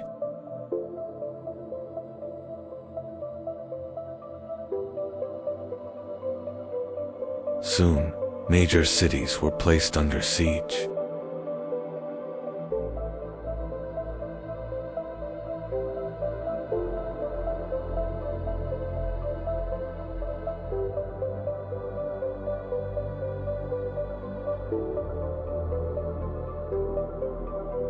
Western Shia cities were under heavy assault.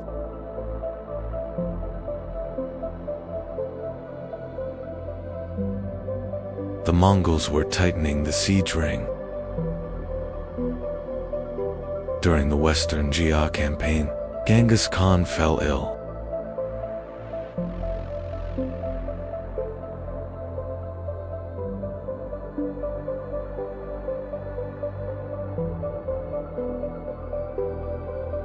Yet the army continued its advance. In 1227, Genghis Khan died.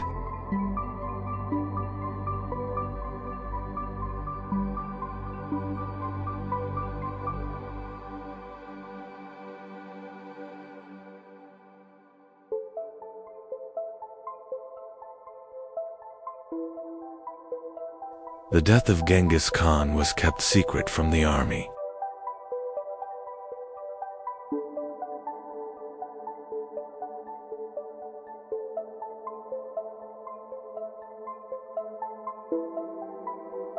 The campaign continued until the mission was complete.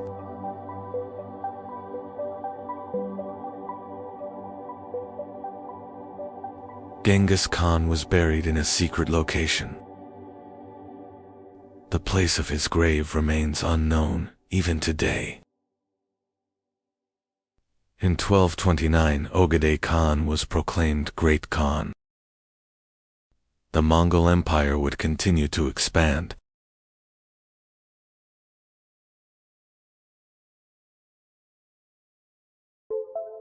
Ogedei Khan made Karakoram the capital of the empire.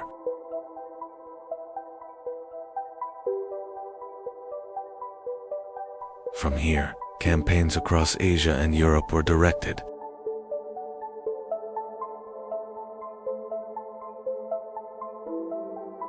In 1236, Beta Khan launched a great campaign toward the west.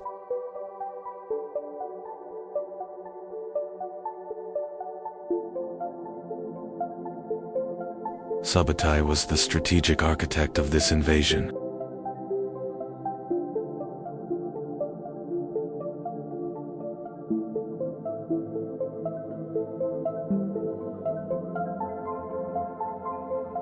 The Mongols defeated the Volga Bulgar.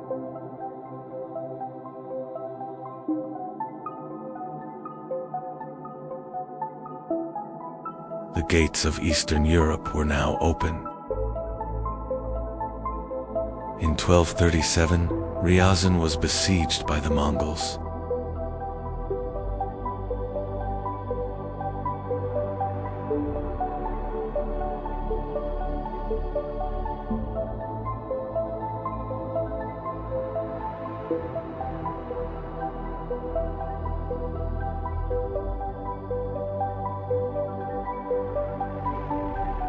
The city was completely destroyed in a short time. In 1238, Vladimir fell to the Mongols.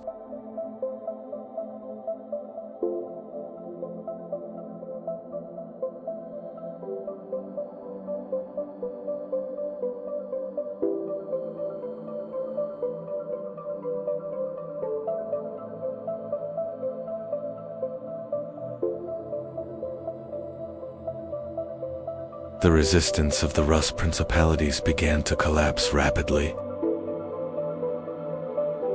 In 1238, Moscow was burned by the Mongols.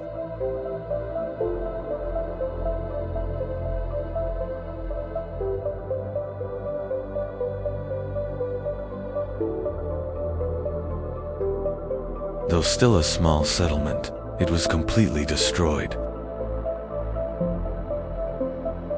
In 1240, Kiev was captured by the Mongols.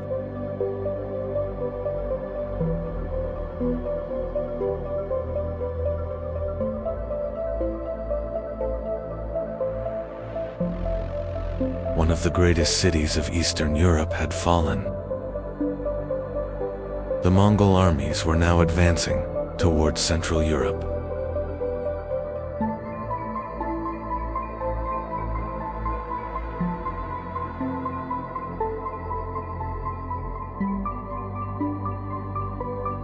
Poland and Hungary had become the next targets.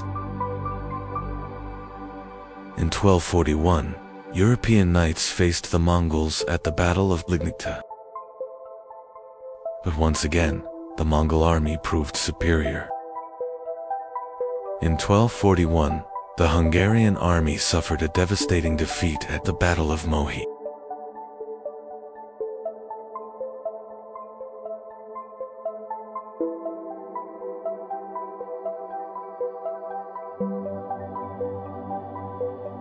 The Mongols had now reached the gates of Central Europe. The Mongol armies continued advancing across Central Europe.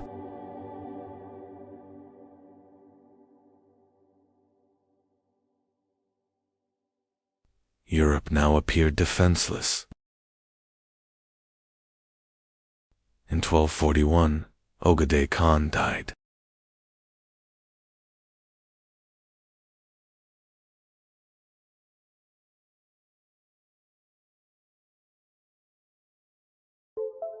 The Mongol army had to return for the Kurultai assembly. The Mongol army withdrew from Europe.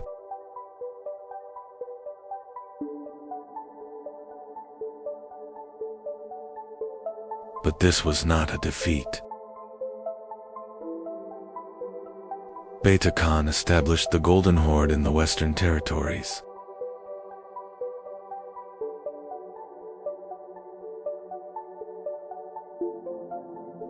The Rus principalities were now under Mongol rule.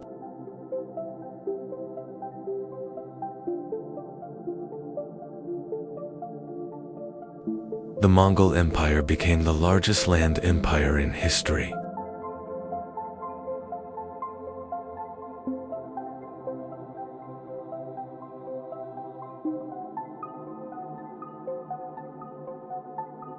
Its land stretched from China to Europe. The Mongols established secure trade routes across Eurasia.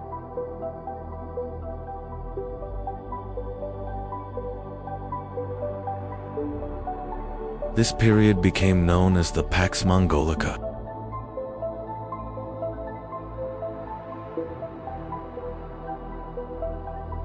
The Mongol Empire connected different cultures across Eurasia.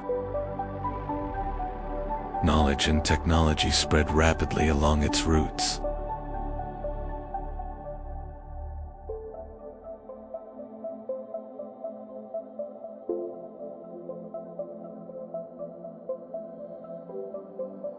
Thanks to Mongol roads, travelers like Marco Polo reached Asia. The world was becoming more connected. The Mongols did not just build an empire. they changed the course of the world. Before the Ottomans stood a great city. That city was Bursa. And the conquest of Bursa would change the destiny of the Ottomans.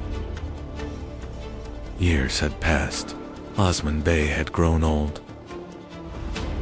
But the siege of Bursa was still ongoing. During this time, Orhan Bey began to rise, and the conquest of Bursa would be shaped by a new leader.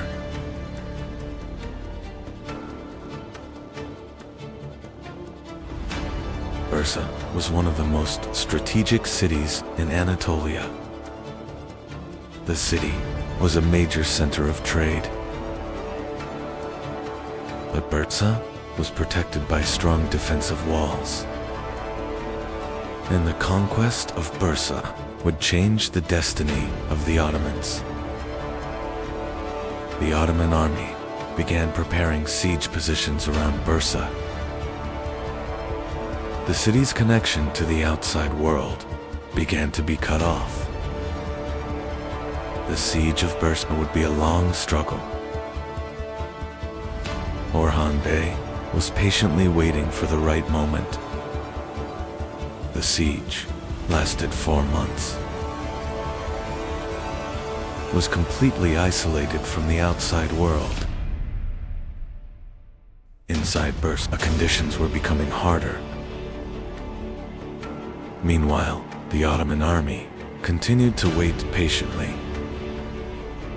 After years of struggle, Osman Bey had grown old. Yet his eyes were still fixed on Bursa. This great objective now rested in Orhan Bey's hands. The founding leader was leaving behind a legacy. After years of siege, Bursa's defenses had weakened.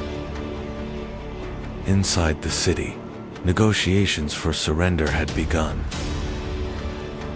The Ottoman army was waiting for the outcome. And the fate of Bursa was about to be decided. In the year 1326, the gates of Bursa opened. The Ottoman army entered the city. And the Ottoman banner rose over Bursa. Bursa was now the new capital of the Ottomans. After the conquest of Bursa, Orhan Bey assumed leadership. Bursa became the first capital of the Ottomans. A new system of governance began to take shape. And for the Ottomans, a new era was beginning. After the conquest of Bursa, the Ottomans turned toward the west. The next objective was the Marmara region. And on the horizon, Rumelia appeared. For the Ottomans, a new continent was beginning. On the shores of Rumelia, a new opportunity had emerged. Internal conflict within Byzantium opened a door for the Ottomans. Ottoman forces settled in the fortress of Simp. This step marked the Ottomans' first permanent land in Europe. In the year 1354, Gallipoli became the Ottoman objective. After the earthquake, the city's defenses had weakened. Ottoman forces settled in Gallipoli. And with the capture of Gallipoli, the gates of Europe opened to the Ottomans. After Gallipoli, the Ottomans began advancing into Rumelia. New fortresses were taken one by one. Ottoman borders were expanding across Europe. For the Ottomans, a new era was beginning. Ottoman forces began establishing permanent camps in Rumelia. strategic routes were brought under control. New settlements began spreading across Rumelia. The Ottomans were now permanent in Rumelia. The next major objective in Rumelia was Ottoman forces were advancing across the plains of Thrace. Strategic crossings were secured one by one. The Ottoman army was preparing for Edirne. Across the plains of Thrace, two armies faced each other. Ottoman cavalry launched a rapid assault. The Byzantine lines began to collapse quickly.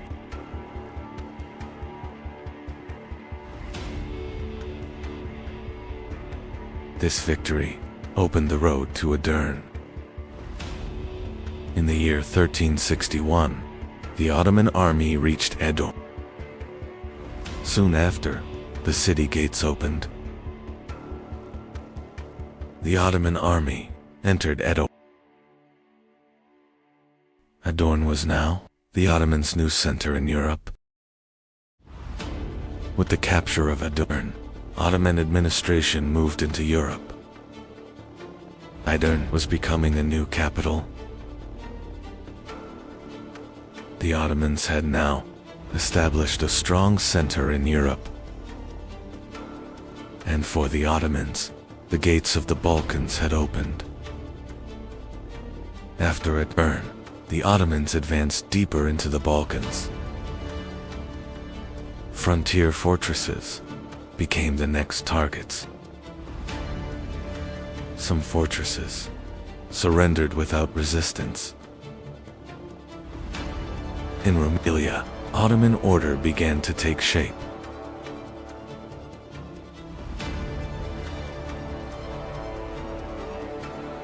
The Ottoman army continued advancing through Rumelian roads. New towns were coming under Ottoman control. Ottoman influence was spreading rapidly across Europe. And the next objective lay deep within the Balkans. Ottoman expansion raised concern among Balkan princes. Along the frontiers, defenses were reinforced. Yet, the Ottoman army continued advancing. A great battle would begin in the Balkans. Balkan principalities began uniting against the Ottomans. The Ottoman army was preparing for a major campaign. The campaign order was issued from Edirne, and the Ottoman army was marching toward a battle that would change history. The Ottomans were now entering a new era. The new objective was the heart of the Balkans, and the Ottoman army was marching toward Kosovo. Soon, history would change direction. The battle began with the archers' assault. Shield lines collided on the front line.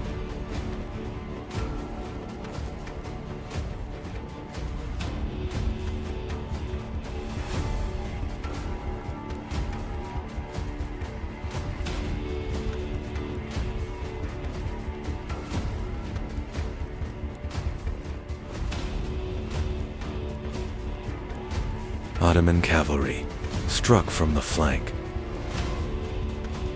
The balance of the battle shifted in favor of the Ottomans. The Balkan lines began to withdraw. Ottoman central forces continued advancing. The battlefield came under control. Victory was now within reach. On the field of Kosovo, the battle had ended. The Balkan alliance was forced to retreat. The victory at Kosovo changed the balance of power in the Balkans. And the Ottomans had now become one of the most powerful states in Europe. After Kosovo, Ottoman expansion accelerated, but the real storm was just beginning to be continued. In 1402, the devastating defeat at the Battle of Ankara brought the Ottoman Empire to the brink of collapse. After Bayezid was captured, Ottoman lands were divided among rival princes. The struggle between the princes dragged the empire into years of civil war. This turbulent time would later be known as the Ottoman Interregnum. After the Battle of Ankara, Bayezid was taken captive. Timur's advance across Anatolia severely weakened Ottoman authority. Many Anatolian beyliks declared their independence once again.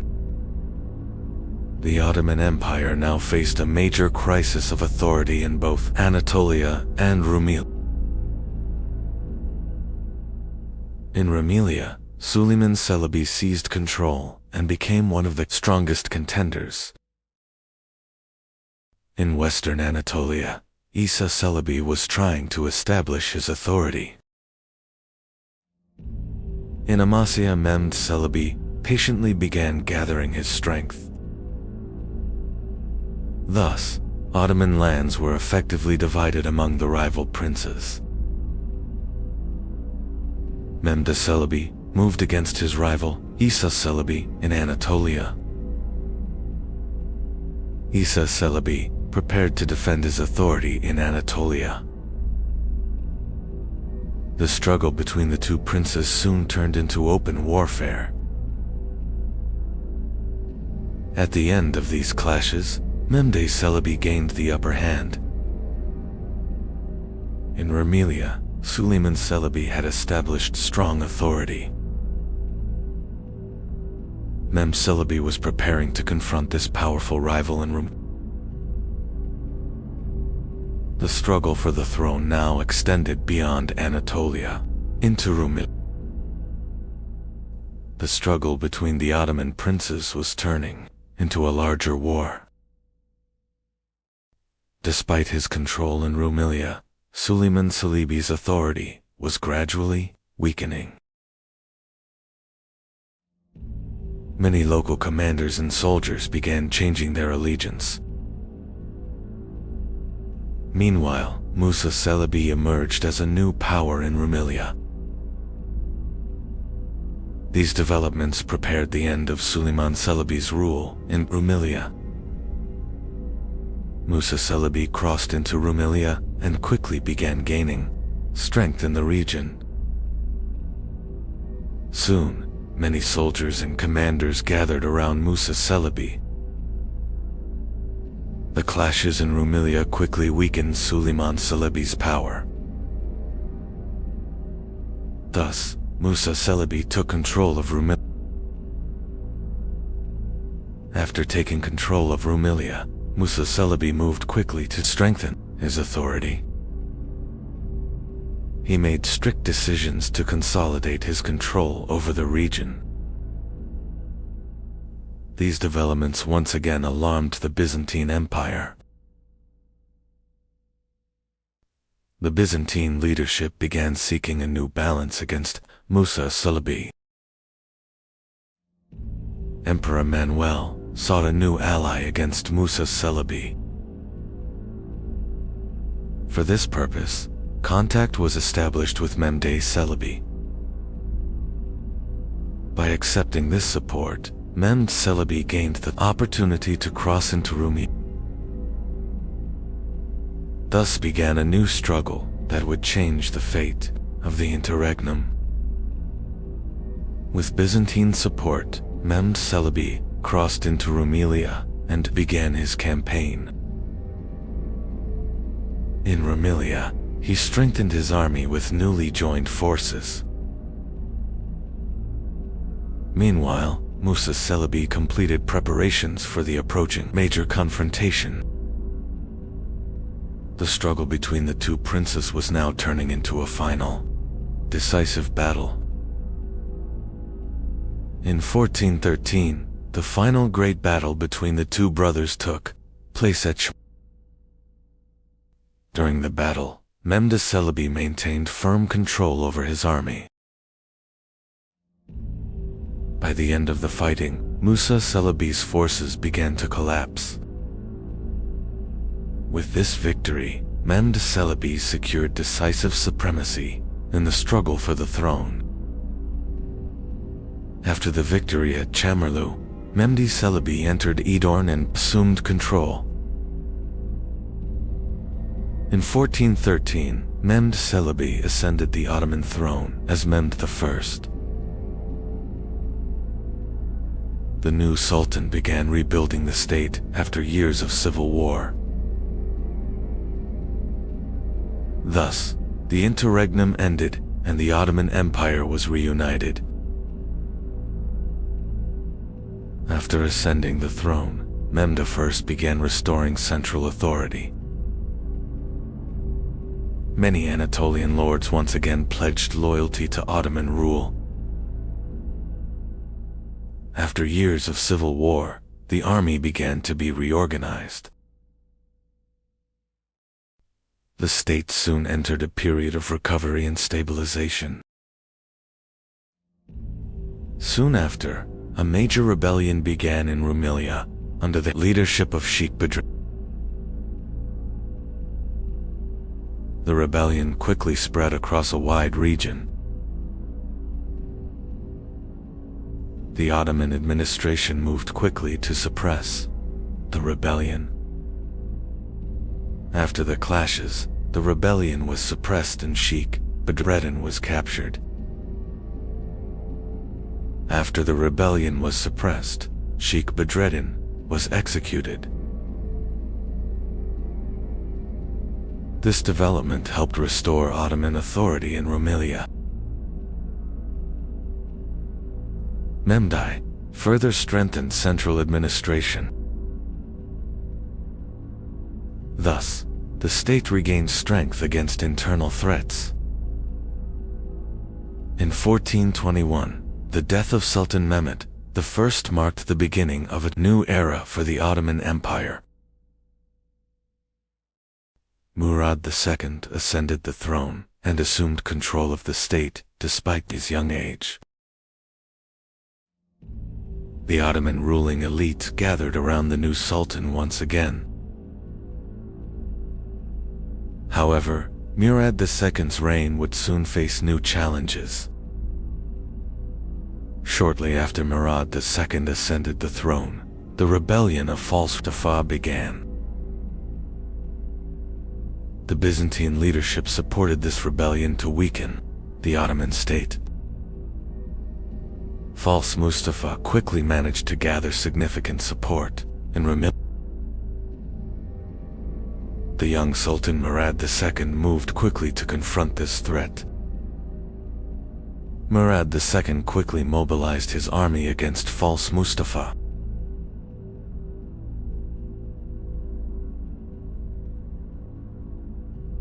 Clashes in Rumelia quickly intensified.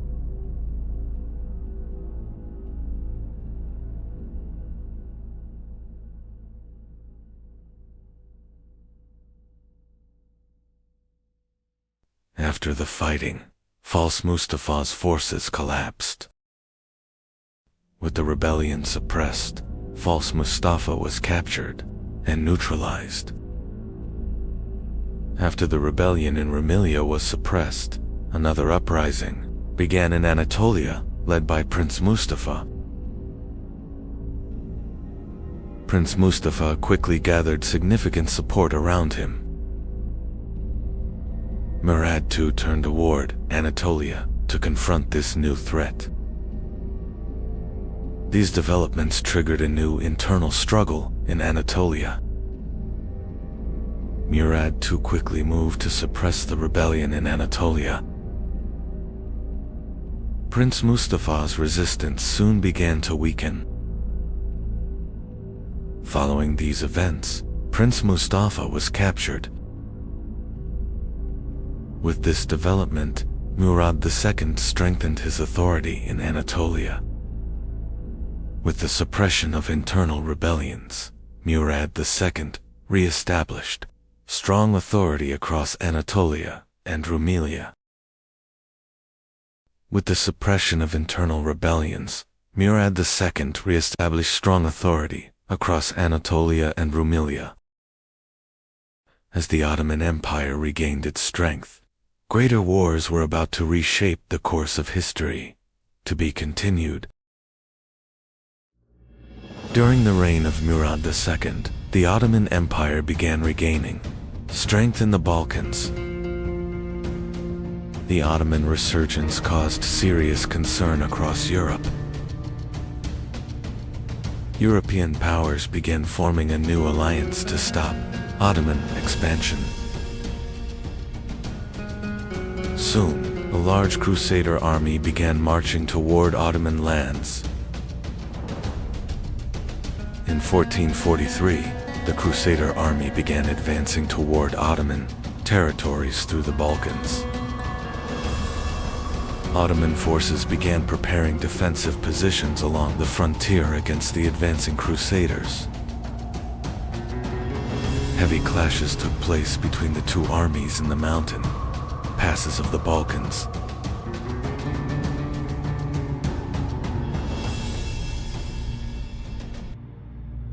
Despite harsh winter conditions, the Crusader army continued its advance.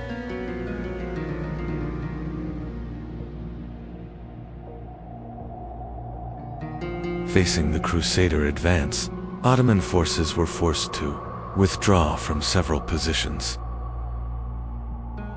During this time, Murad II reorganized his army and began preparing for a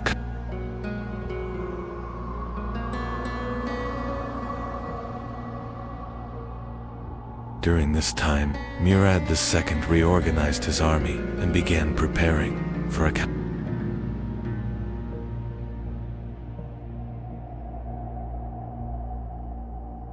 This situation gave the Ottoman army an opportunity to regroup. After prolonged fighting, both sides agreed to begin peace negotiations. After prolonged fighting, both sides agreed to begin peace negotiations. As a result of these negotiations, a temporary peace emerged in the Balkans.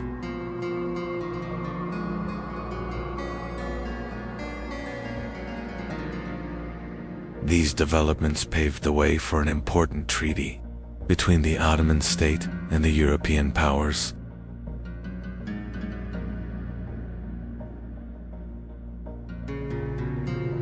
After the Treaty of Edirne-Segedin, the ruler made an unexpected decision and withdrew from power. At a very young age, the new ruler assumed control of the state.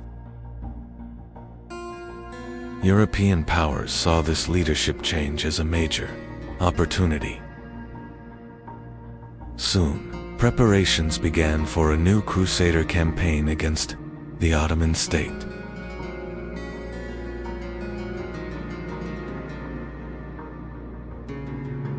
European powers soon broke the recently signed peace agreement.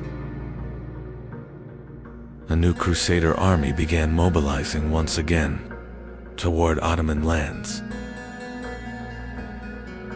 This development caused serious concern within the Ottoman leadership.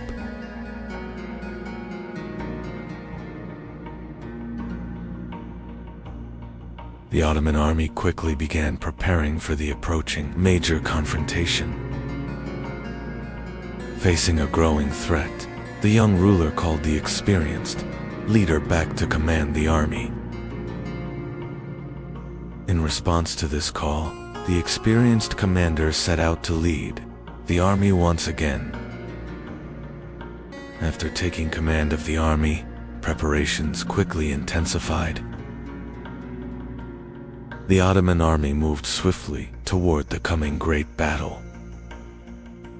The Crusader army advanced toward the Black Sea coast and reached the battlefield.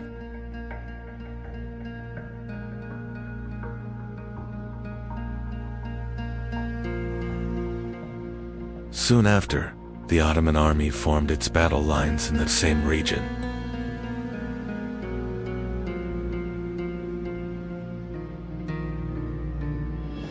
The two great armies faced each other on the plains of Varna.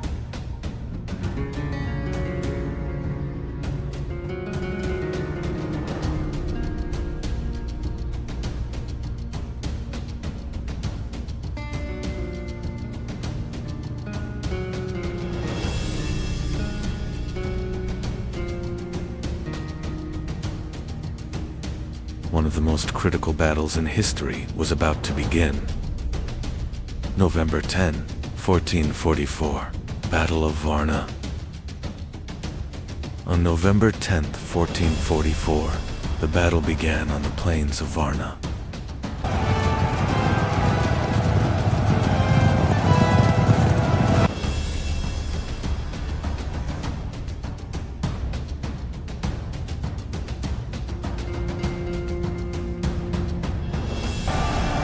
Fierce clashes erupted between the two armies.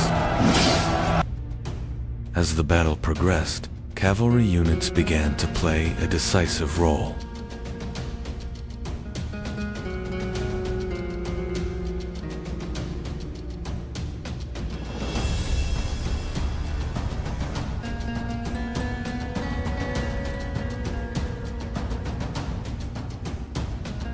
The balance of the battle began to shift.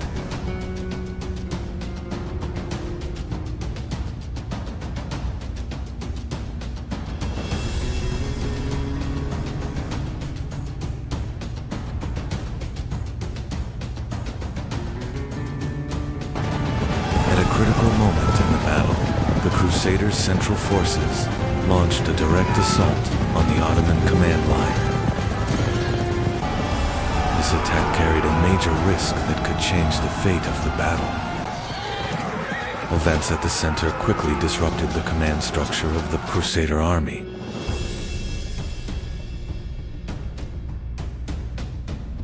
This development became one of the decisive turning points of the Battle of Varna. As the battle progressed, the resistance of the Crusader army began to collapse. Soon, the Crusader forces began withdrawing from the battlefield. The Battle of Varna ended with a decisive Ottoman victory. This victory strengthened Ottoman dominance in the Balkans once again. Despite the defeat at Varna, European powers did not abandon their goal of stopping Ottoman expansion. Soon, a new Crusader army began preparing for another campaign against the Ottoman state. This newly formed army began advancing once again through the Balkans.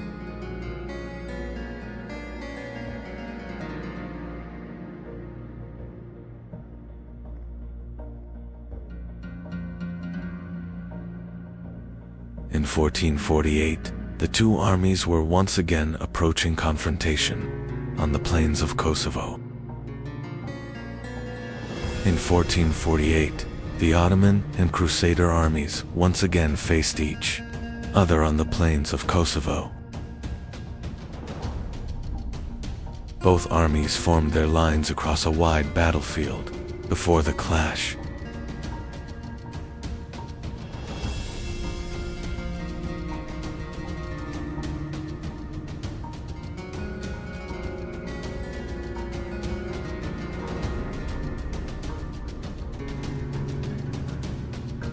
Soon, intense fighting began across the plains of Kosovo.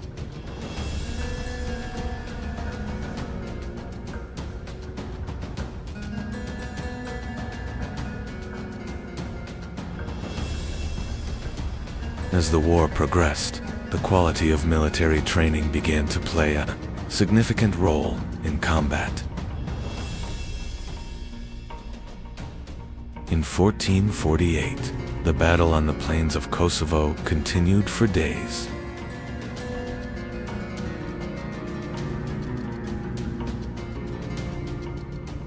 As the battle progressed, the resistance of the Crusader army began to collapse.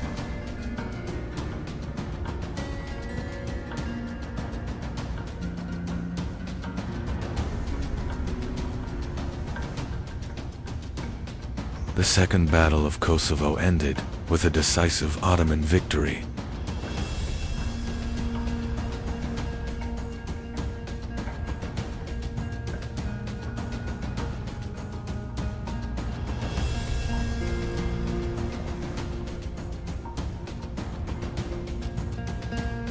With this victory, Ottoman dominance in the Balkans was secured, and attention now turned toward Constantinople. To be continued. In 1451, Mehmed II ascended the throne at a young age. But his ambitions were far greater than those of an ordinary ruler. There was a city that had stood for centuries, and that city was Constantinople. Constantinople stood between Europe and Asia.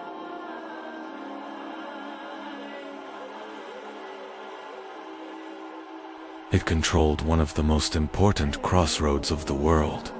Its massive walls had protected the city for centuries.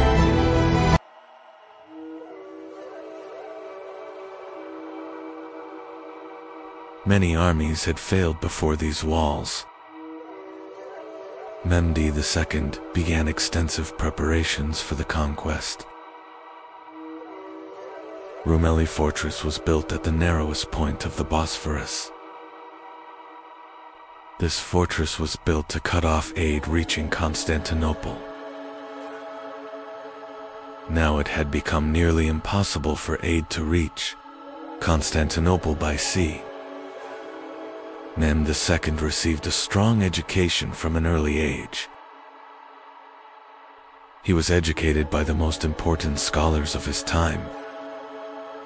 He gained deep knowledge in history, geography, and military strategy. He learned Ottoman, Turkish, Arabic, Persian, Greek, and Latin, developing a remarkable intellectual background. From an early age, the idea of conquering Constantinople had taken root in Mehmed II's mind. Constantinople was seen not just as a city, but as a great objective. The words of Prophet Muhammad, foretelling the future conquest of Constantinople, had turned this objective into a great ideal in the Ottoman world. Mehmed II was determined to fulfill this ideal. Mehmed II ordered the construction of massive cannons to break the walls of Constantinople. These cannons were among the largest siege weapons of their time.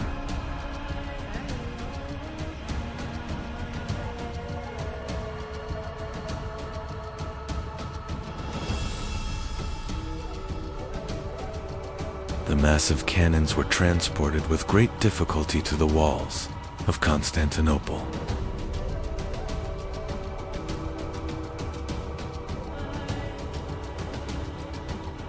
Now the walls of Constantinople faced one of the greatest sieges in their history. Constantinople was no longer as powerful as it once had been. The defense of the city rested on Byzantine Emperor Constantine XI. However, the defensive strength of the city was very limited.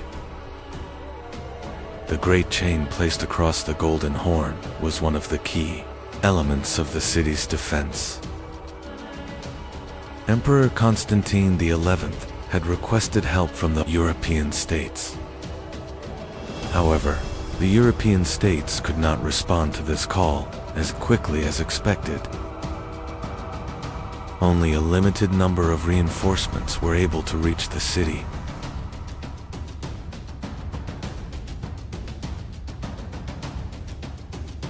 The Genoese commander, Giovanni Giustiniani, took an important role in the defense of the city.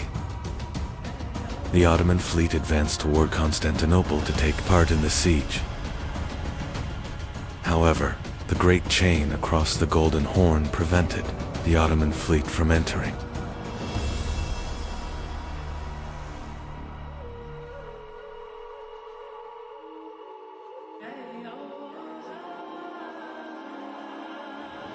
This obstacle significantly limited the movement of the Ottoman fleet.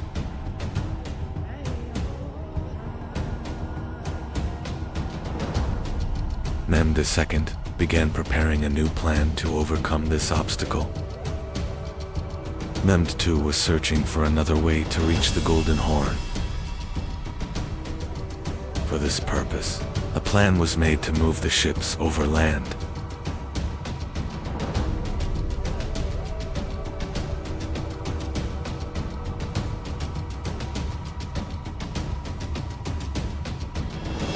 The Ottoman ships began to be transported over land with great preparation.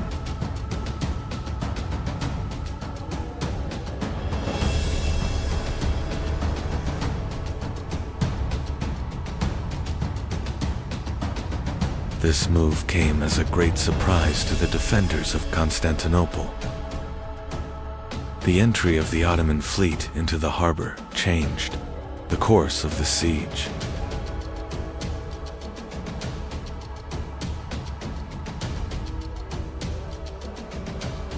The city's defenses now faced a new threat. Ottoman forces had now surrounded the city, both by land and by sea.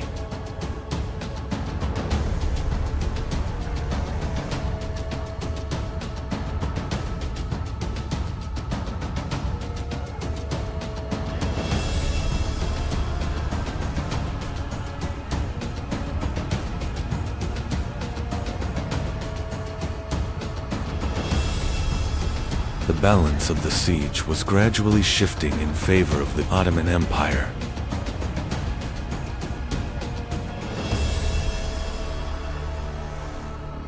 Ottoman cannons opened heavy fire against the walls of Constantinople.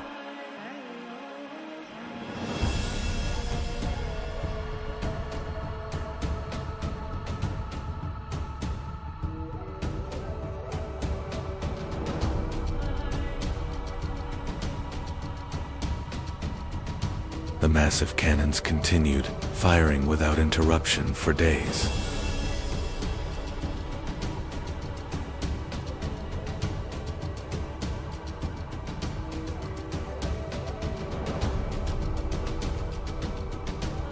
Byzantine defenders tried to repair the damaged walls.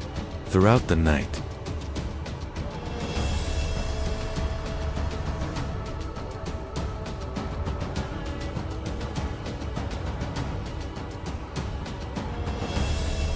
however, the walls were now struggling to withstand the massive assault.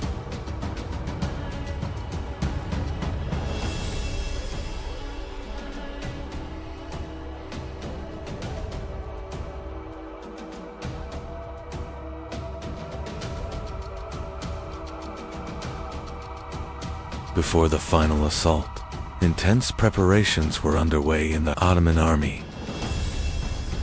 The soldiers prayed before the approaching great assault. Mehmed II personally inspected his army before the assault. A silent but historic night unfolded before the walls of Constantinople. On the morning of May 29, 1453, the Ottoman army launched the final assault. Ottoman soldiers advanced with determination to reach the walls.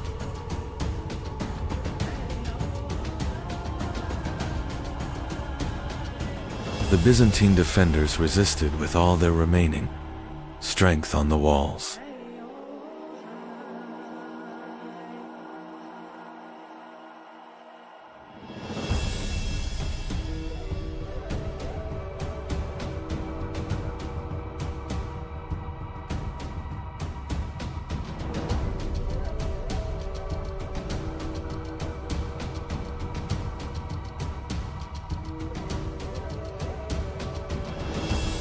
The breaches in the walls showed that the defense of Constantinople was beginning to collapse.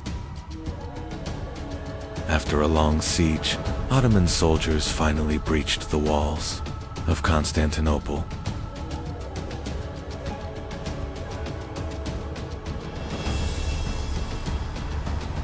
The defense of the city had completely collapsed.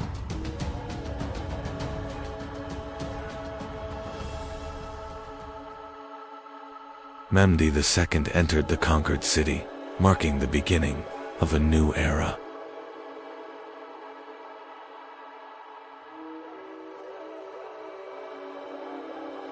Constantinople would now become the capital of the Ottoman Empire. The conquest of Constantinople in 1453 marked not only the fall of a city, but the end of an era and the beginning of a new age. To be continued. Europe had lived for centuries under the shadow of wars, plagues, and fear. Cities were dark, the streets were silent, and death was everywhere. The church controlled the intellectual world of Europe, and people feared questioning it. But from this darkness, a new age would rise and change history forever. The Renaissance was born in Italy. Florence, Venice, and Genoa had become the centers of Mediterranean trade. Wealth arriving from the east was beginning to transform the Italian cities. And this wealth would begin the rebirth of Europe. In Florence, one family stood above the others. The Medici family had built immense wealth through banking.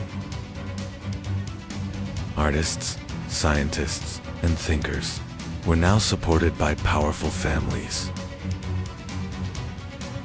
And Florence was becoming the cultural heart of Europe. In 1453, Constantinople fell. Many Byzantine scholars began fleeing to Italy. They carried not only their belongings, but also the knowledge of the ancient world. And this knowledge would spark a great intellectual transformation in Europe.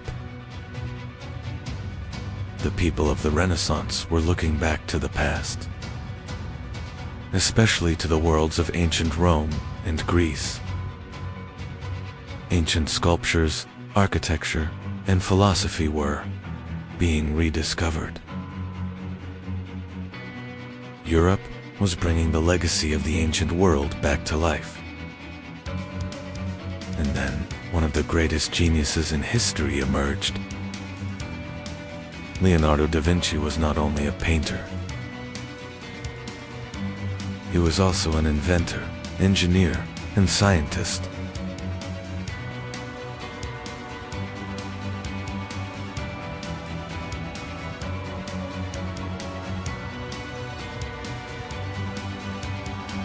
And his ideas would influence centuries to come.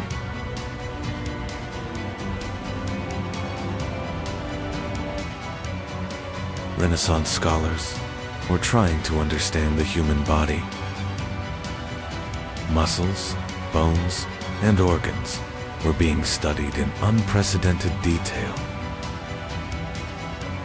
Knowledge was no longer coming only from ancient books, but from direct observation. And these studies would lay the foundation of modern science. The workshops of Italy were becoming the new centers of knowledge in Europe. Painters and artists had begun to recreate reality itself.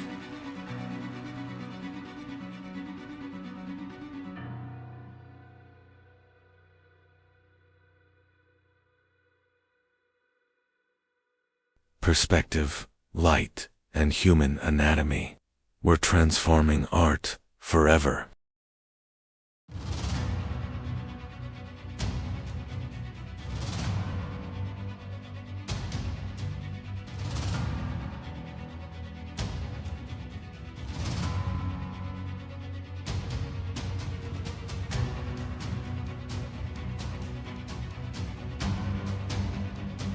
and art was becoming one of the greatest symbols of the Renaissance. The Renaissance was not only the rebirth of art, but also of science. People had begun to question the natural world.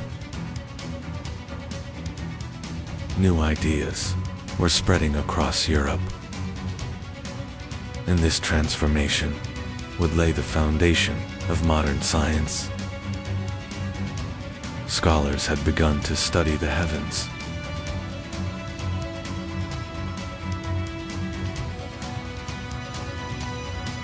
Stars and planets were being observed more closely than ever before. Some scholars began to believe the old ideas might be wrong,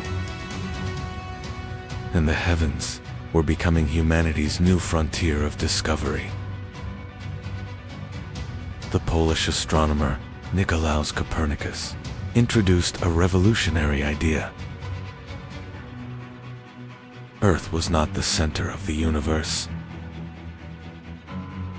Later, Galileo began observing the heavens through a telescope, and humanity's view of the universe began to change forever. But these new ideas had begun to threaten the church. Scientists were now questioning the old order, and this questioning would spark a great conflict across Europe. But the spread of knowledge could no longer be stopped. And then an invention appeared that would change everything. The printing press changed the speed of knowledge forever. Books could now be reproduced in massive numbers.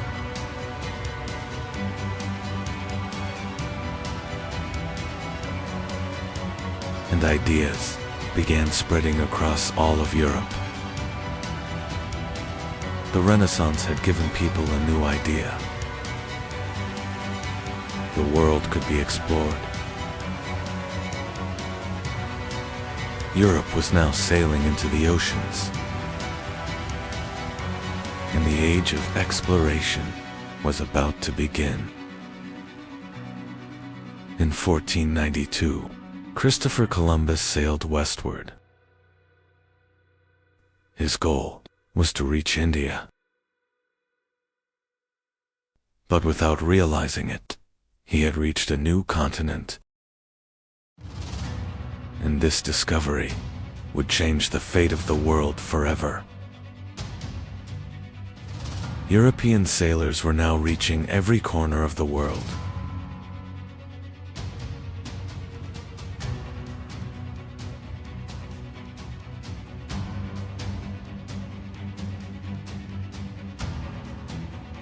Vasco da Gama had found the sea route to India, and Magellan's fleet would sail around the world.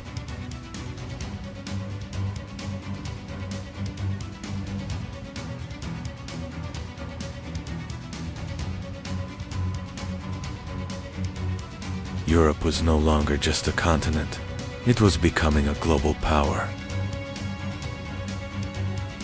The Renaissance was transforming not only ideas, but entire cities.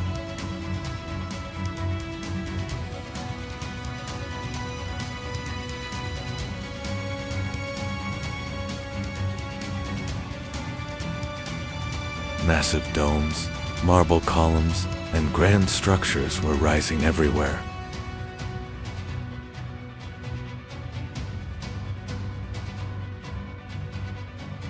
Art and architecture had become the new symbols of power.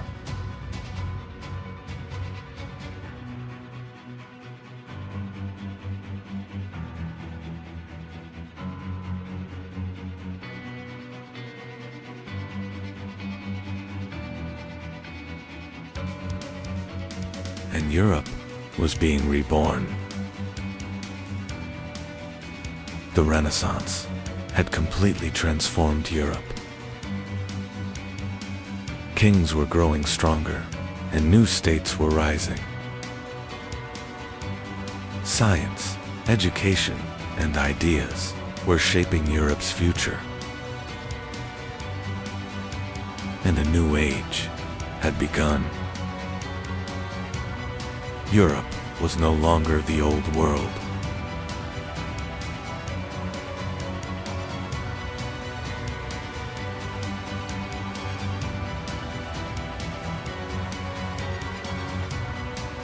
Science, art, and exploration were leading humanity into a new age. And the fate of the world was changing forever. Because the Renaissance was the birth of the modern world. In 15th century Europe, spices were worth more than gold.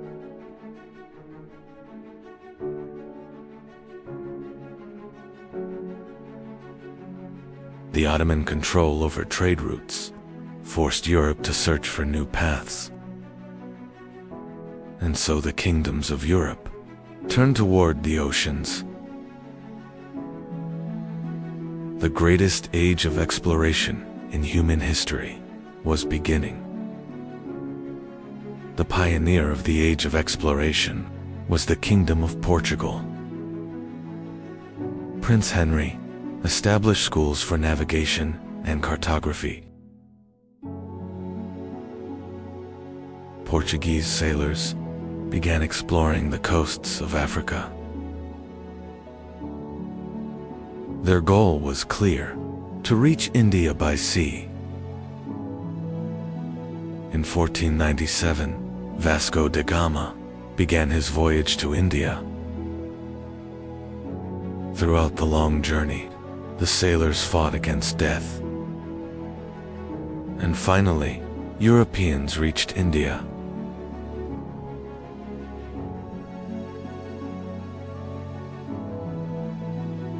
The spice trade was changing, and world trade was entering a new era. Christopher Columbus's voyage continued for weeks in uncertainty.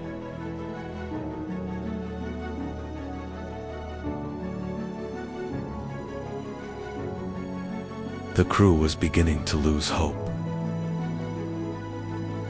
And one morning, a new world appeared on the horizon.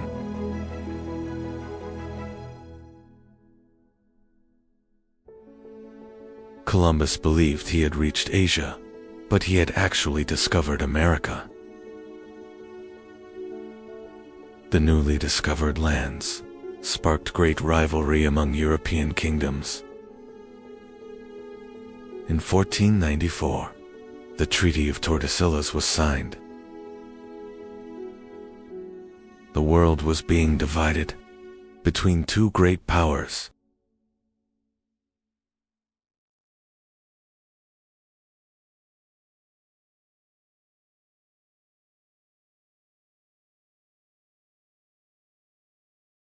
Because of this agreement, Brazil came under Portuguese control.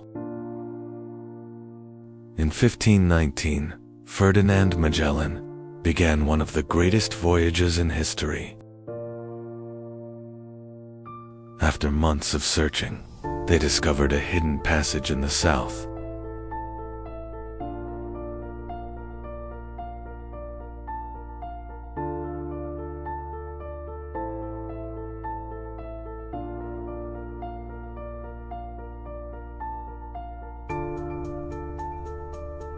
The Pacific Ocean was far greater than they had imagined.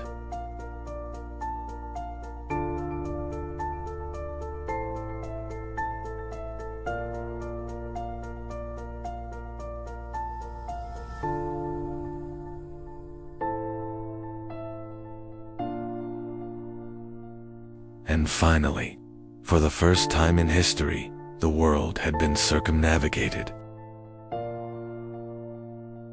The Spanish did not only explore America, they also began conquering it.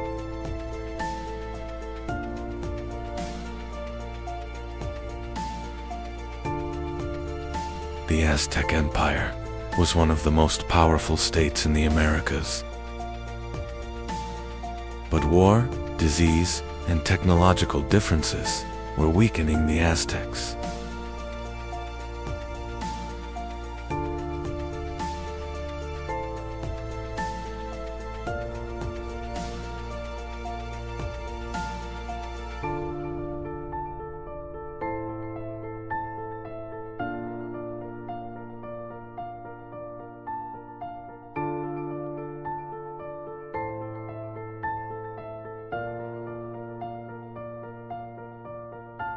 And in the end, the Aztec Empire collapsed.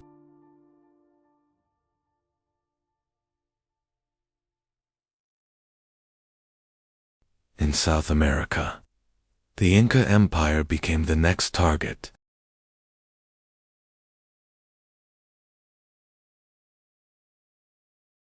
The Incas were one of the greatest civilizations of the Andes.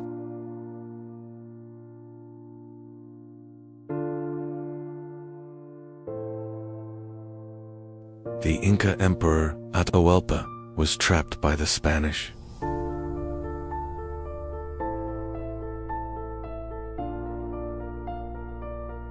And soon after, the Inca Empire also collapsed. The age of exploration increased the wealth of Europe. The center of world trade had shifted to the Atlantic Ocean.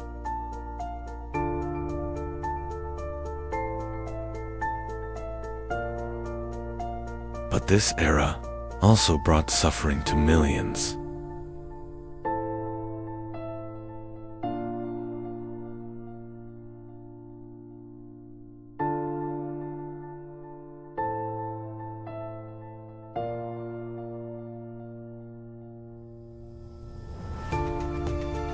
And the world had changed forever. Gold and silver from the Americas began transforming the European economy.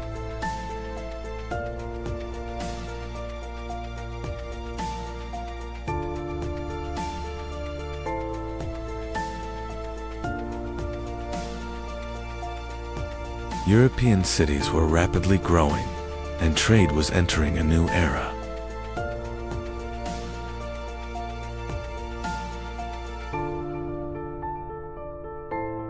While Mediterranean ports declined, the Atlantic coasts were rising. England, Spain, and Portugal were becoming the greatest maritime powers in the world.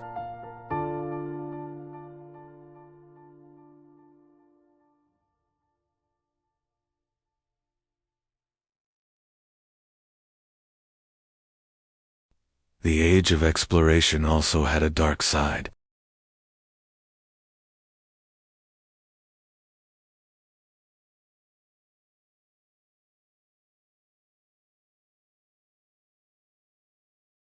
Millions of Africans were forced into slavery.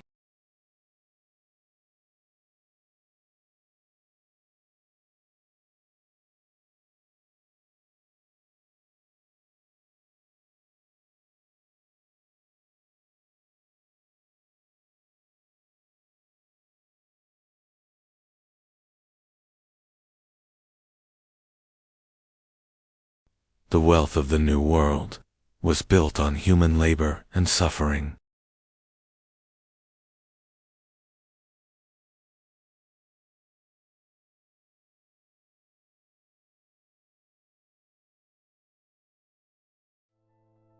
And the Atlantic Ocean became the new center of global trade.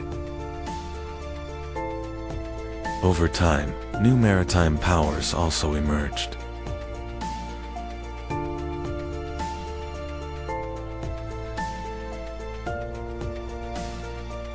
The Dutch and the English began rising in global trade.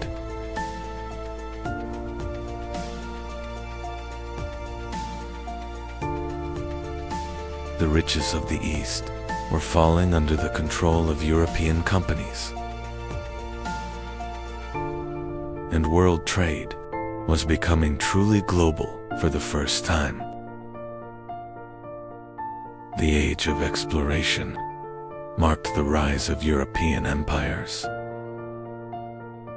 The nations that ruled the seas now ruled the world.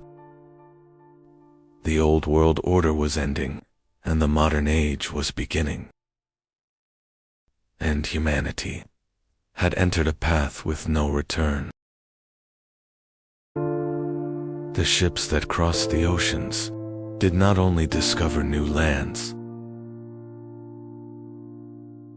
they changed the course of human history. New continents, new empires, and a new world was born.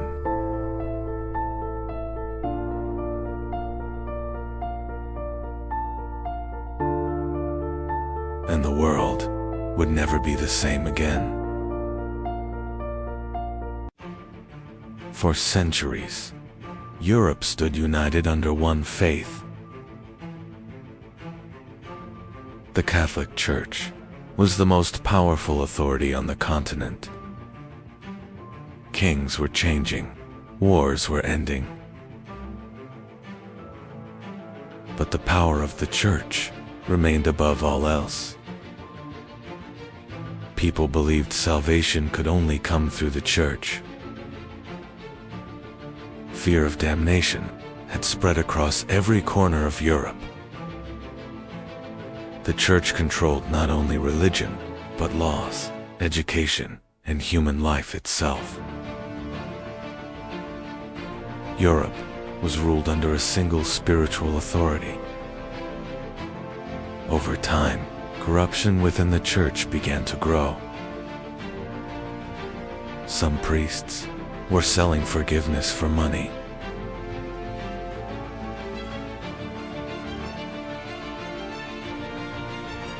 People were told that money could bring them closer to heaven. Fear had merged with faith. While the Church gathered immense wealth, the people of Europe lived in poverty. Anger was silently growing. A dangerous question was now rising across Europe. What if the Church had lost its way? At that moment, an invention appeared that would change the course of history. The printing press. Knowledge was now spreading faster than ever before. For the first time, people could freely read new ideas. Under the influence of the Renaissance, Europe was beginning to change. People were now learning to question authority. And in Germany, a monk would change this order forever. Martin Luther. Martin Luther was originally studying law.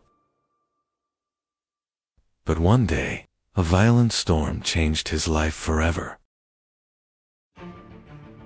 Believing he had escaped death, Luther decided to dedicate his life to God. And he entered a monastery. He prayed for hours and fasted for days. But no matter what he did, he could not find peace. While studying the Bible, Luther reached an idea that would change everything. Salvation was possible through faith alone. At that time, the Church was selling documents called indulgences. People were told their sins could be forgiven.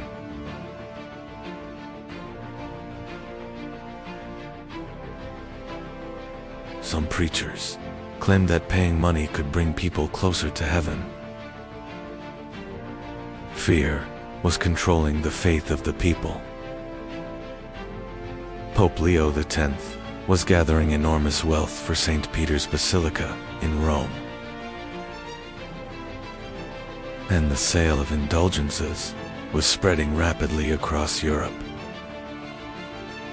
Martin Luther grew furious as he witnessed these events. Because to him, Faith was not something to be sold. In 1517, Martin Luther wrote one of the most important documents in history, the 95 Theses. Luther nailed his theses to the door of Wittenberg Church, and the silence of Europe was broken.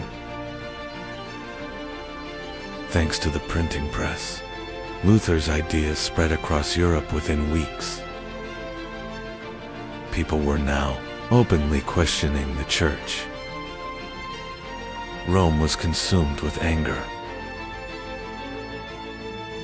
For the first time, the authority of the church was being seriously challenged. In 1521, Martin Luther was summoned to the Diet of Worms. The emperor and church officials demanded that he take back his words. But Luther refused to step back. Unless proven otherwise, I cannot take back my words. The Pope excommunicated Luther, and the Holy Roman Empire declared him an outlaw. Now anyone could kill Martin Luther without punishment. But several German princes secretly began protecting him. Martin Luther continued working while hidden inside Wartburg Castle, and he began translating the Bible into German. This moment was a revolution in European history.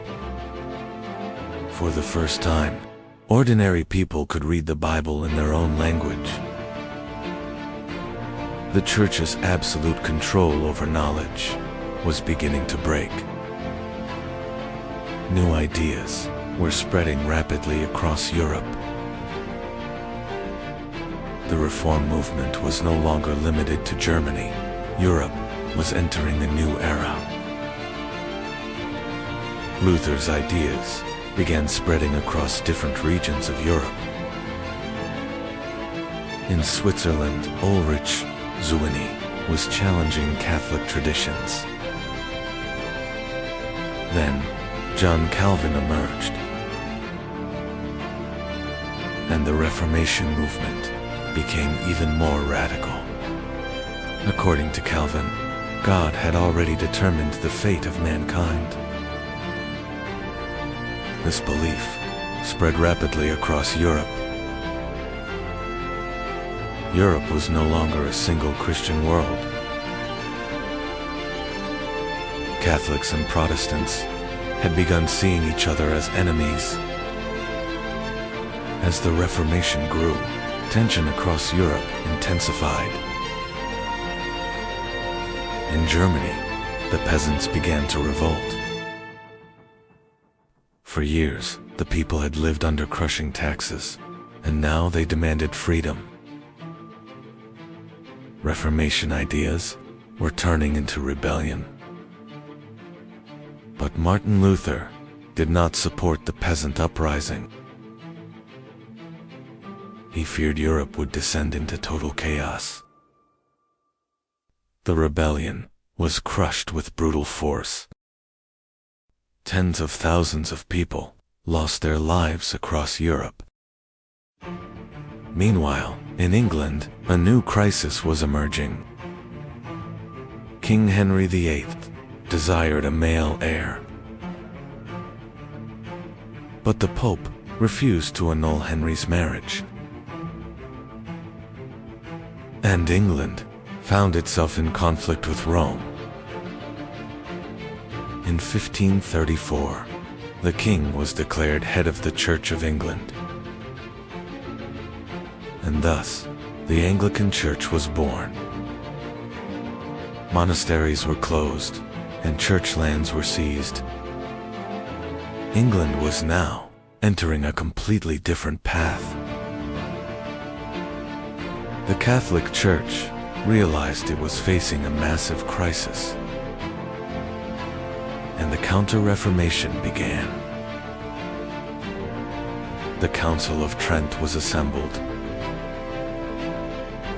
The church was trying to stop corruption within itself. During this period, the Jesuits emerged. They became one of the strongest defenders of Catholicism. The Jesuits built schools, educated people, and spread Christianity across the world. But the conflicts in Europe were far from over. The religious division in Europe soon turned into massive wars. Catholics and Protestants took up arms against one another. In 1572, Paris witnessed a horrific massacre. Thousands of Protestants were killed during the St. Bartholomew's Day massacre.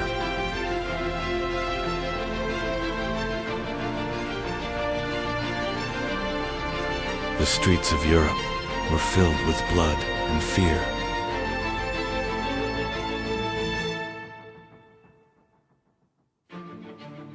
The religious wars were tearing the continent apart. In Spain, the Inquisition brutally punished religious dissent.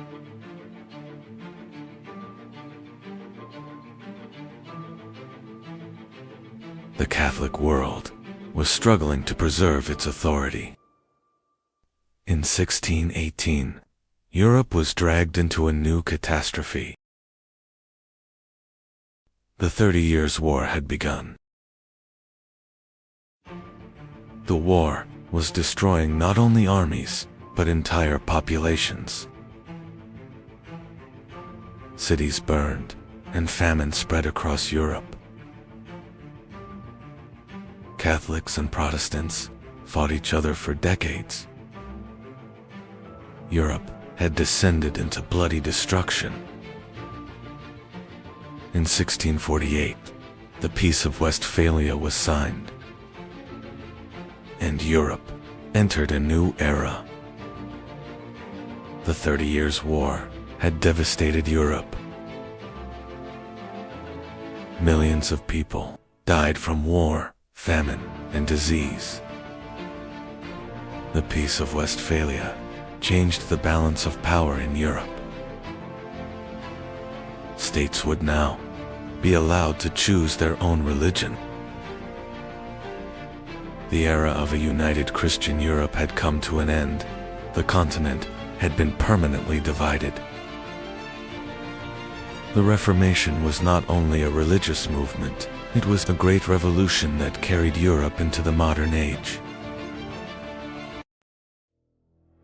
The Safavids were a great empire that transformed Iran. The Qizilbash warriors formed the foundation of Safavid power.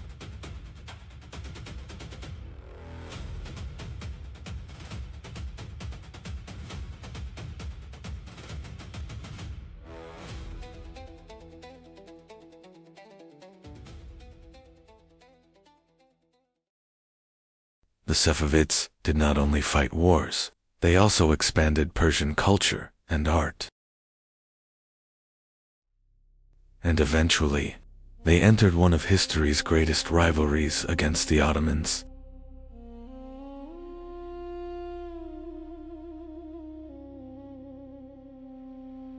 In 1501, a new power was rising in Persia. A young leader was about to change the fate of the Middle East. That leader was Shah Ismail Safavi.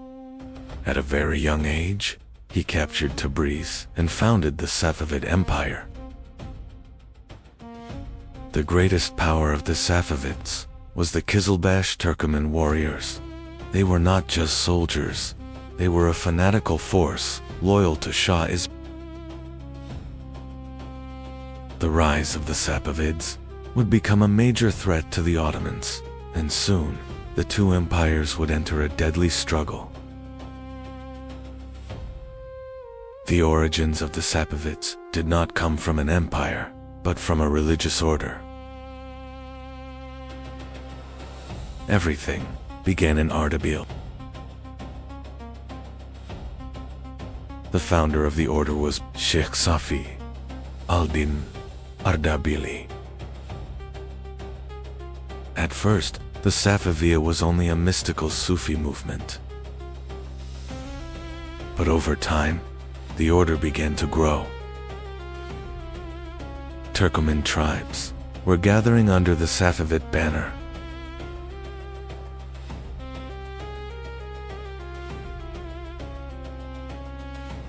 A religious movement slowly transformed into a military power.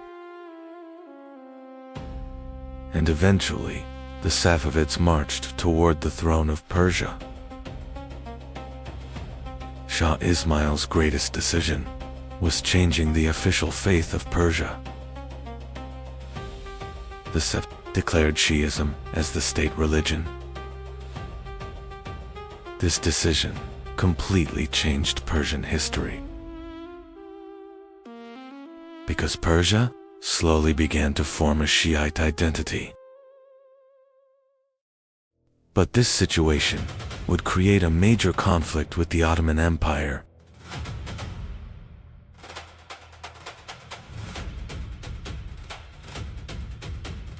Now in the Middle East, two great powers stood against each other.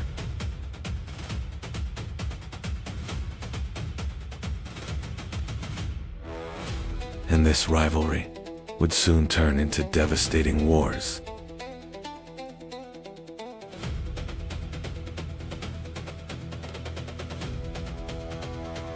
Shah Ismail was not only a religious leader, he was also a highly successful commander. The Kizilbash armies rapidly conquered much of Persia. Rival Turkoman states were falling one by one. Within a short time, the Safavid state became a vast empire.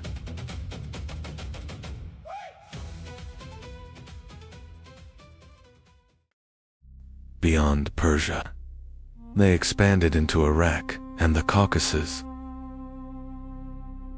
The rapid rise of the Safavids created great concern in the Ottoman palace, because in the east, a dangerous new rival had emerged. A harsh and determined ruler had now taken the Ottoman throne. Sultan Selim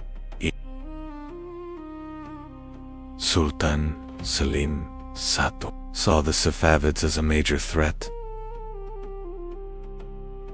because Kizilbash influence had spread deep into Anatolia. The Ottoman Empire began preparing for a massive war. Toward the east, a gigantic army was marching.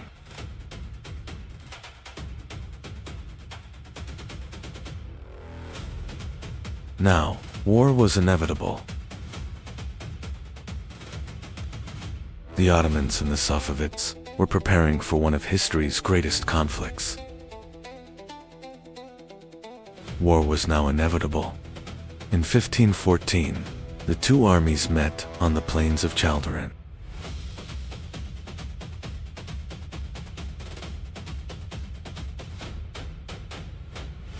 The Kizilbash cavalry launched their attack, but the Ottoman defense was extremely strong. The Battle of Chaldiran became one of the moments that changed military history forever.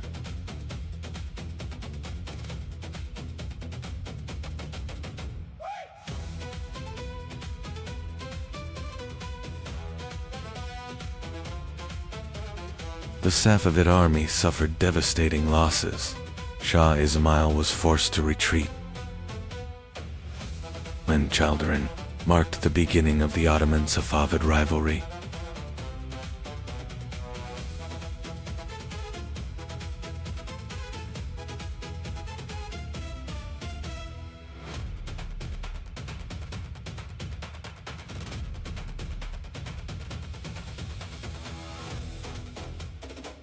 After the victory at Chaldiran, the Ottoman army entered Tabriz.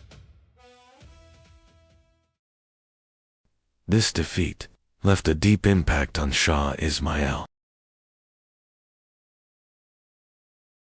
But the Safavids did not collapse. The empire slowly began rebuilding itself. The Ottomans and the Safavids would fight for control of the Middle East for many years. The Safavids were not only a military power, they also became a major cultural center. Art, architecture, and Persian culture flourished during this era. Especially as Isfahan became one of the most magnificent cities in the world. And the Safavids became one of the empires that changed Middle Eastern history forever. After the defeat at Chaldiran, Shah Ismail slowly began losing his former strength. But the Safavid Empire survived. New leaders kept the empire alive. Over time, Isfahan became the magnificent capital of the Safavid Empire. And the Safavids became one of the most powerful empires in Middle Eastern history. Years later, a powerful ruler rose to the Safavid throne. Shah Abbas completely transformed the military system. During his reign, Isfahan became one of the richest and most magnificent cities in the world. Art and science also flourished. Safavid culture influenced the entire region. But the Ottomans' favorite rivalry did not end.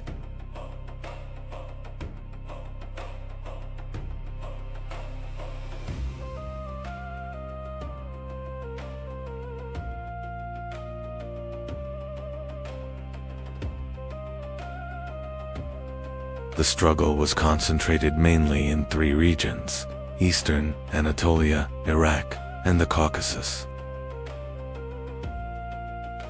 But over time, the Safavid Empire began to weaken.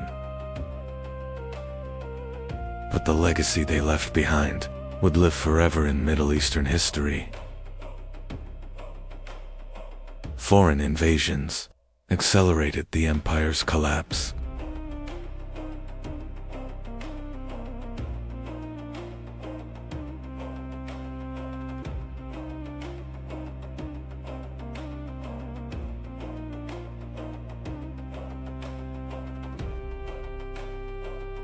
In 1722, the Safavid Empire effectively collapsed.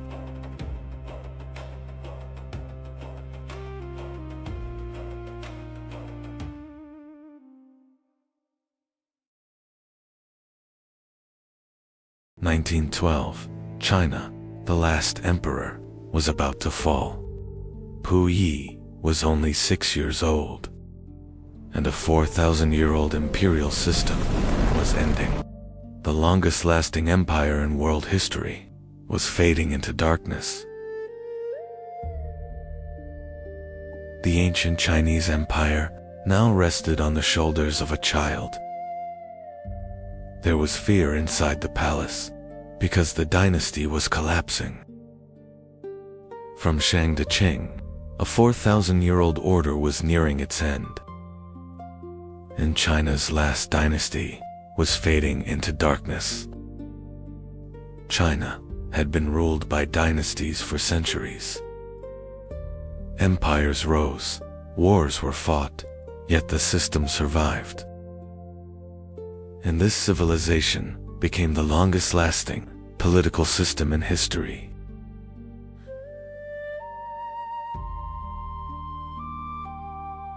But now, that order was collapsing. 1368, a peasant seized the throne of China. Zhu Yuanzhang grew up in poverty.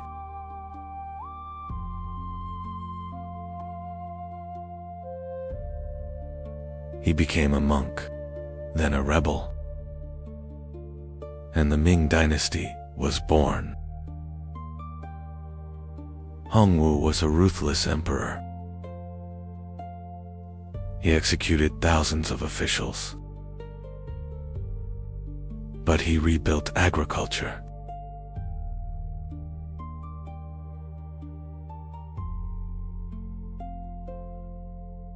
And China began to rise again. Yongle opened China to the seas, and Zheng He commanded the greatest fleet on earth. Chinese ships reached the coasts of Africa.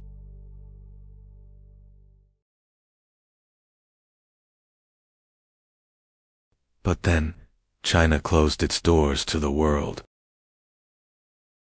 Famine was slowly destroying China.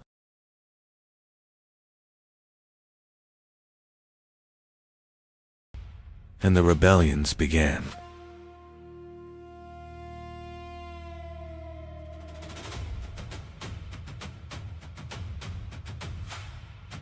In 1644, the rebels entered Beijing,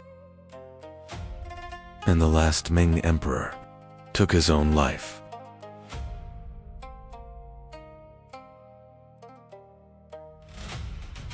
But the real threat came from the north.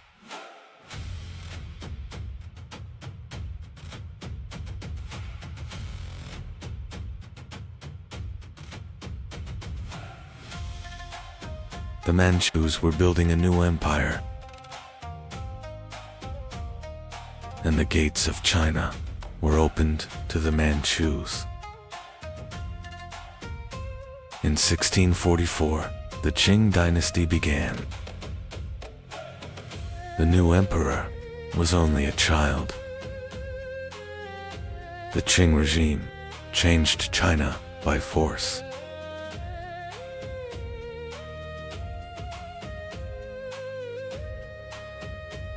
Cities that resisted were destroyed.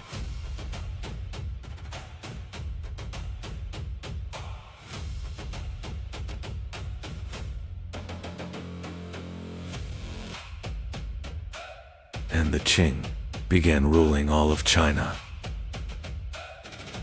In 1661, Kangxi ascended the throne. Kangxi remained on the throne of China for 61 years. He crushed rebellions and reunified the Qing Empire. He was fascinated by science, especially astronomy and mathematics. And under Kangxi, the Qing once again became one of the world's greatest empires. In 1735, the era of Qianlong began, and the Qing Empire reached the greatest extent in its history. Art, porcelain, and imperial culture reached their peak.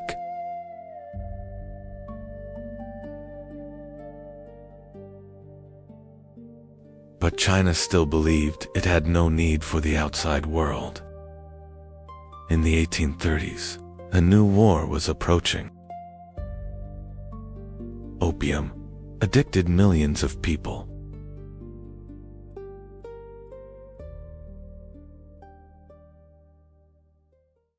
And China tried to stop the opium trade. But Britain responded with war.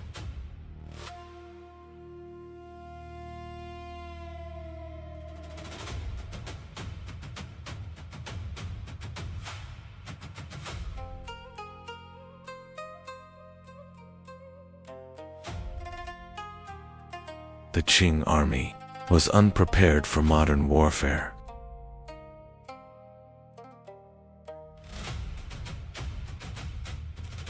Britain's industrial power crushed China.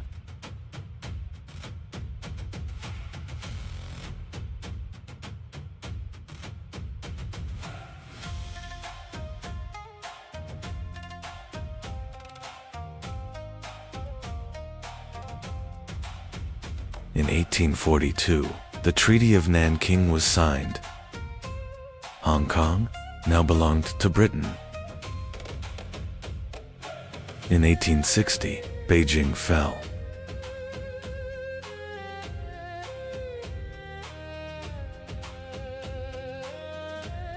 The summer palace was looted and burned.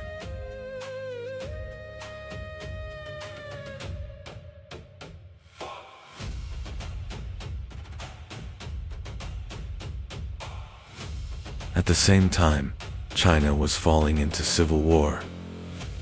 The Taiping Rebellion caused the deaths of millions.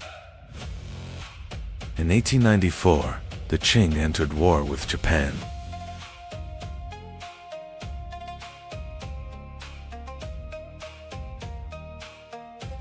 And China collapsed against Japan's modern army.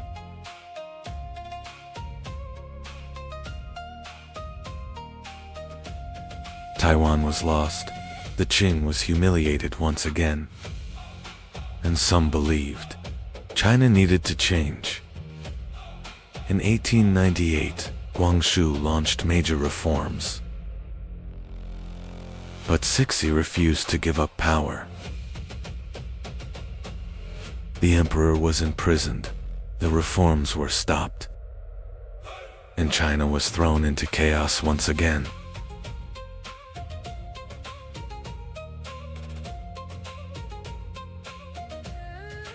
In 1900, the Eight-Nation Alliance marched toward Beijing. In 1900, the armies of Britain, Japan, Russia, Germany, France, America, Italy, and Austria-Hungary advanced toward Beijing. Cixi fled the capital. China was now under the pressure of foreign powers, and the Qing dynasty was living through its final days. China was occupied by foreign armies in its own capital.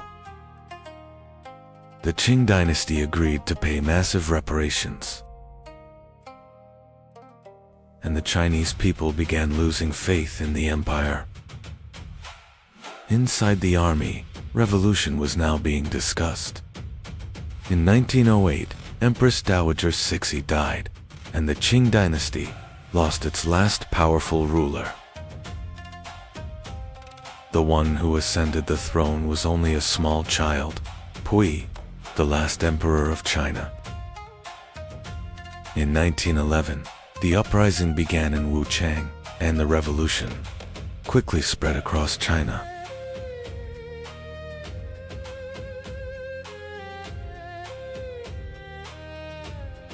One by one, the provinces broke away from Qing rule.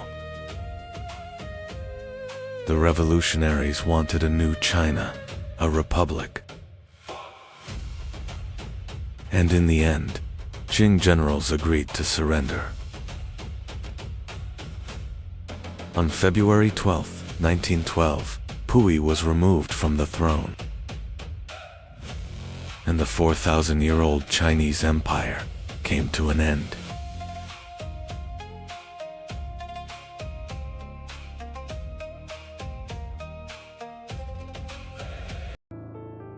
The story of Russia began with the Vikings. Warriors from the north were moving east. In 862, Rurik arrived in Novgorod, and the foundations of the Russian state were laid. In the 9th century, Viking traders and warriors from the north began descending into the rivers of Eastern Europe.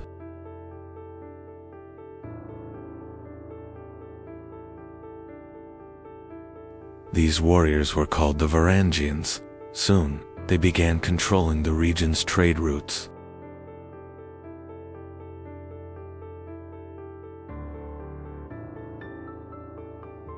According to legend, the Slavic tribes invited the Viking leader Rurik to bring order to the region.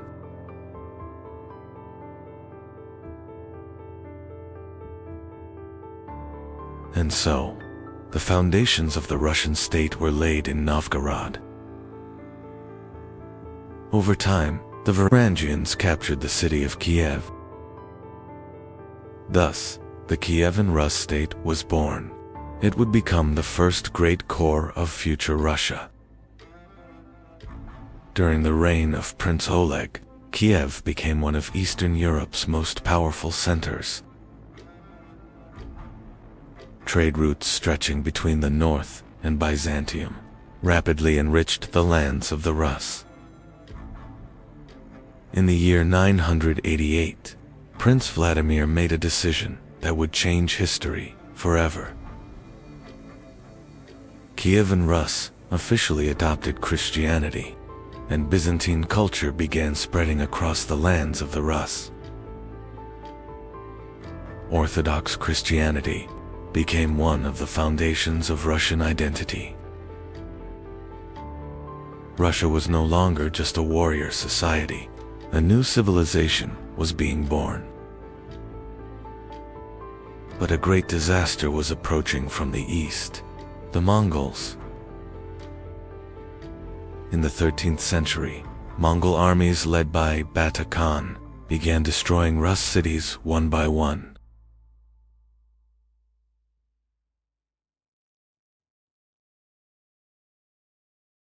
Kiev fell, cities were burned, the people were massacred. The Rus principalities were now under the rule of the Golden Horde, and Russia had entered a long dark age. But the Rus principalities did not disappear completely. Moscow slowly began gaining power. The princes of Moscow cooperated with the Mongols while surpassing their rivals. In 1380, Dmitry Donskoy launched a great resistance against the Mongols.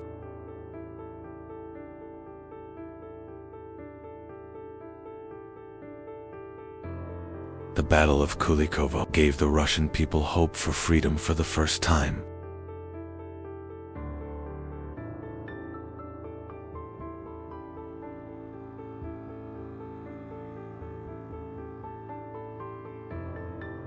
By the 15th century, Moscow was no longer just a principality. A new power was rising. Ivan III refused to pay tribute to the Golden Horde.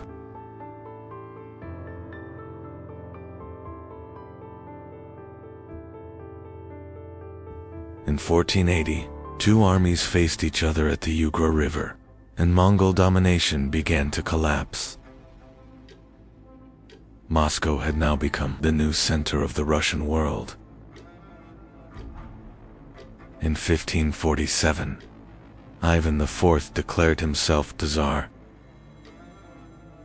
This title symbolized Russia's transformation into an empire. But Ivan's rule became increasingly brutal. Fear became a tool to rule Russia. At the same time, Russia began a massive expansion into Siberia.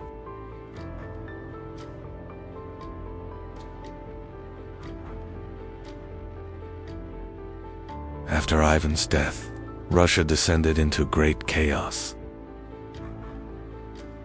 Famine, civil wars, and struggles for the throne began tearing the country apart. At one point, even Polish armies entered Moscow.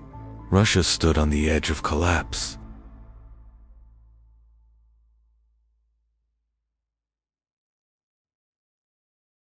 But the people rose once again, and Russia was preparing for the rise of a new dynasty. In 1613, the Romanov dynasty rose to the Russian throne. The new dynasty tried to end years of chaos. During the Romanov era, Russia began expanding once again. The endless lands of Siberia would change the future of the Russian Empire. During the early years of the Romanov dynasty, Russia slowly began rising again. Years of war and famine had devastated the country.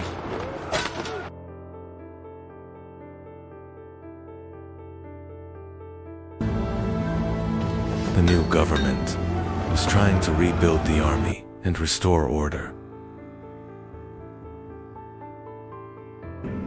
and the Orthodox Church became one of the greatest pillars of Romanov power.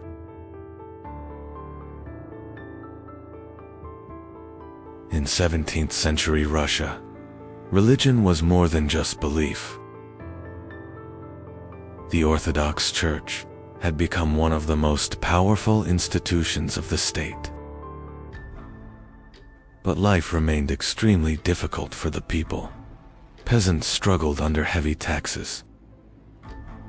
Russia was growing, but the gap between nobles and common people was also deepening. Meanwhile, Russia continued expanding endlessly toward the east. Cossack units and explorers were advancing into the unknown lands of Siberia. Siberia was more than land. The fur trade was bringing enormous wealth to Russia.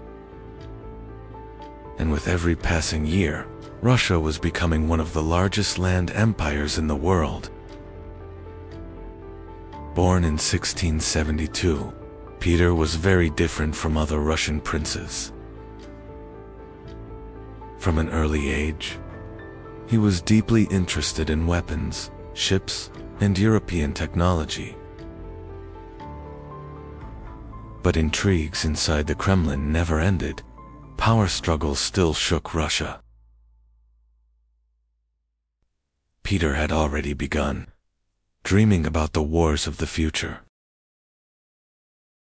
One of the places that fascinated Peter the most was the foreign quarter of Moscow. There he met European engineers and soldiers. He realized how far behind Russia had fallen. But Peter's ideas disturbed the old Russian nobility. Peter's dream was clear: to turn Russia into one of Europe's great powers. In 1697, Peter left Russia and began his journey to Europe. But Peter did not travel simply to explore. He wanted to learn Europe's secrets. He studied shipbuilding, artillery, and modern armies. He was preparing to transform Russia completely. Peter now understood that Russia would never become a great power unless it changed. When Peter returned from Europe, he was no longer the same man. His first target was the old order. He began forcibly changing the traditions of the Russian nobility. The army was reorganized. Modern weapons and European-style discipline were introduced. And Peter's greatest dream was to give Russia a powerful navy. But a great obstacle stood before Peter: the Swedish Empire. At that time, Sweden was one of the most powerful states in Northern Europe. In 1700, at Narva, the Russian army suffered a devastating defeat. But Peter did not give up. This defeat would make Russia even stronger. After the defeat at Narva, Peter began rebuilding the Russian army from top to bottom. New cannons were forged, new weapons were produced, and for the first time in Russian history, a true war navy began to rise. Peter was no longer just a czar, he was becoming the architect of a new Russian empire. In 1703, Peter decided to build a new city on the Baltic coast. This city would become Russia's gateway to Europe. But St. Petersburg rose through great suffering. Thousands died during its construction. And before long, Russia's new heart had been born. In 1709, Russia and Sweden faced each other in one final great battle. King Charles XII of Sweden led one of Europe's most feared armies.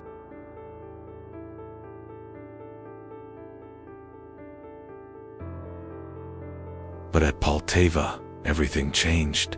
The Russian army achieved one of the greatest victories in its history.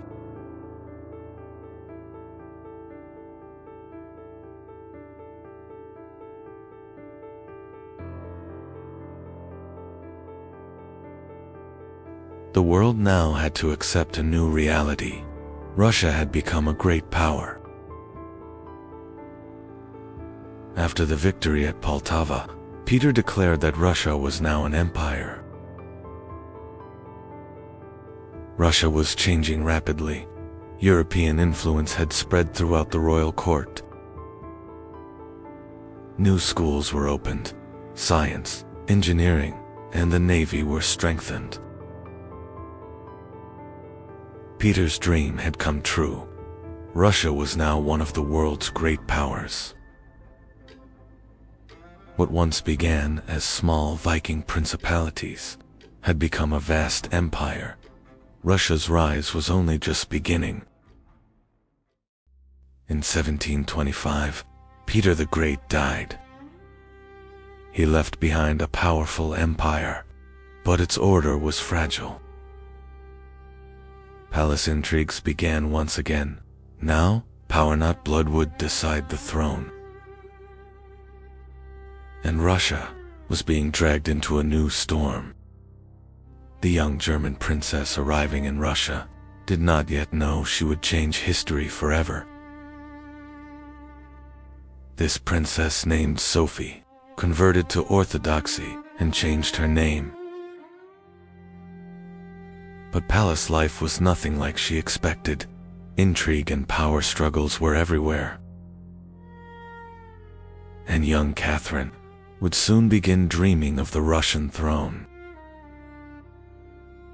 In 1762, Russia was once again dragged into a palace coup. Catherine gained the support of the army and imperial guards. Tsar Peter III was removed from the throne, and the Romanov palace was stained with blood once again. Russia now had a new ruler, Catherine the Great. When Catherine ascended the throne, Russia was entering a new era. Her goal was not only to keep the throne, she wanted to make Russia the strongest state in Europe. During Catherine's reign, the Russian court became increasingly European in style. But behind the palace's luxury, millions of peasants lived under harsh conditions. One of Catherine's greatest goals was to give Russia access to warm seas. This goal brought Russia into direct conflict with the Ottoman Empire. The Black Sea was no longer controlled only by the Ottomans. The Russian navy was rapidly growing stronger. And eventually, Crimea became part of the Russian Empire. During Catherine's reign, Russia began expanding not only southward, but westward as well. Poland was divided, and Russia advanced toward the heart of Europe. European powers could no longer ignore Russia. Under Catherine the Great, Russia had become a true superpower. In 1796, Catherine the Great died. Russia was now a vast empire, but its future was uncertain. At that very moment, a new power was rising in Europe, Napoleon Bonaparte.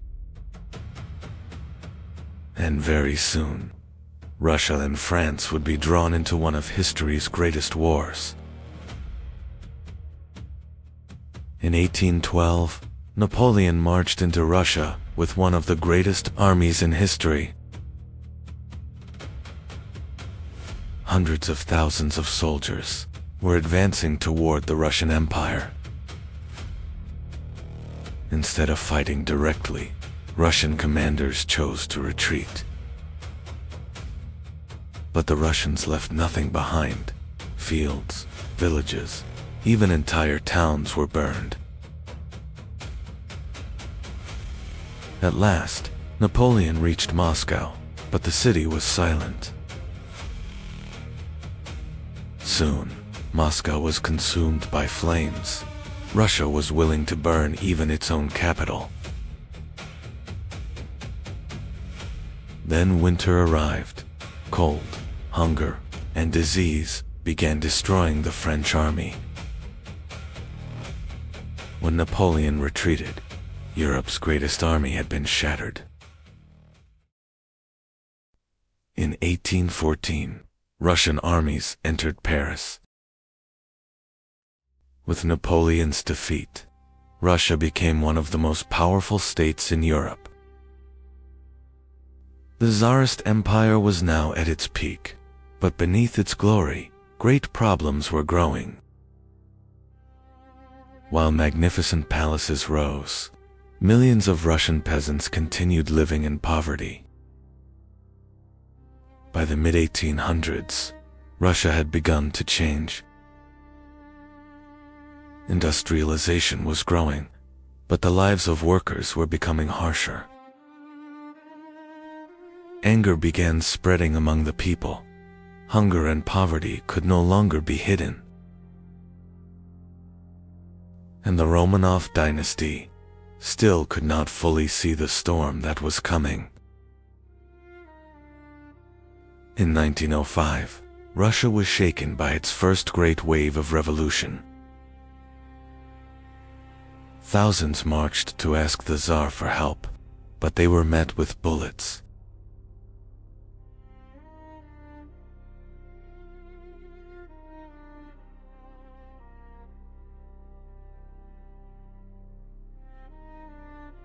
This event destroyed the people's trust in the Tsar. And now in Russia, revolution was no longer just an idea, but an approaching reality. In 1914, Russia found itself trapped in a new catastrophe.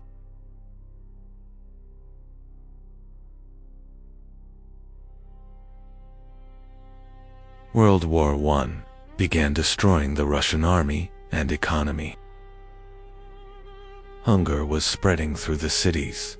People were no longer thinking about war, but survival.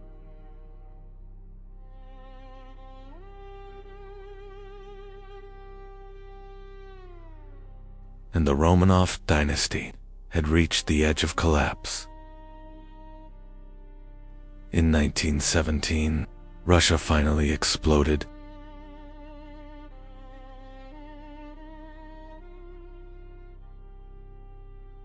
Even the soldiers no longer wanted to defend the Tsar. The empire was collapsing from within.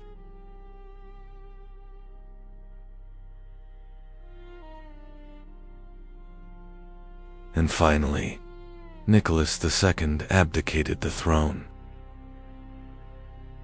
The 300-year Romanov dynasty had come to an end. Russia was now entering a path of no return.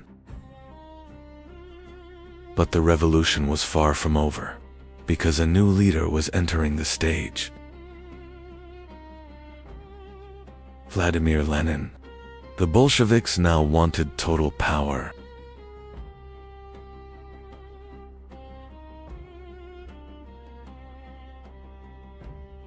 In late 1917, the Bolsheviks seized control of the government.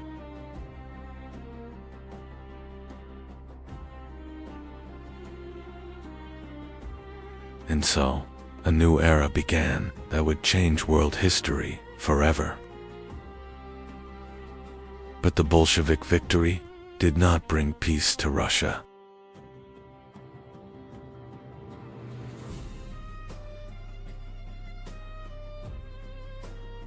The country was soon dragged into civil war. The Reds and the Whites were fighting each other.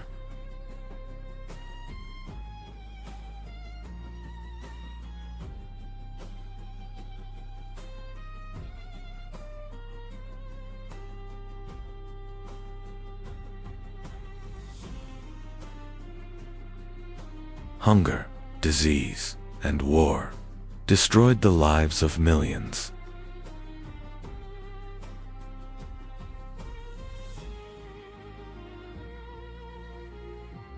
But in the end, the Bolsheviks won, and the foundations of the Soviet Union were laid.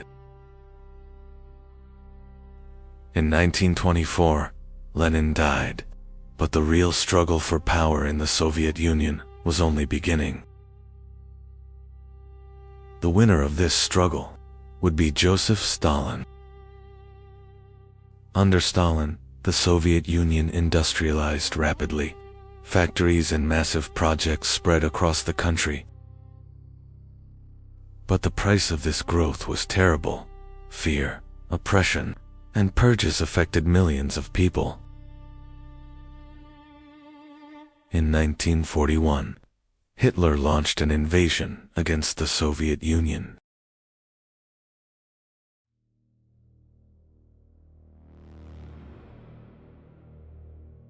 The German armies advanced rapidly. Cities began falling one after another.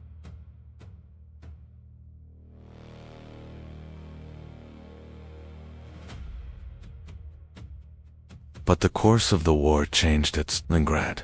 The Soviet resistance shocked the world.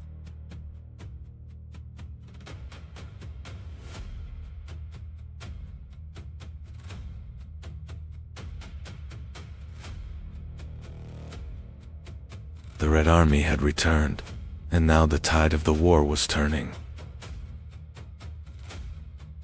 In 1945, the Red Army reached Berlin. The Nazis' final defense had collapsed. The war in Europe was coming to an end.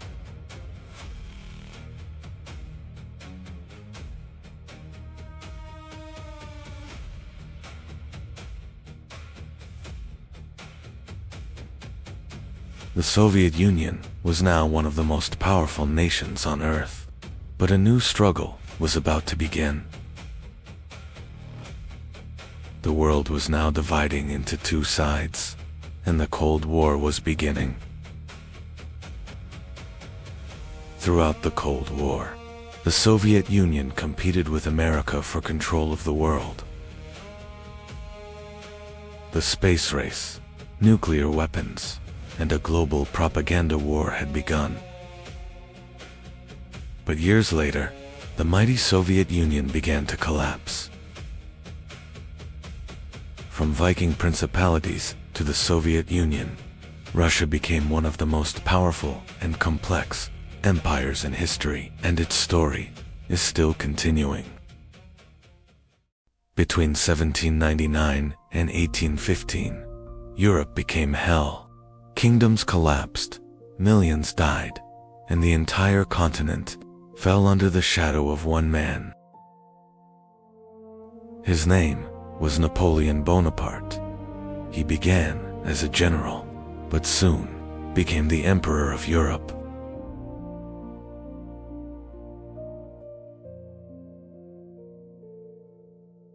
His armies could not be stopped until the frozen winter of Russia.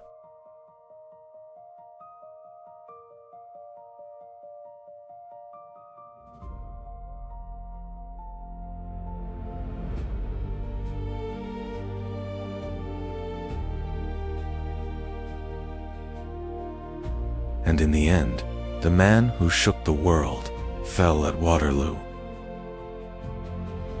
Europe was burning, and from the chaos, one man rose, Napoleon Bonaparte. He was not just a general, he would change Europe forever. His armies could not be stopped, kingdoms collapsed, Europe fell into war. But every empire has an end, and Napoleon's end would come at Waterloo. Napoleon was born in Corsica in 1769. He was noble, but not rich. At a young age, he was sent to military schools in France. He excelled in artillery science. When the French Revolution began, an opportunity appeared for Napoleon, and he quickly began to rise. His victories in Italy, caught Europe's attention. Now everyone knew his name. In 1798, Napoleon turned toward Egypt. His target was Britain's trade route. Near the pyramids, a great battle began. The French army crushed the Mamluks.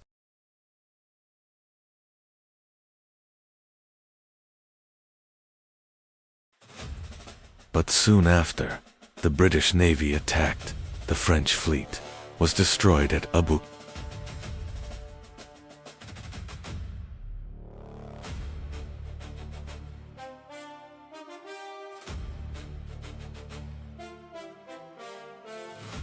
Napoleon left his army behind and secretly returned to France because a greater goal was waiting for him. France was in chaos. The people were exhausted. The government was collapsing.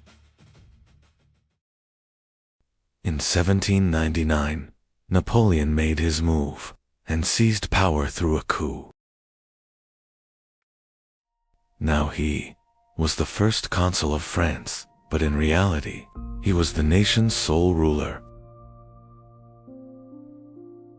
Napoleon's rise had begun, and Europe would soon change forever. By 1804, Napoleon wanted more, to become the sole ruler of France. A grand ceremony was held in Paris, and Napoleon placed the crown upon his own head. Europe's kings were shocked, because France now had a new emperor. Napoleon was no longer just a general, he had become the most powerful man in Europe. Napoleon's rise terrified Europe, and a great war began.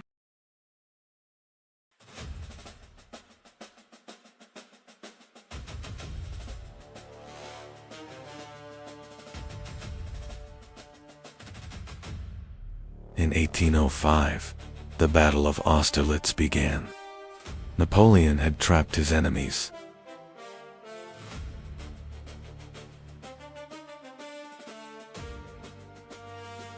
In 1805, the Battle of Austerlitz began. Napoleon had trapped his enemies.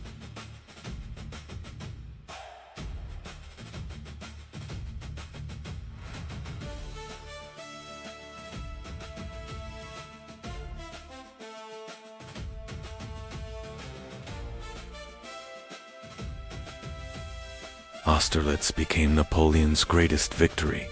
Now he ruled Europe. After Austerlitz, Napoleon did not stop. Much of Europe fell under French control. French armies marched into Europe's cities. Kingdoms collapsed one by one. Napoleon even placed his own family on thrones. Europe now lived beneath his shadow. But one power still resisted. Britain had not surrendered.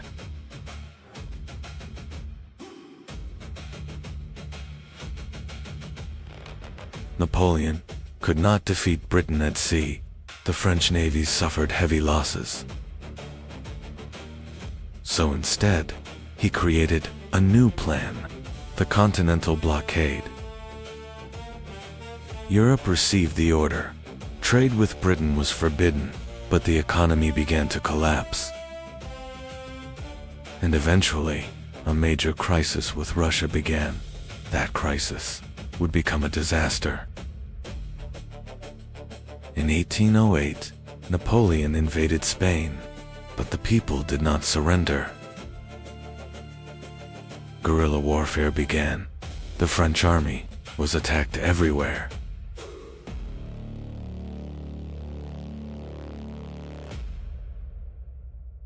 Britain joined the war as well. Napoleon's armies were slowly being exhausted.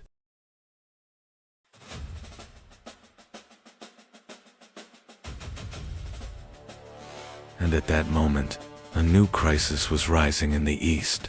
Russia was the coming storm. In 1812, Napoleon marched into Russia. With him came hundreds of thousands of soldiers. But the Russians kept retreating. They burned cities and left no supplies behind.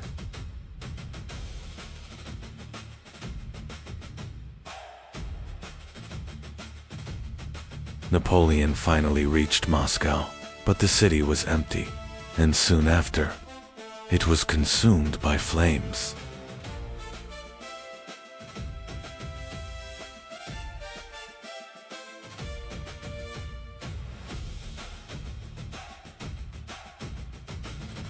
When winter arrived, disaster followed. The cold destroyed Napoleon's army.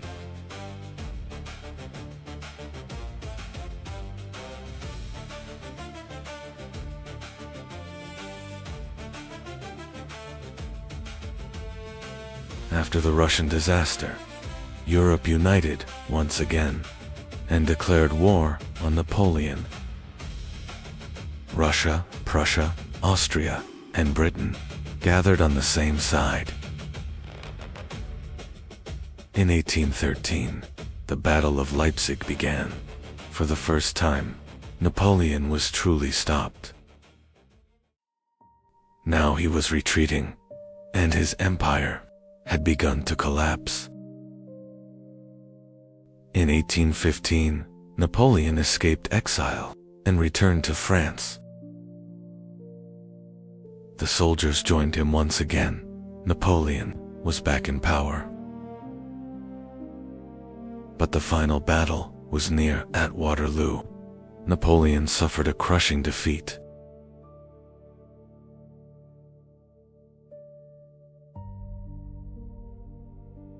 Napoleon was sent into exile, and years later, he died alone in the Atlantic.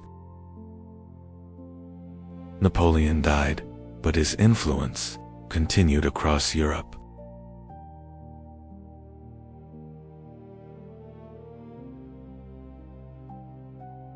His battle tactics were studied in military academies for years.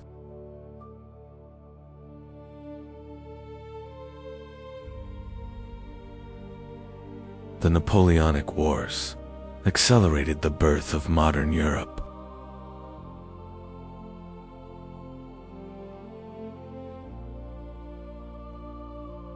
To some, he was a tyrant.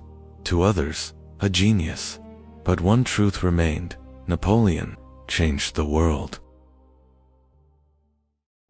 1848. Europe was burning. Kings were afraid, and the people demanded freedom. Napoleon was dead, but the ideas he spread still haunted the streets of Europe. Europe's kings believed they had restored the old order, but they failed to see the coming storm. In 1848, the flames of nationalism, freedom, and revolution would sweep across the continent. In 1815, Europe's kings gathered together. They wanted to restore the order changed by Napoleon. In 1815, Europe's kings gathered together. They wanted to restore the order changed by Napoleon. Censorship increased. Newspapers were shut down. Armies kept the people under pressure. But the ideas of freedom were not dead. The fire of revolution was silently growing across Europe. In the 19th century, Europe was changing rapidly. Factories were growing, and cities were covered in smoke.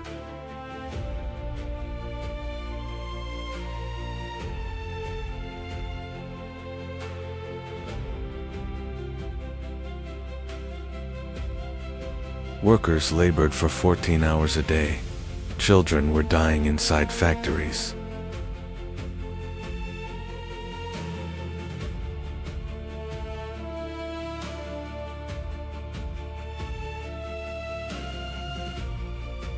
In the 1840s, an economic crisis began. Bread prices soared. The people of Europe faced hunger. Now, It was not only those demanding freedom, the hungry also wanted revolution.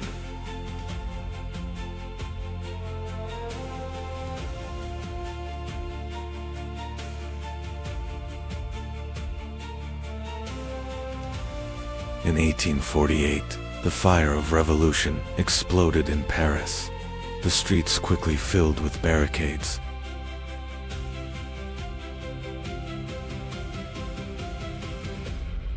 King Louis-Philippe of France was forced to flee before the anger of the people. The monarchy collapsed. The Second Republic was declared in France.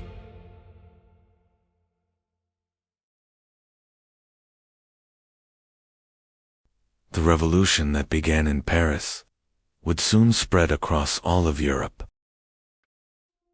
The revolutions quickly reached Austria, the streets of Vienna filled with protests.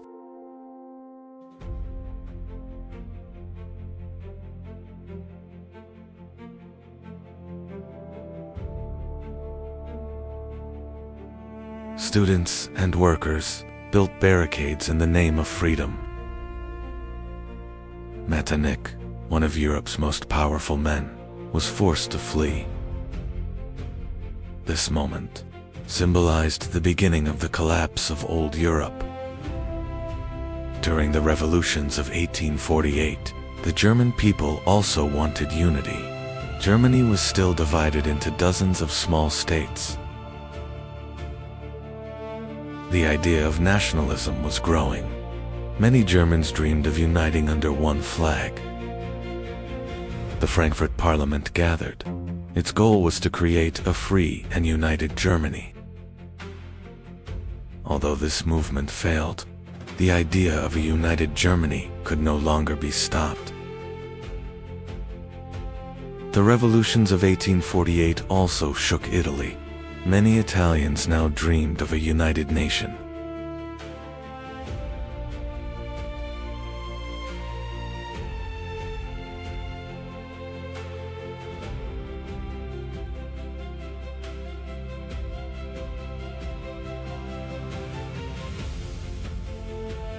Revolutionaries like Giuseppe Mazzini began organizing the youth of Italy.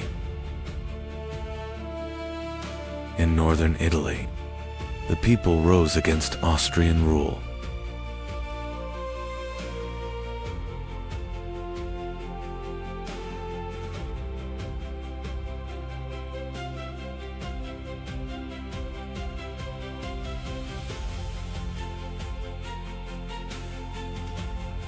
The revolutions of 1848 failed, but the unification of Italy had already begun. Most of the revolutions of 1848 were quickly crushed. The kings regained control once again.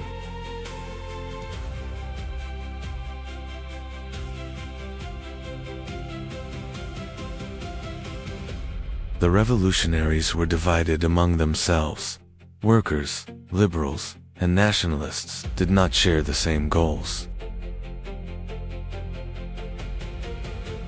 Thousands of people were killed. Many revolutionaries were sent into exile.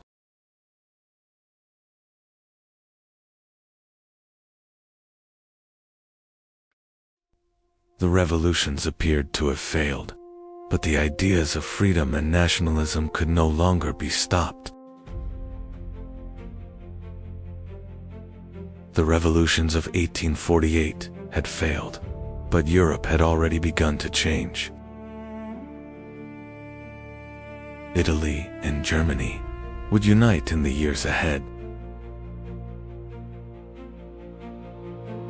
As nationalism grew, the great empires slowly began to weaken. The storm that began in 1848 would eventually lead Europe toward even greater wars. Napoleon was dead, but the ideas he spread continued to live on. The people now demanded freedom, constitutions, and national unity. The old order of Europe was beginning to collapse. The revolutions of 1848 appeared to fail, but they laid the foundations of modern Europe. And Europe would never be the same again. The revolutions of 1848 became one of the turning points in European history. Although they were defeated, the ideas of freedom could no longer be destroyed. Europe was entering the modern age. Industry, nationalism, and power struggles would reshape the world. And the changes that began in 1848 would one day lead to wars that changed the entire world. In 1848, people rose up across Europe. The continent was shaken by the fire of revolution. The ideas of freedom, constitutions, and nationalism inspired millions of people to rise. The kings crushed the revolutions, but the old order of Europe would never truly return. The revolutions of 1848 became the beginning of modern Europe and the great wars to come. The revolutions were over, but Europe was no longer the same.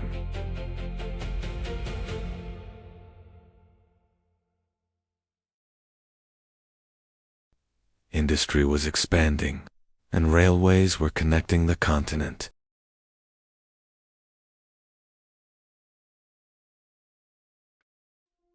Nationalism could not be stopped.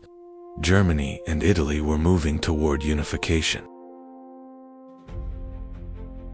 But a new rivalry was emerging across Europe. It would eventually affect the entire world. The revolutions of 1848 had failed, but some leaders had learned from them. A new power was rising in Prussia. It would change the destiny of Germany. The German states slowly began to unite. Nationalism was becoming a political force. Europe was entering a new era, and the rivalry between the great powers was growing stronger. What was only a dream in 1848 became reality in 1871. Italy united as well. Nationalism was redrawing the map of Europe. But for every winner, there were losers. Multi-ethnic empires were beginning to shake. The changes that began in 1848 would lead Europe toward a world war only decades later. The revolutions of 1848 did not affect only Western Europe. The idea of nationalism was spreading into Ottoman lands as well. Across the Balkans, many peoples began questioning their identity and future. Similar challenges were emerging in the Austrian Empire. Different nations were demanding greater rights.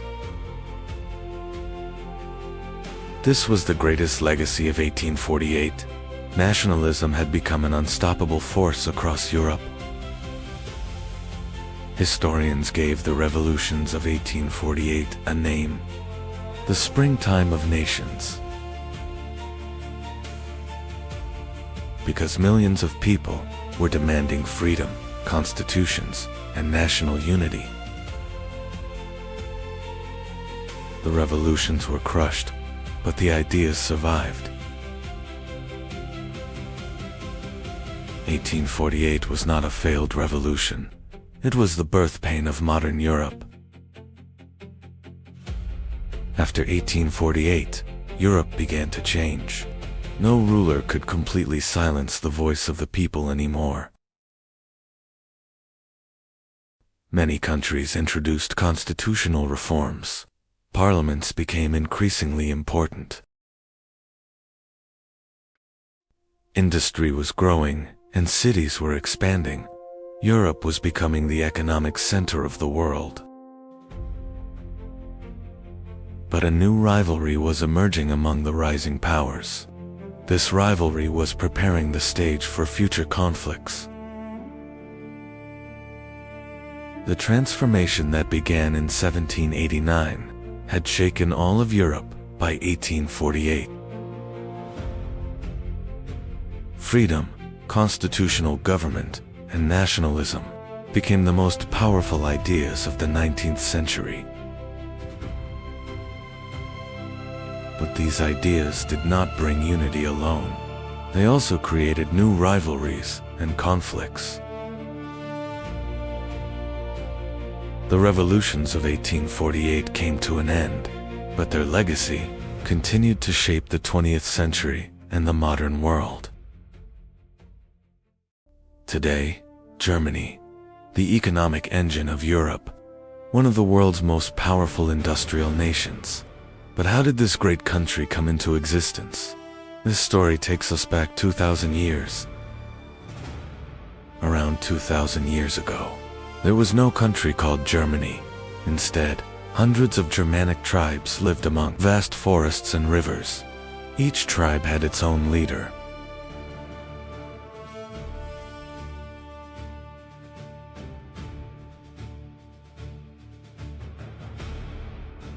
The Franks, the Saxons, the Alemanni, the Goths, and many other Germanic tribes. They were not united, yet the foundations of the future German people were slowly taking shape. To the south stood the most powerful state in the world, the Roman Empire. Soon, great struggles would begin between Rome and the Germanic tribes, and those struggles would write the first chapters of Germany's story. North of Rome, a vast and untamed world stretched across the land. Hundreds of Germanic tribes lived in these lands. There was no country called Germany yet. The Franks, the Saxons, the Goths, and Alemanni would help shape the future German people. But to the south stood a powerful neighbor, the Roman Empire. The Roman Empire was expanding northward. Its goal was to conquer Germania. The Romans built forts. They began bringing the region under their control. In 09 AD, a Germanic leader named Arminius emerged.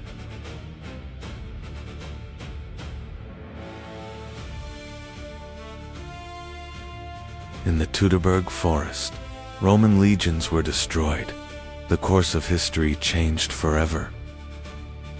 Centuries passed. Then Europe entered an age of great migration.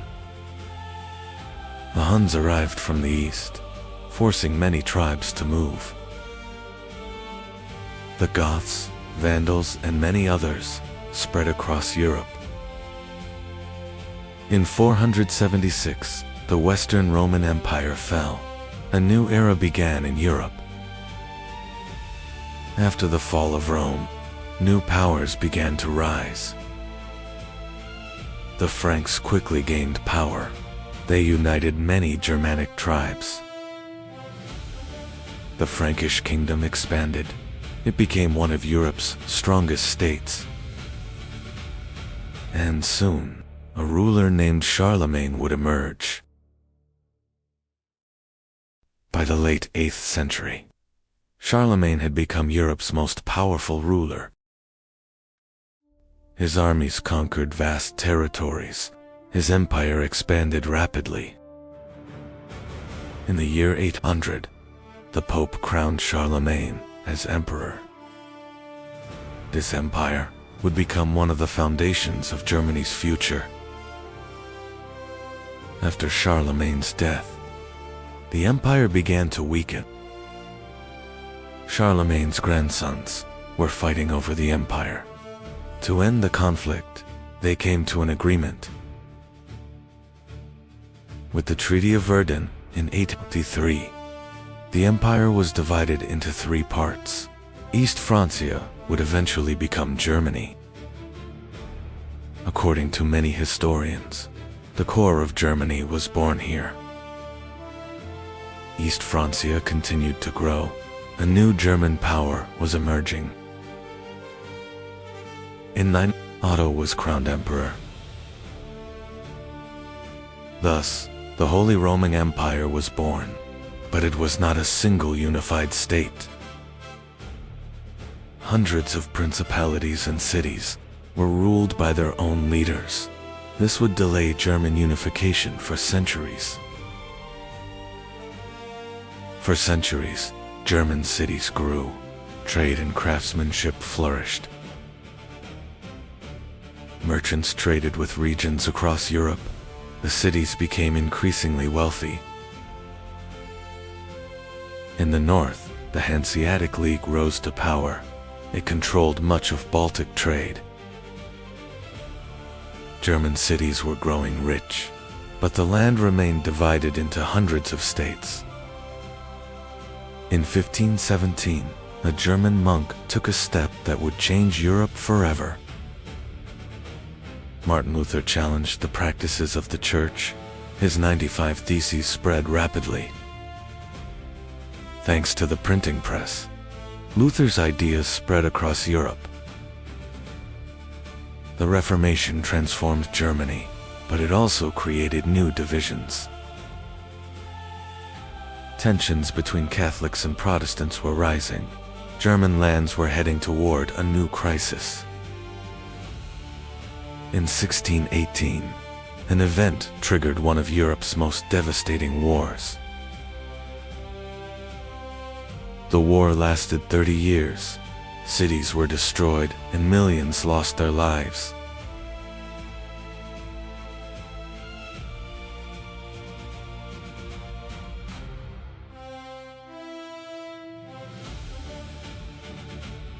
The war ended in 1648, but the German world lay in ruins. After the wars, a new German power began to rise. Its name was Prussia. It became famous for its discipline and army. Under Frederick the Great, Prussia became one of Europe's major powers.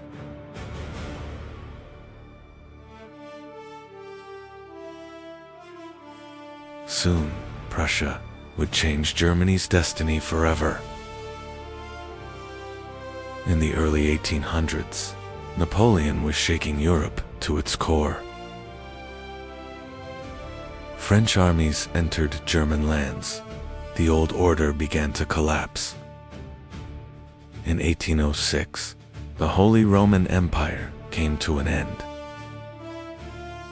Napoleon destroyed an empire, but he also awakened German nationalism. After Napoleon's defeat, Europe's leaders gathered in Vienna. Their goal was to create a new order in Europe, and new borders were drawn. 39 German states were united within the German Confederation. But one question remained: who would lead the German world? In 1848, Europe was shaken by revolution once again. German nationalists wanted a united nation. For that purpose, the Frankfurt Parliament was convened. The parliament offered the German crown to the King of Prussia, but the king refused the offer. The attempt at unification had failed, but a new figure was stepping onto the stage: Otto von Bismarck. 1848 had failed, but the dream of German unity lived on. One major problem was the economy. German states taxed each other's trade. Led by Prussia, the Zollverein was established. Trade barriers began to disappear. Economic unity came first. Political unity would soon follow. There were two great powers in the German world, Prussia and Austria. Both wanted to lead, but Germany could have only one leader. The smaller German states began choosing sides. The balance of power was shifting. Unity still seemed far away. But history was approaching a great transformation. Meanwhile, Germany was changing. Industry was growing rapidly.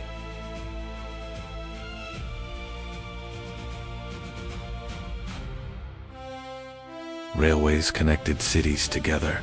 Distances grew smaller every year.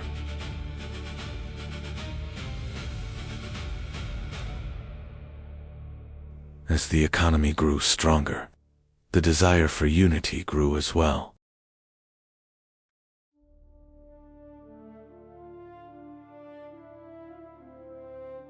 Germany was ready for unity. All it lacked was a strong leader. From the Germanic tribes to the rise of Prussia, the foundations of Germany had been laid. Now the stage belonged to one of history's most influential statesmen, Otto von Bismarck.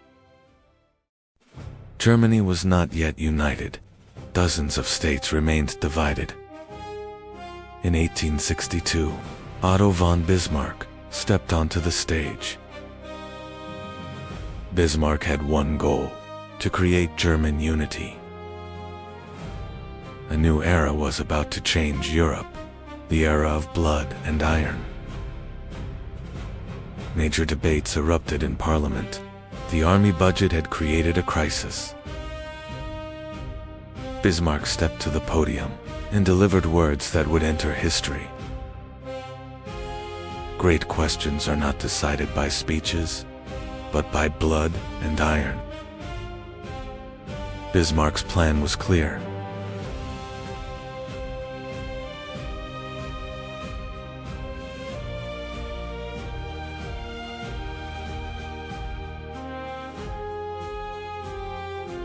Unity would come through war. Bismarck made his first move. The target was Schleswig and Holstein. Prussia and Austria were allies. Together they marched against Denmark. War began in 1864.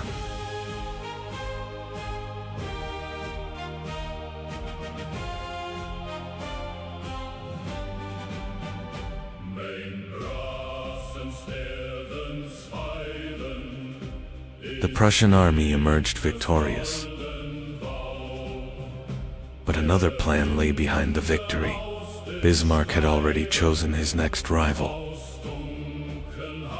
Denmark had been defeated. Now Austria was next. Disputes emerged between the allies. Schleswig and Holstein became a source of conflict. This was exactly what Bismarck wanted: to isolate Austria. As 1866 approached, Europe was moving toward another war.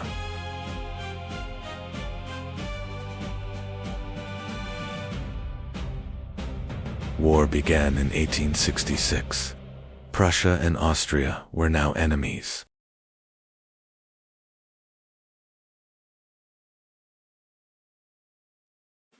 The Prussian army had more modern weapons. They would change the course of the war.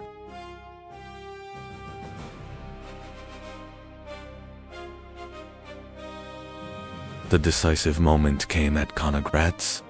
Austria suffered a crushing defeat.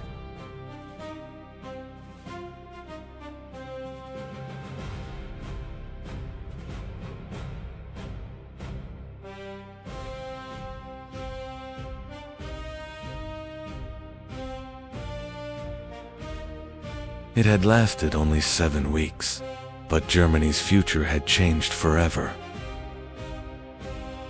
After the victory, Germany was reshaped. Prussia was now the undisputed leader.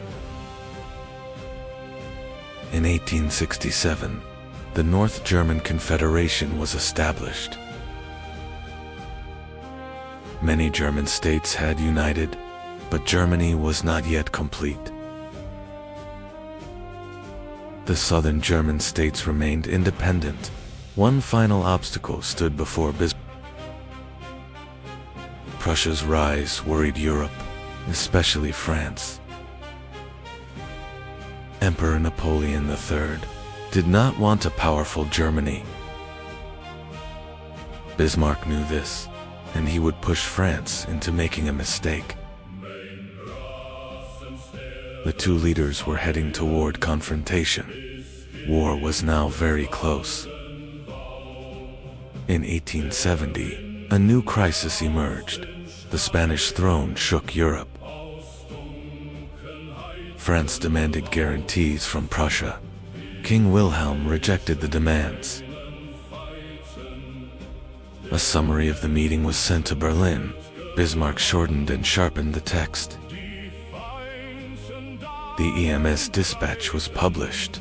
France was outraged and declared war. By the summer of 1870, the war was raging. German armies advanced deep into France.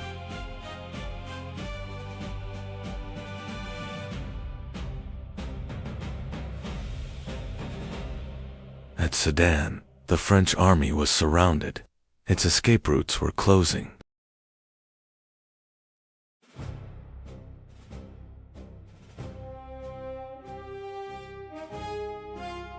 Emperor Napoleon III was trapped inside the encirclement. Defeat had become inevitable.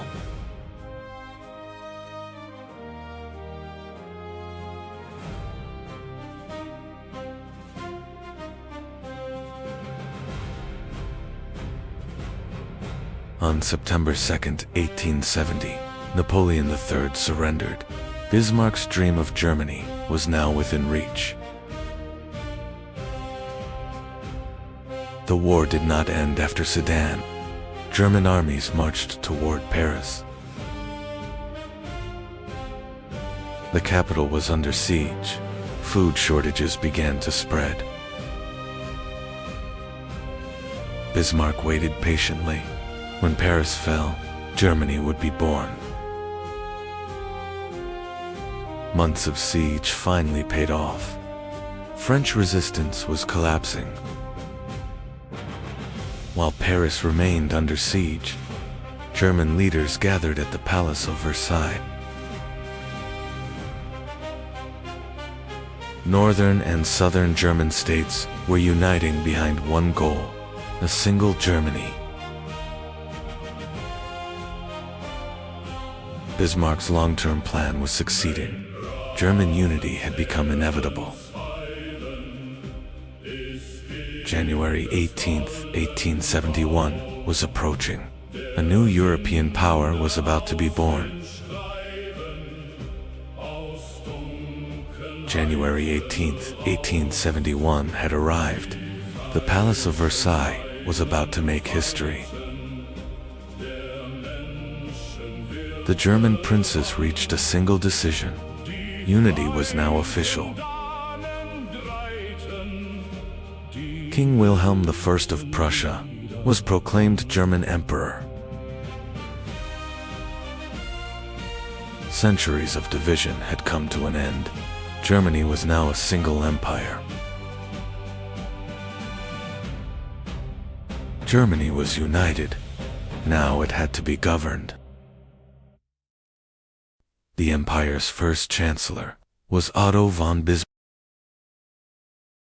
The new Germany industrialized rapidly. Iron, coal, and steel production surged. Germany became one of Europe's most powerful nations. As industry expanded, new problems emerged. Millions of workers labored under harsh conditions. Bismarck saw the danger. The workers' movement was growing stronger. New laws were introduced. Health insurance and social protection were established. One of the world's first modern welfare systems was emerging. Bismarck was strengthening Germany from within. Not all of Germany's problems were solved. A new struggle was beginning. Bismarck was concerned by the political influence of the Catholic Church. He believed the state should come first. New laws were introduced. a fierce struggle began between church and state. This period became known as the Kulturkampf. Bismarck strengthened state authority across Germany. Germany was now united. Bismarck's new goal was to preserve peace. France wanted revenge. Bismarck sought to keep it isolated. In 1873, the League of the Three Emperors was formed. Bismarck did not want war. He protected Germany's power through diplomacy. Bismarck continued expanding his alliance network. The balance of Europe had to be preserved. In 1882, a new alliance was formed. Germany, Austria-Hungary, and Italy joined together. During this period, Germany grew rapidly. Its economy and industry rose to the top of Europe.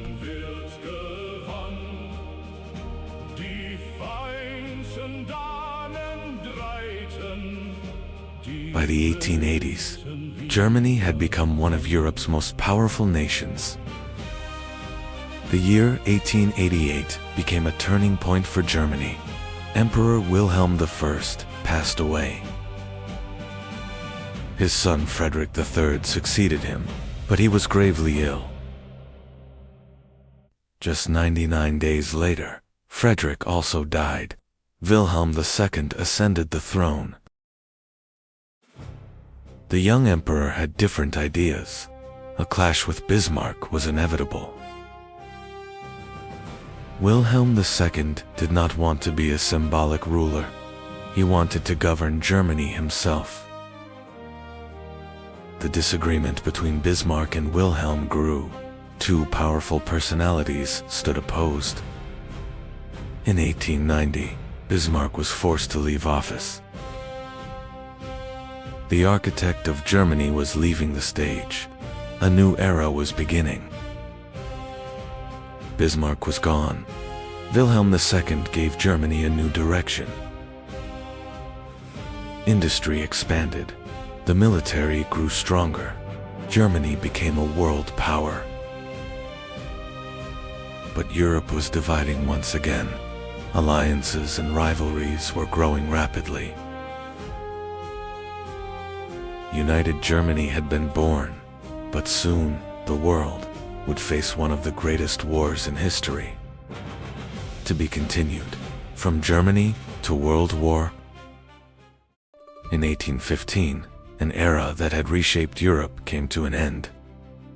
With Napoleon's defeat, a new order began to emerge across the continent. But for Italy, the future remained uncertain. Because Europe's leaders were about to decide Italy's future once again. In 1815, Europe's most powerful nations gathered in Vienna. Their goal was to build a new order after Napoleon. Italy's future was also being reshaped during these meetings. But the decisions would not create a united Italy. After the Congress of Vienna, Italy was divided into small states once again. Piedmont, the Papal States, and the Kingdom of the Two Sicilies controlled different parts of the peninsula. Even people speaking the same language continued living under different borders. The dream of a united Italy still seemed distant, but it would not remain that way forever. One of the biggest winners of the Congress of Vienna was Austria. Important regions of northern Italy came under direct Austrian control. Milan and Venice were now governed from Vienna. As foreign rule expanded, Italian nationalism quietly began to grow. Many Italians were beginning to see themselves as part of one nation rather than separate states. Writers and thinkers began spreading the idea of a shared language and history. For the first time, a powerful question emerged. Why not one Italy? This idea would soon grow into a movement. One of the first movements behind this cause was a secret society known as the Carbon. Its members secretly swore oaths and organized. against Austrian influence. They quickly gained supporters across many parts of Italy. Soon, they would try to turn their ideas into action. In 1820, the first major spark appeared in Naples. Carbonari members mobilized the people by demanding constitutional reforms. Faced with mounting pressure, the king was forced to back down. For a moment, it seemed that change was possible. But the leaders in Vienna watched these events with growing concern. Austria moved quickly to prevent the revolts from spreading. The inexperienced rebels struggled against a professional army. The uprising was crushed, but the ideas survived. The events in Naples quickly spread to Piedmont. Military officers and reformers began pushing for change. Some were no longer dreaming of reform alone, but of a united Italy. But once again, Austria was preparing to intervene. In the spring of 1821, the Austrian army moved once again.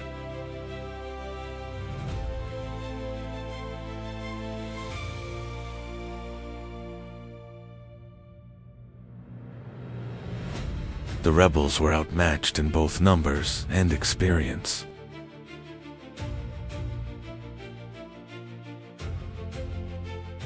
The resistance quickly began to collapse.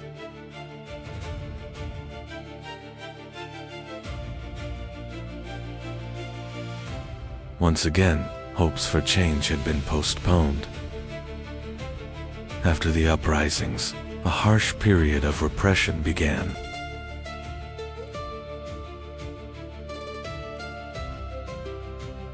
Many revolutionaries were arrested or imprisoned.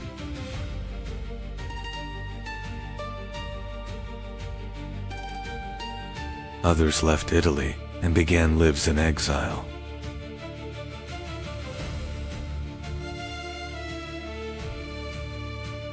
But those forced into exile had no intention of giving up the struggle.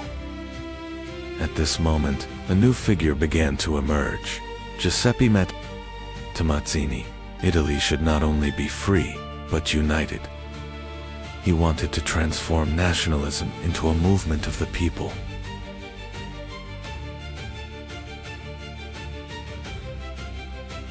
Soon, his ideas would echo across the entire peninsula.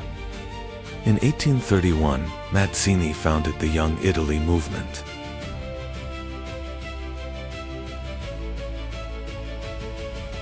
The goal was clear: a free, united and independent Italy.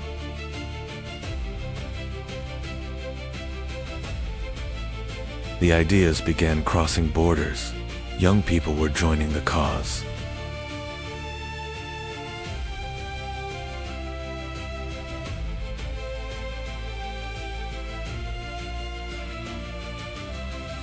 For the first time, the dream of a united Italy was reaching the masses.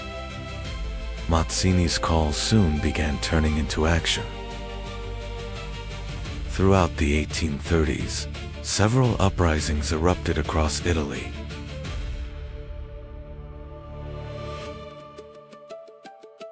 But most of these revolts were poorly prepared and quickly crushed.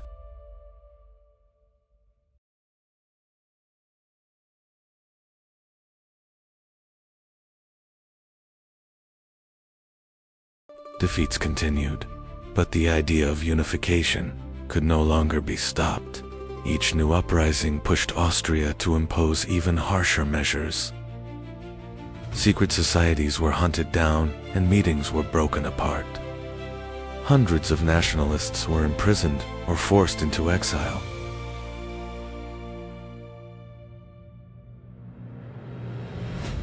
But the greater the repression, the stronger the resistance became. During the 1830s and 1840s, Europe was changing rapidly.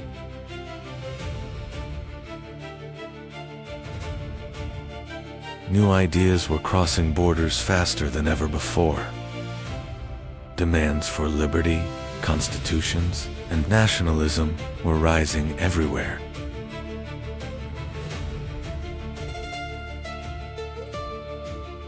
Italy too was beginning to feel the approach of a great storm. In 1848, Europe erupted once again.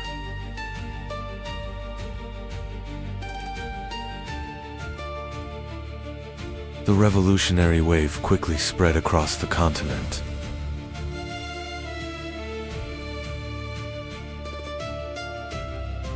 Italian nationalists believed this was the opportunity they had been waiting for.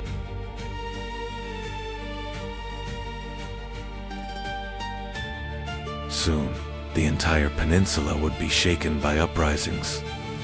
In March 1848, the first major explosion came in Milan.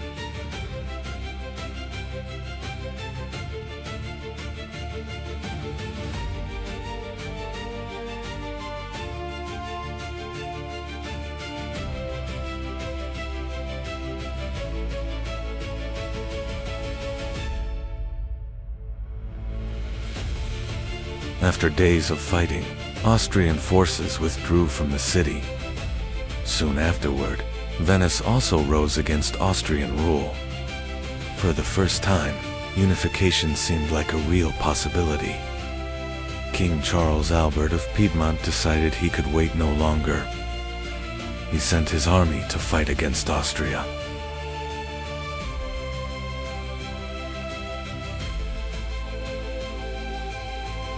Many Italians believed this war would begin the path to unification.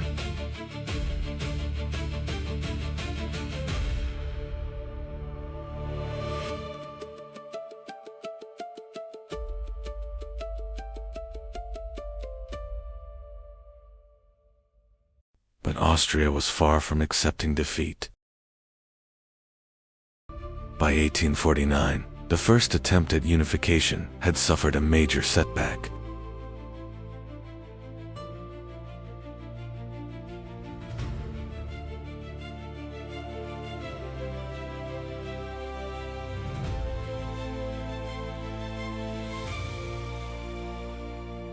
Austria regained control of most of the territories it had lost.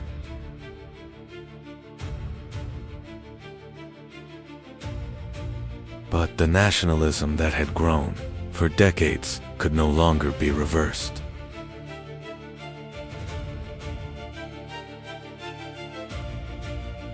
A united Italy had not yet been born, but the struggle was only beginning. The revolutions of 1848 had failed, but the ideas survived.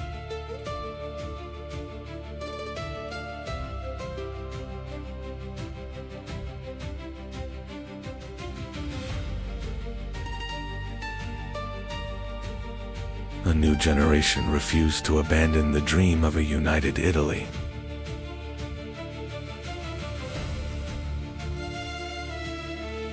This time, attention began turning toward the Kingdom of Piedmont. Soon, a new leader would emerge and change the course of the unification struggle. After 1849, many revolutions collapsed, but Piedmont remained standing.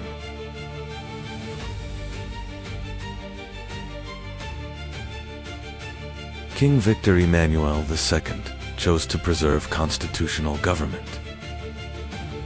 This turned Piedmont into the natural center of Italian nationalism.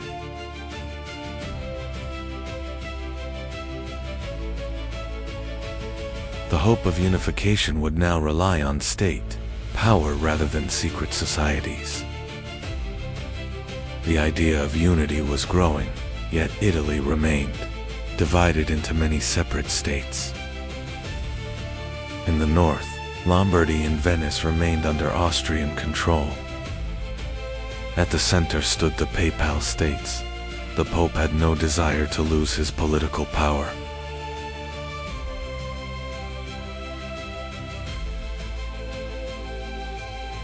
The Kingdom of the Two Sicilies was equally determined to preserve its rule.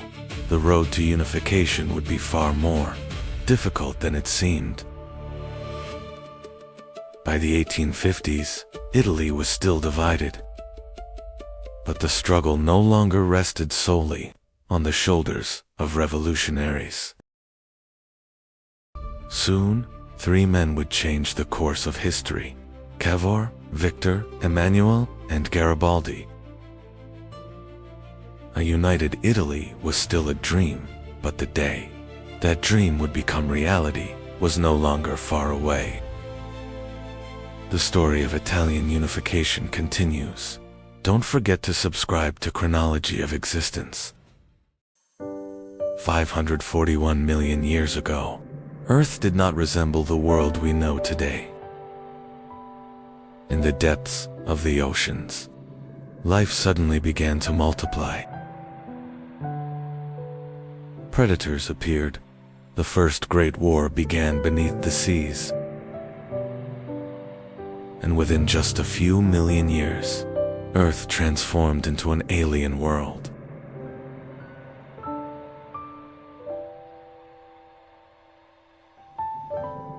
"541 million years ago, an incredible event began on Earth. Today, scientists call it the Cambrian explosion,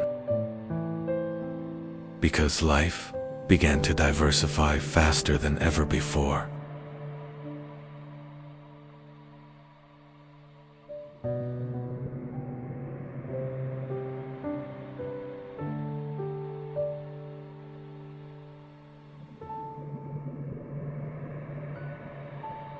Life had existed on Earth for billions of years, but most organisms were extremely simple.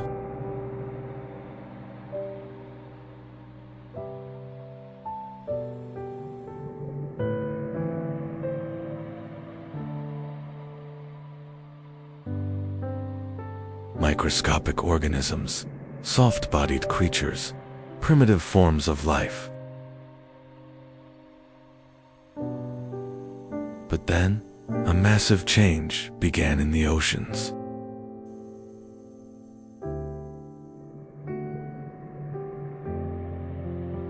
The atmosphere was changing.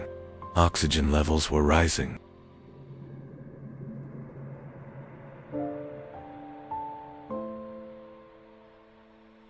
And this transformation allowed life to reach an entirely new level.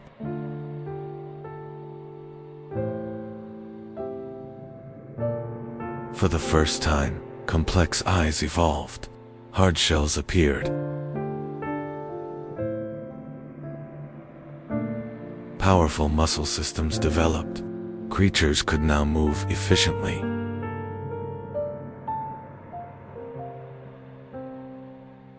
But the greatest change was this: creatures began hunting one another.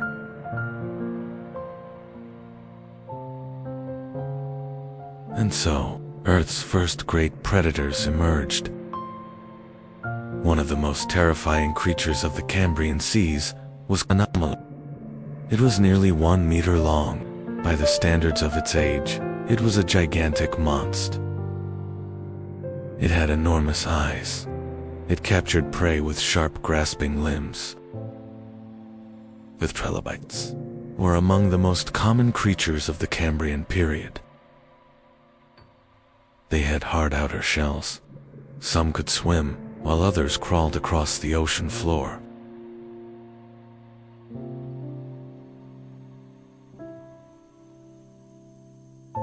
And for millions of years, they dominated the oceans.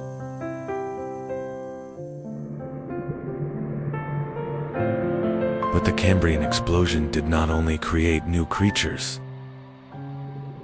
it also created competition.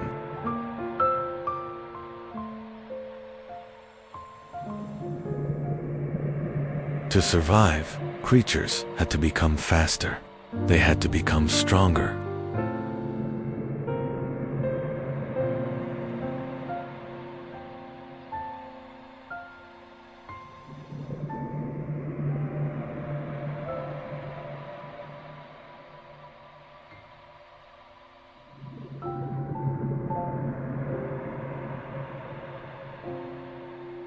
Defenses began to evolve.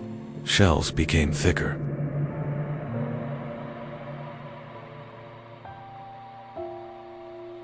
Spikes appeared. Camouflage began to evolve. Earth's first great evolutionary arms race had begun.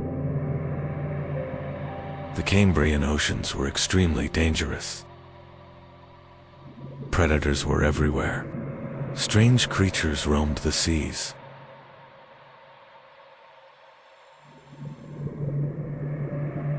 Some had long spikes, others had multiple eyes. Earth truly looked like an alien world. Many animal groups that appeared during this era became the ancestors of modern life.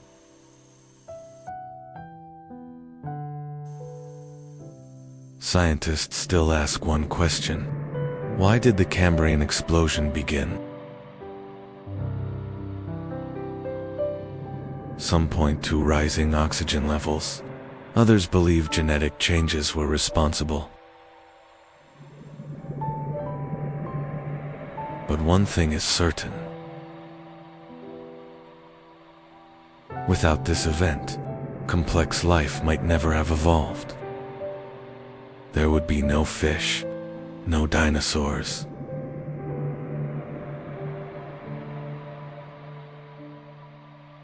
Because the Cambrian explosion was the beginning of Earth's great story of life.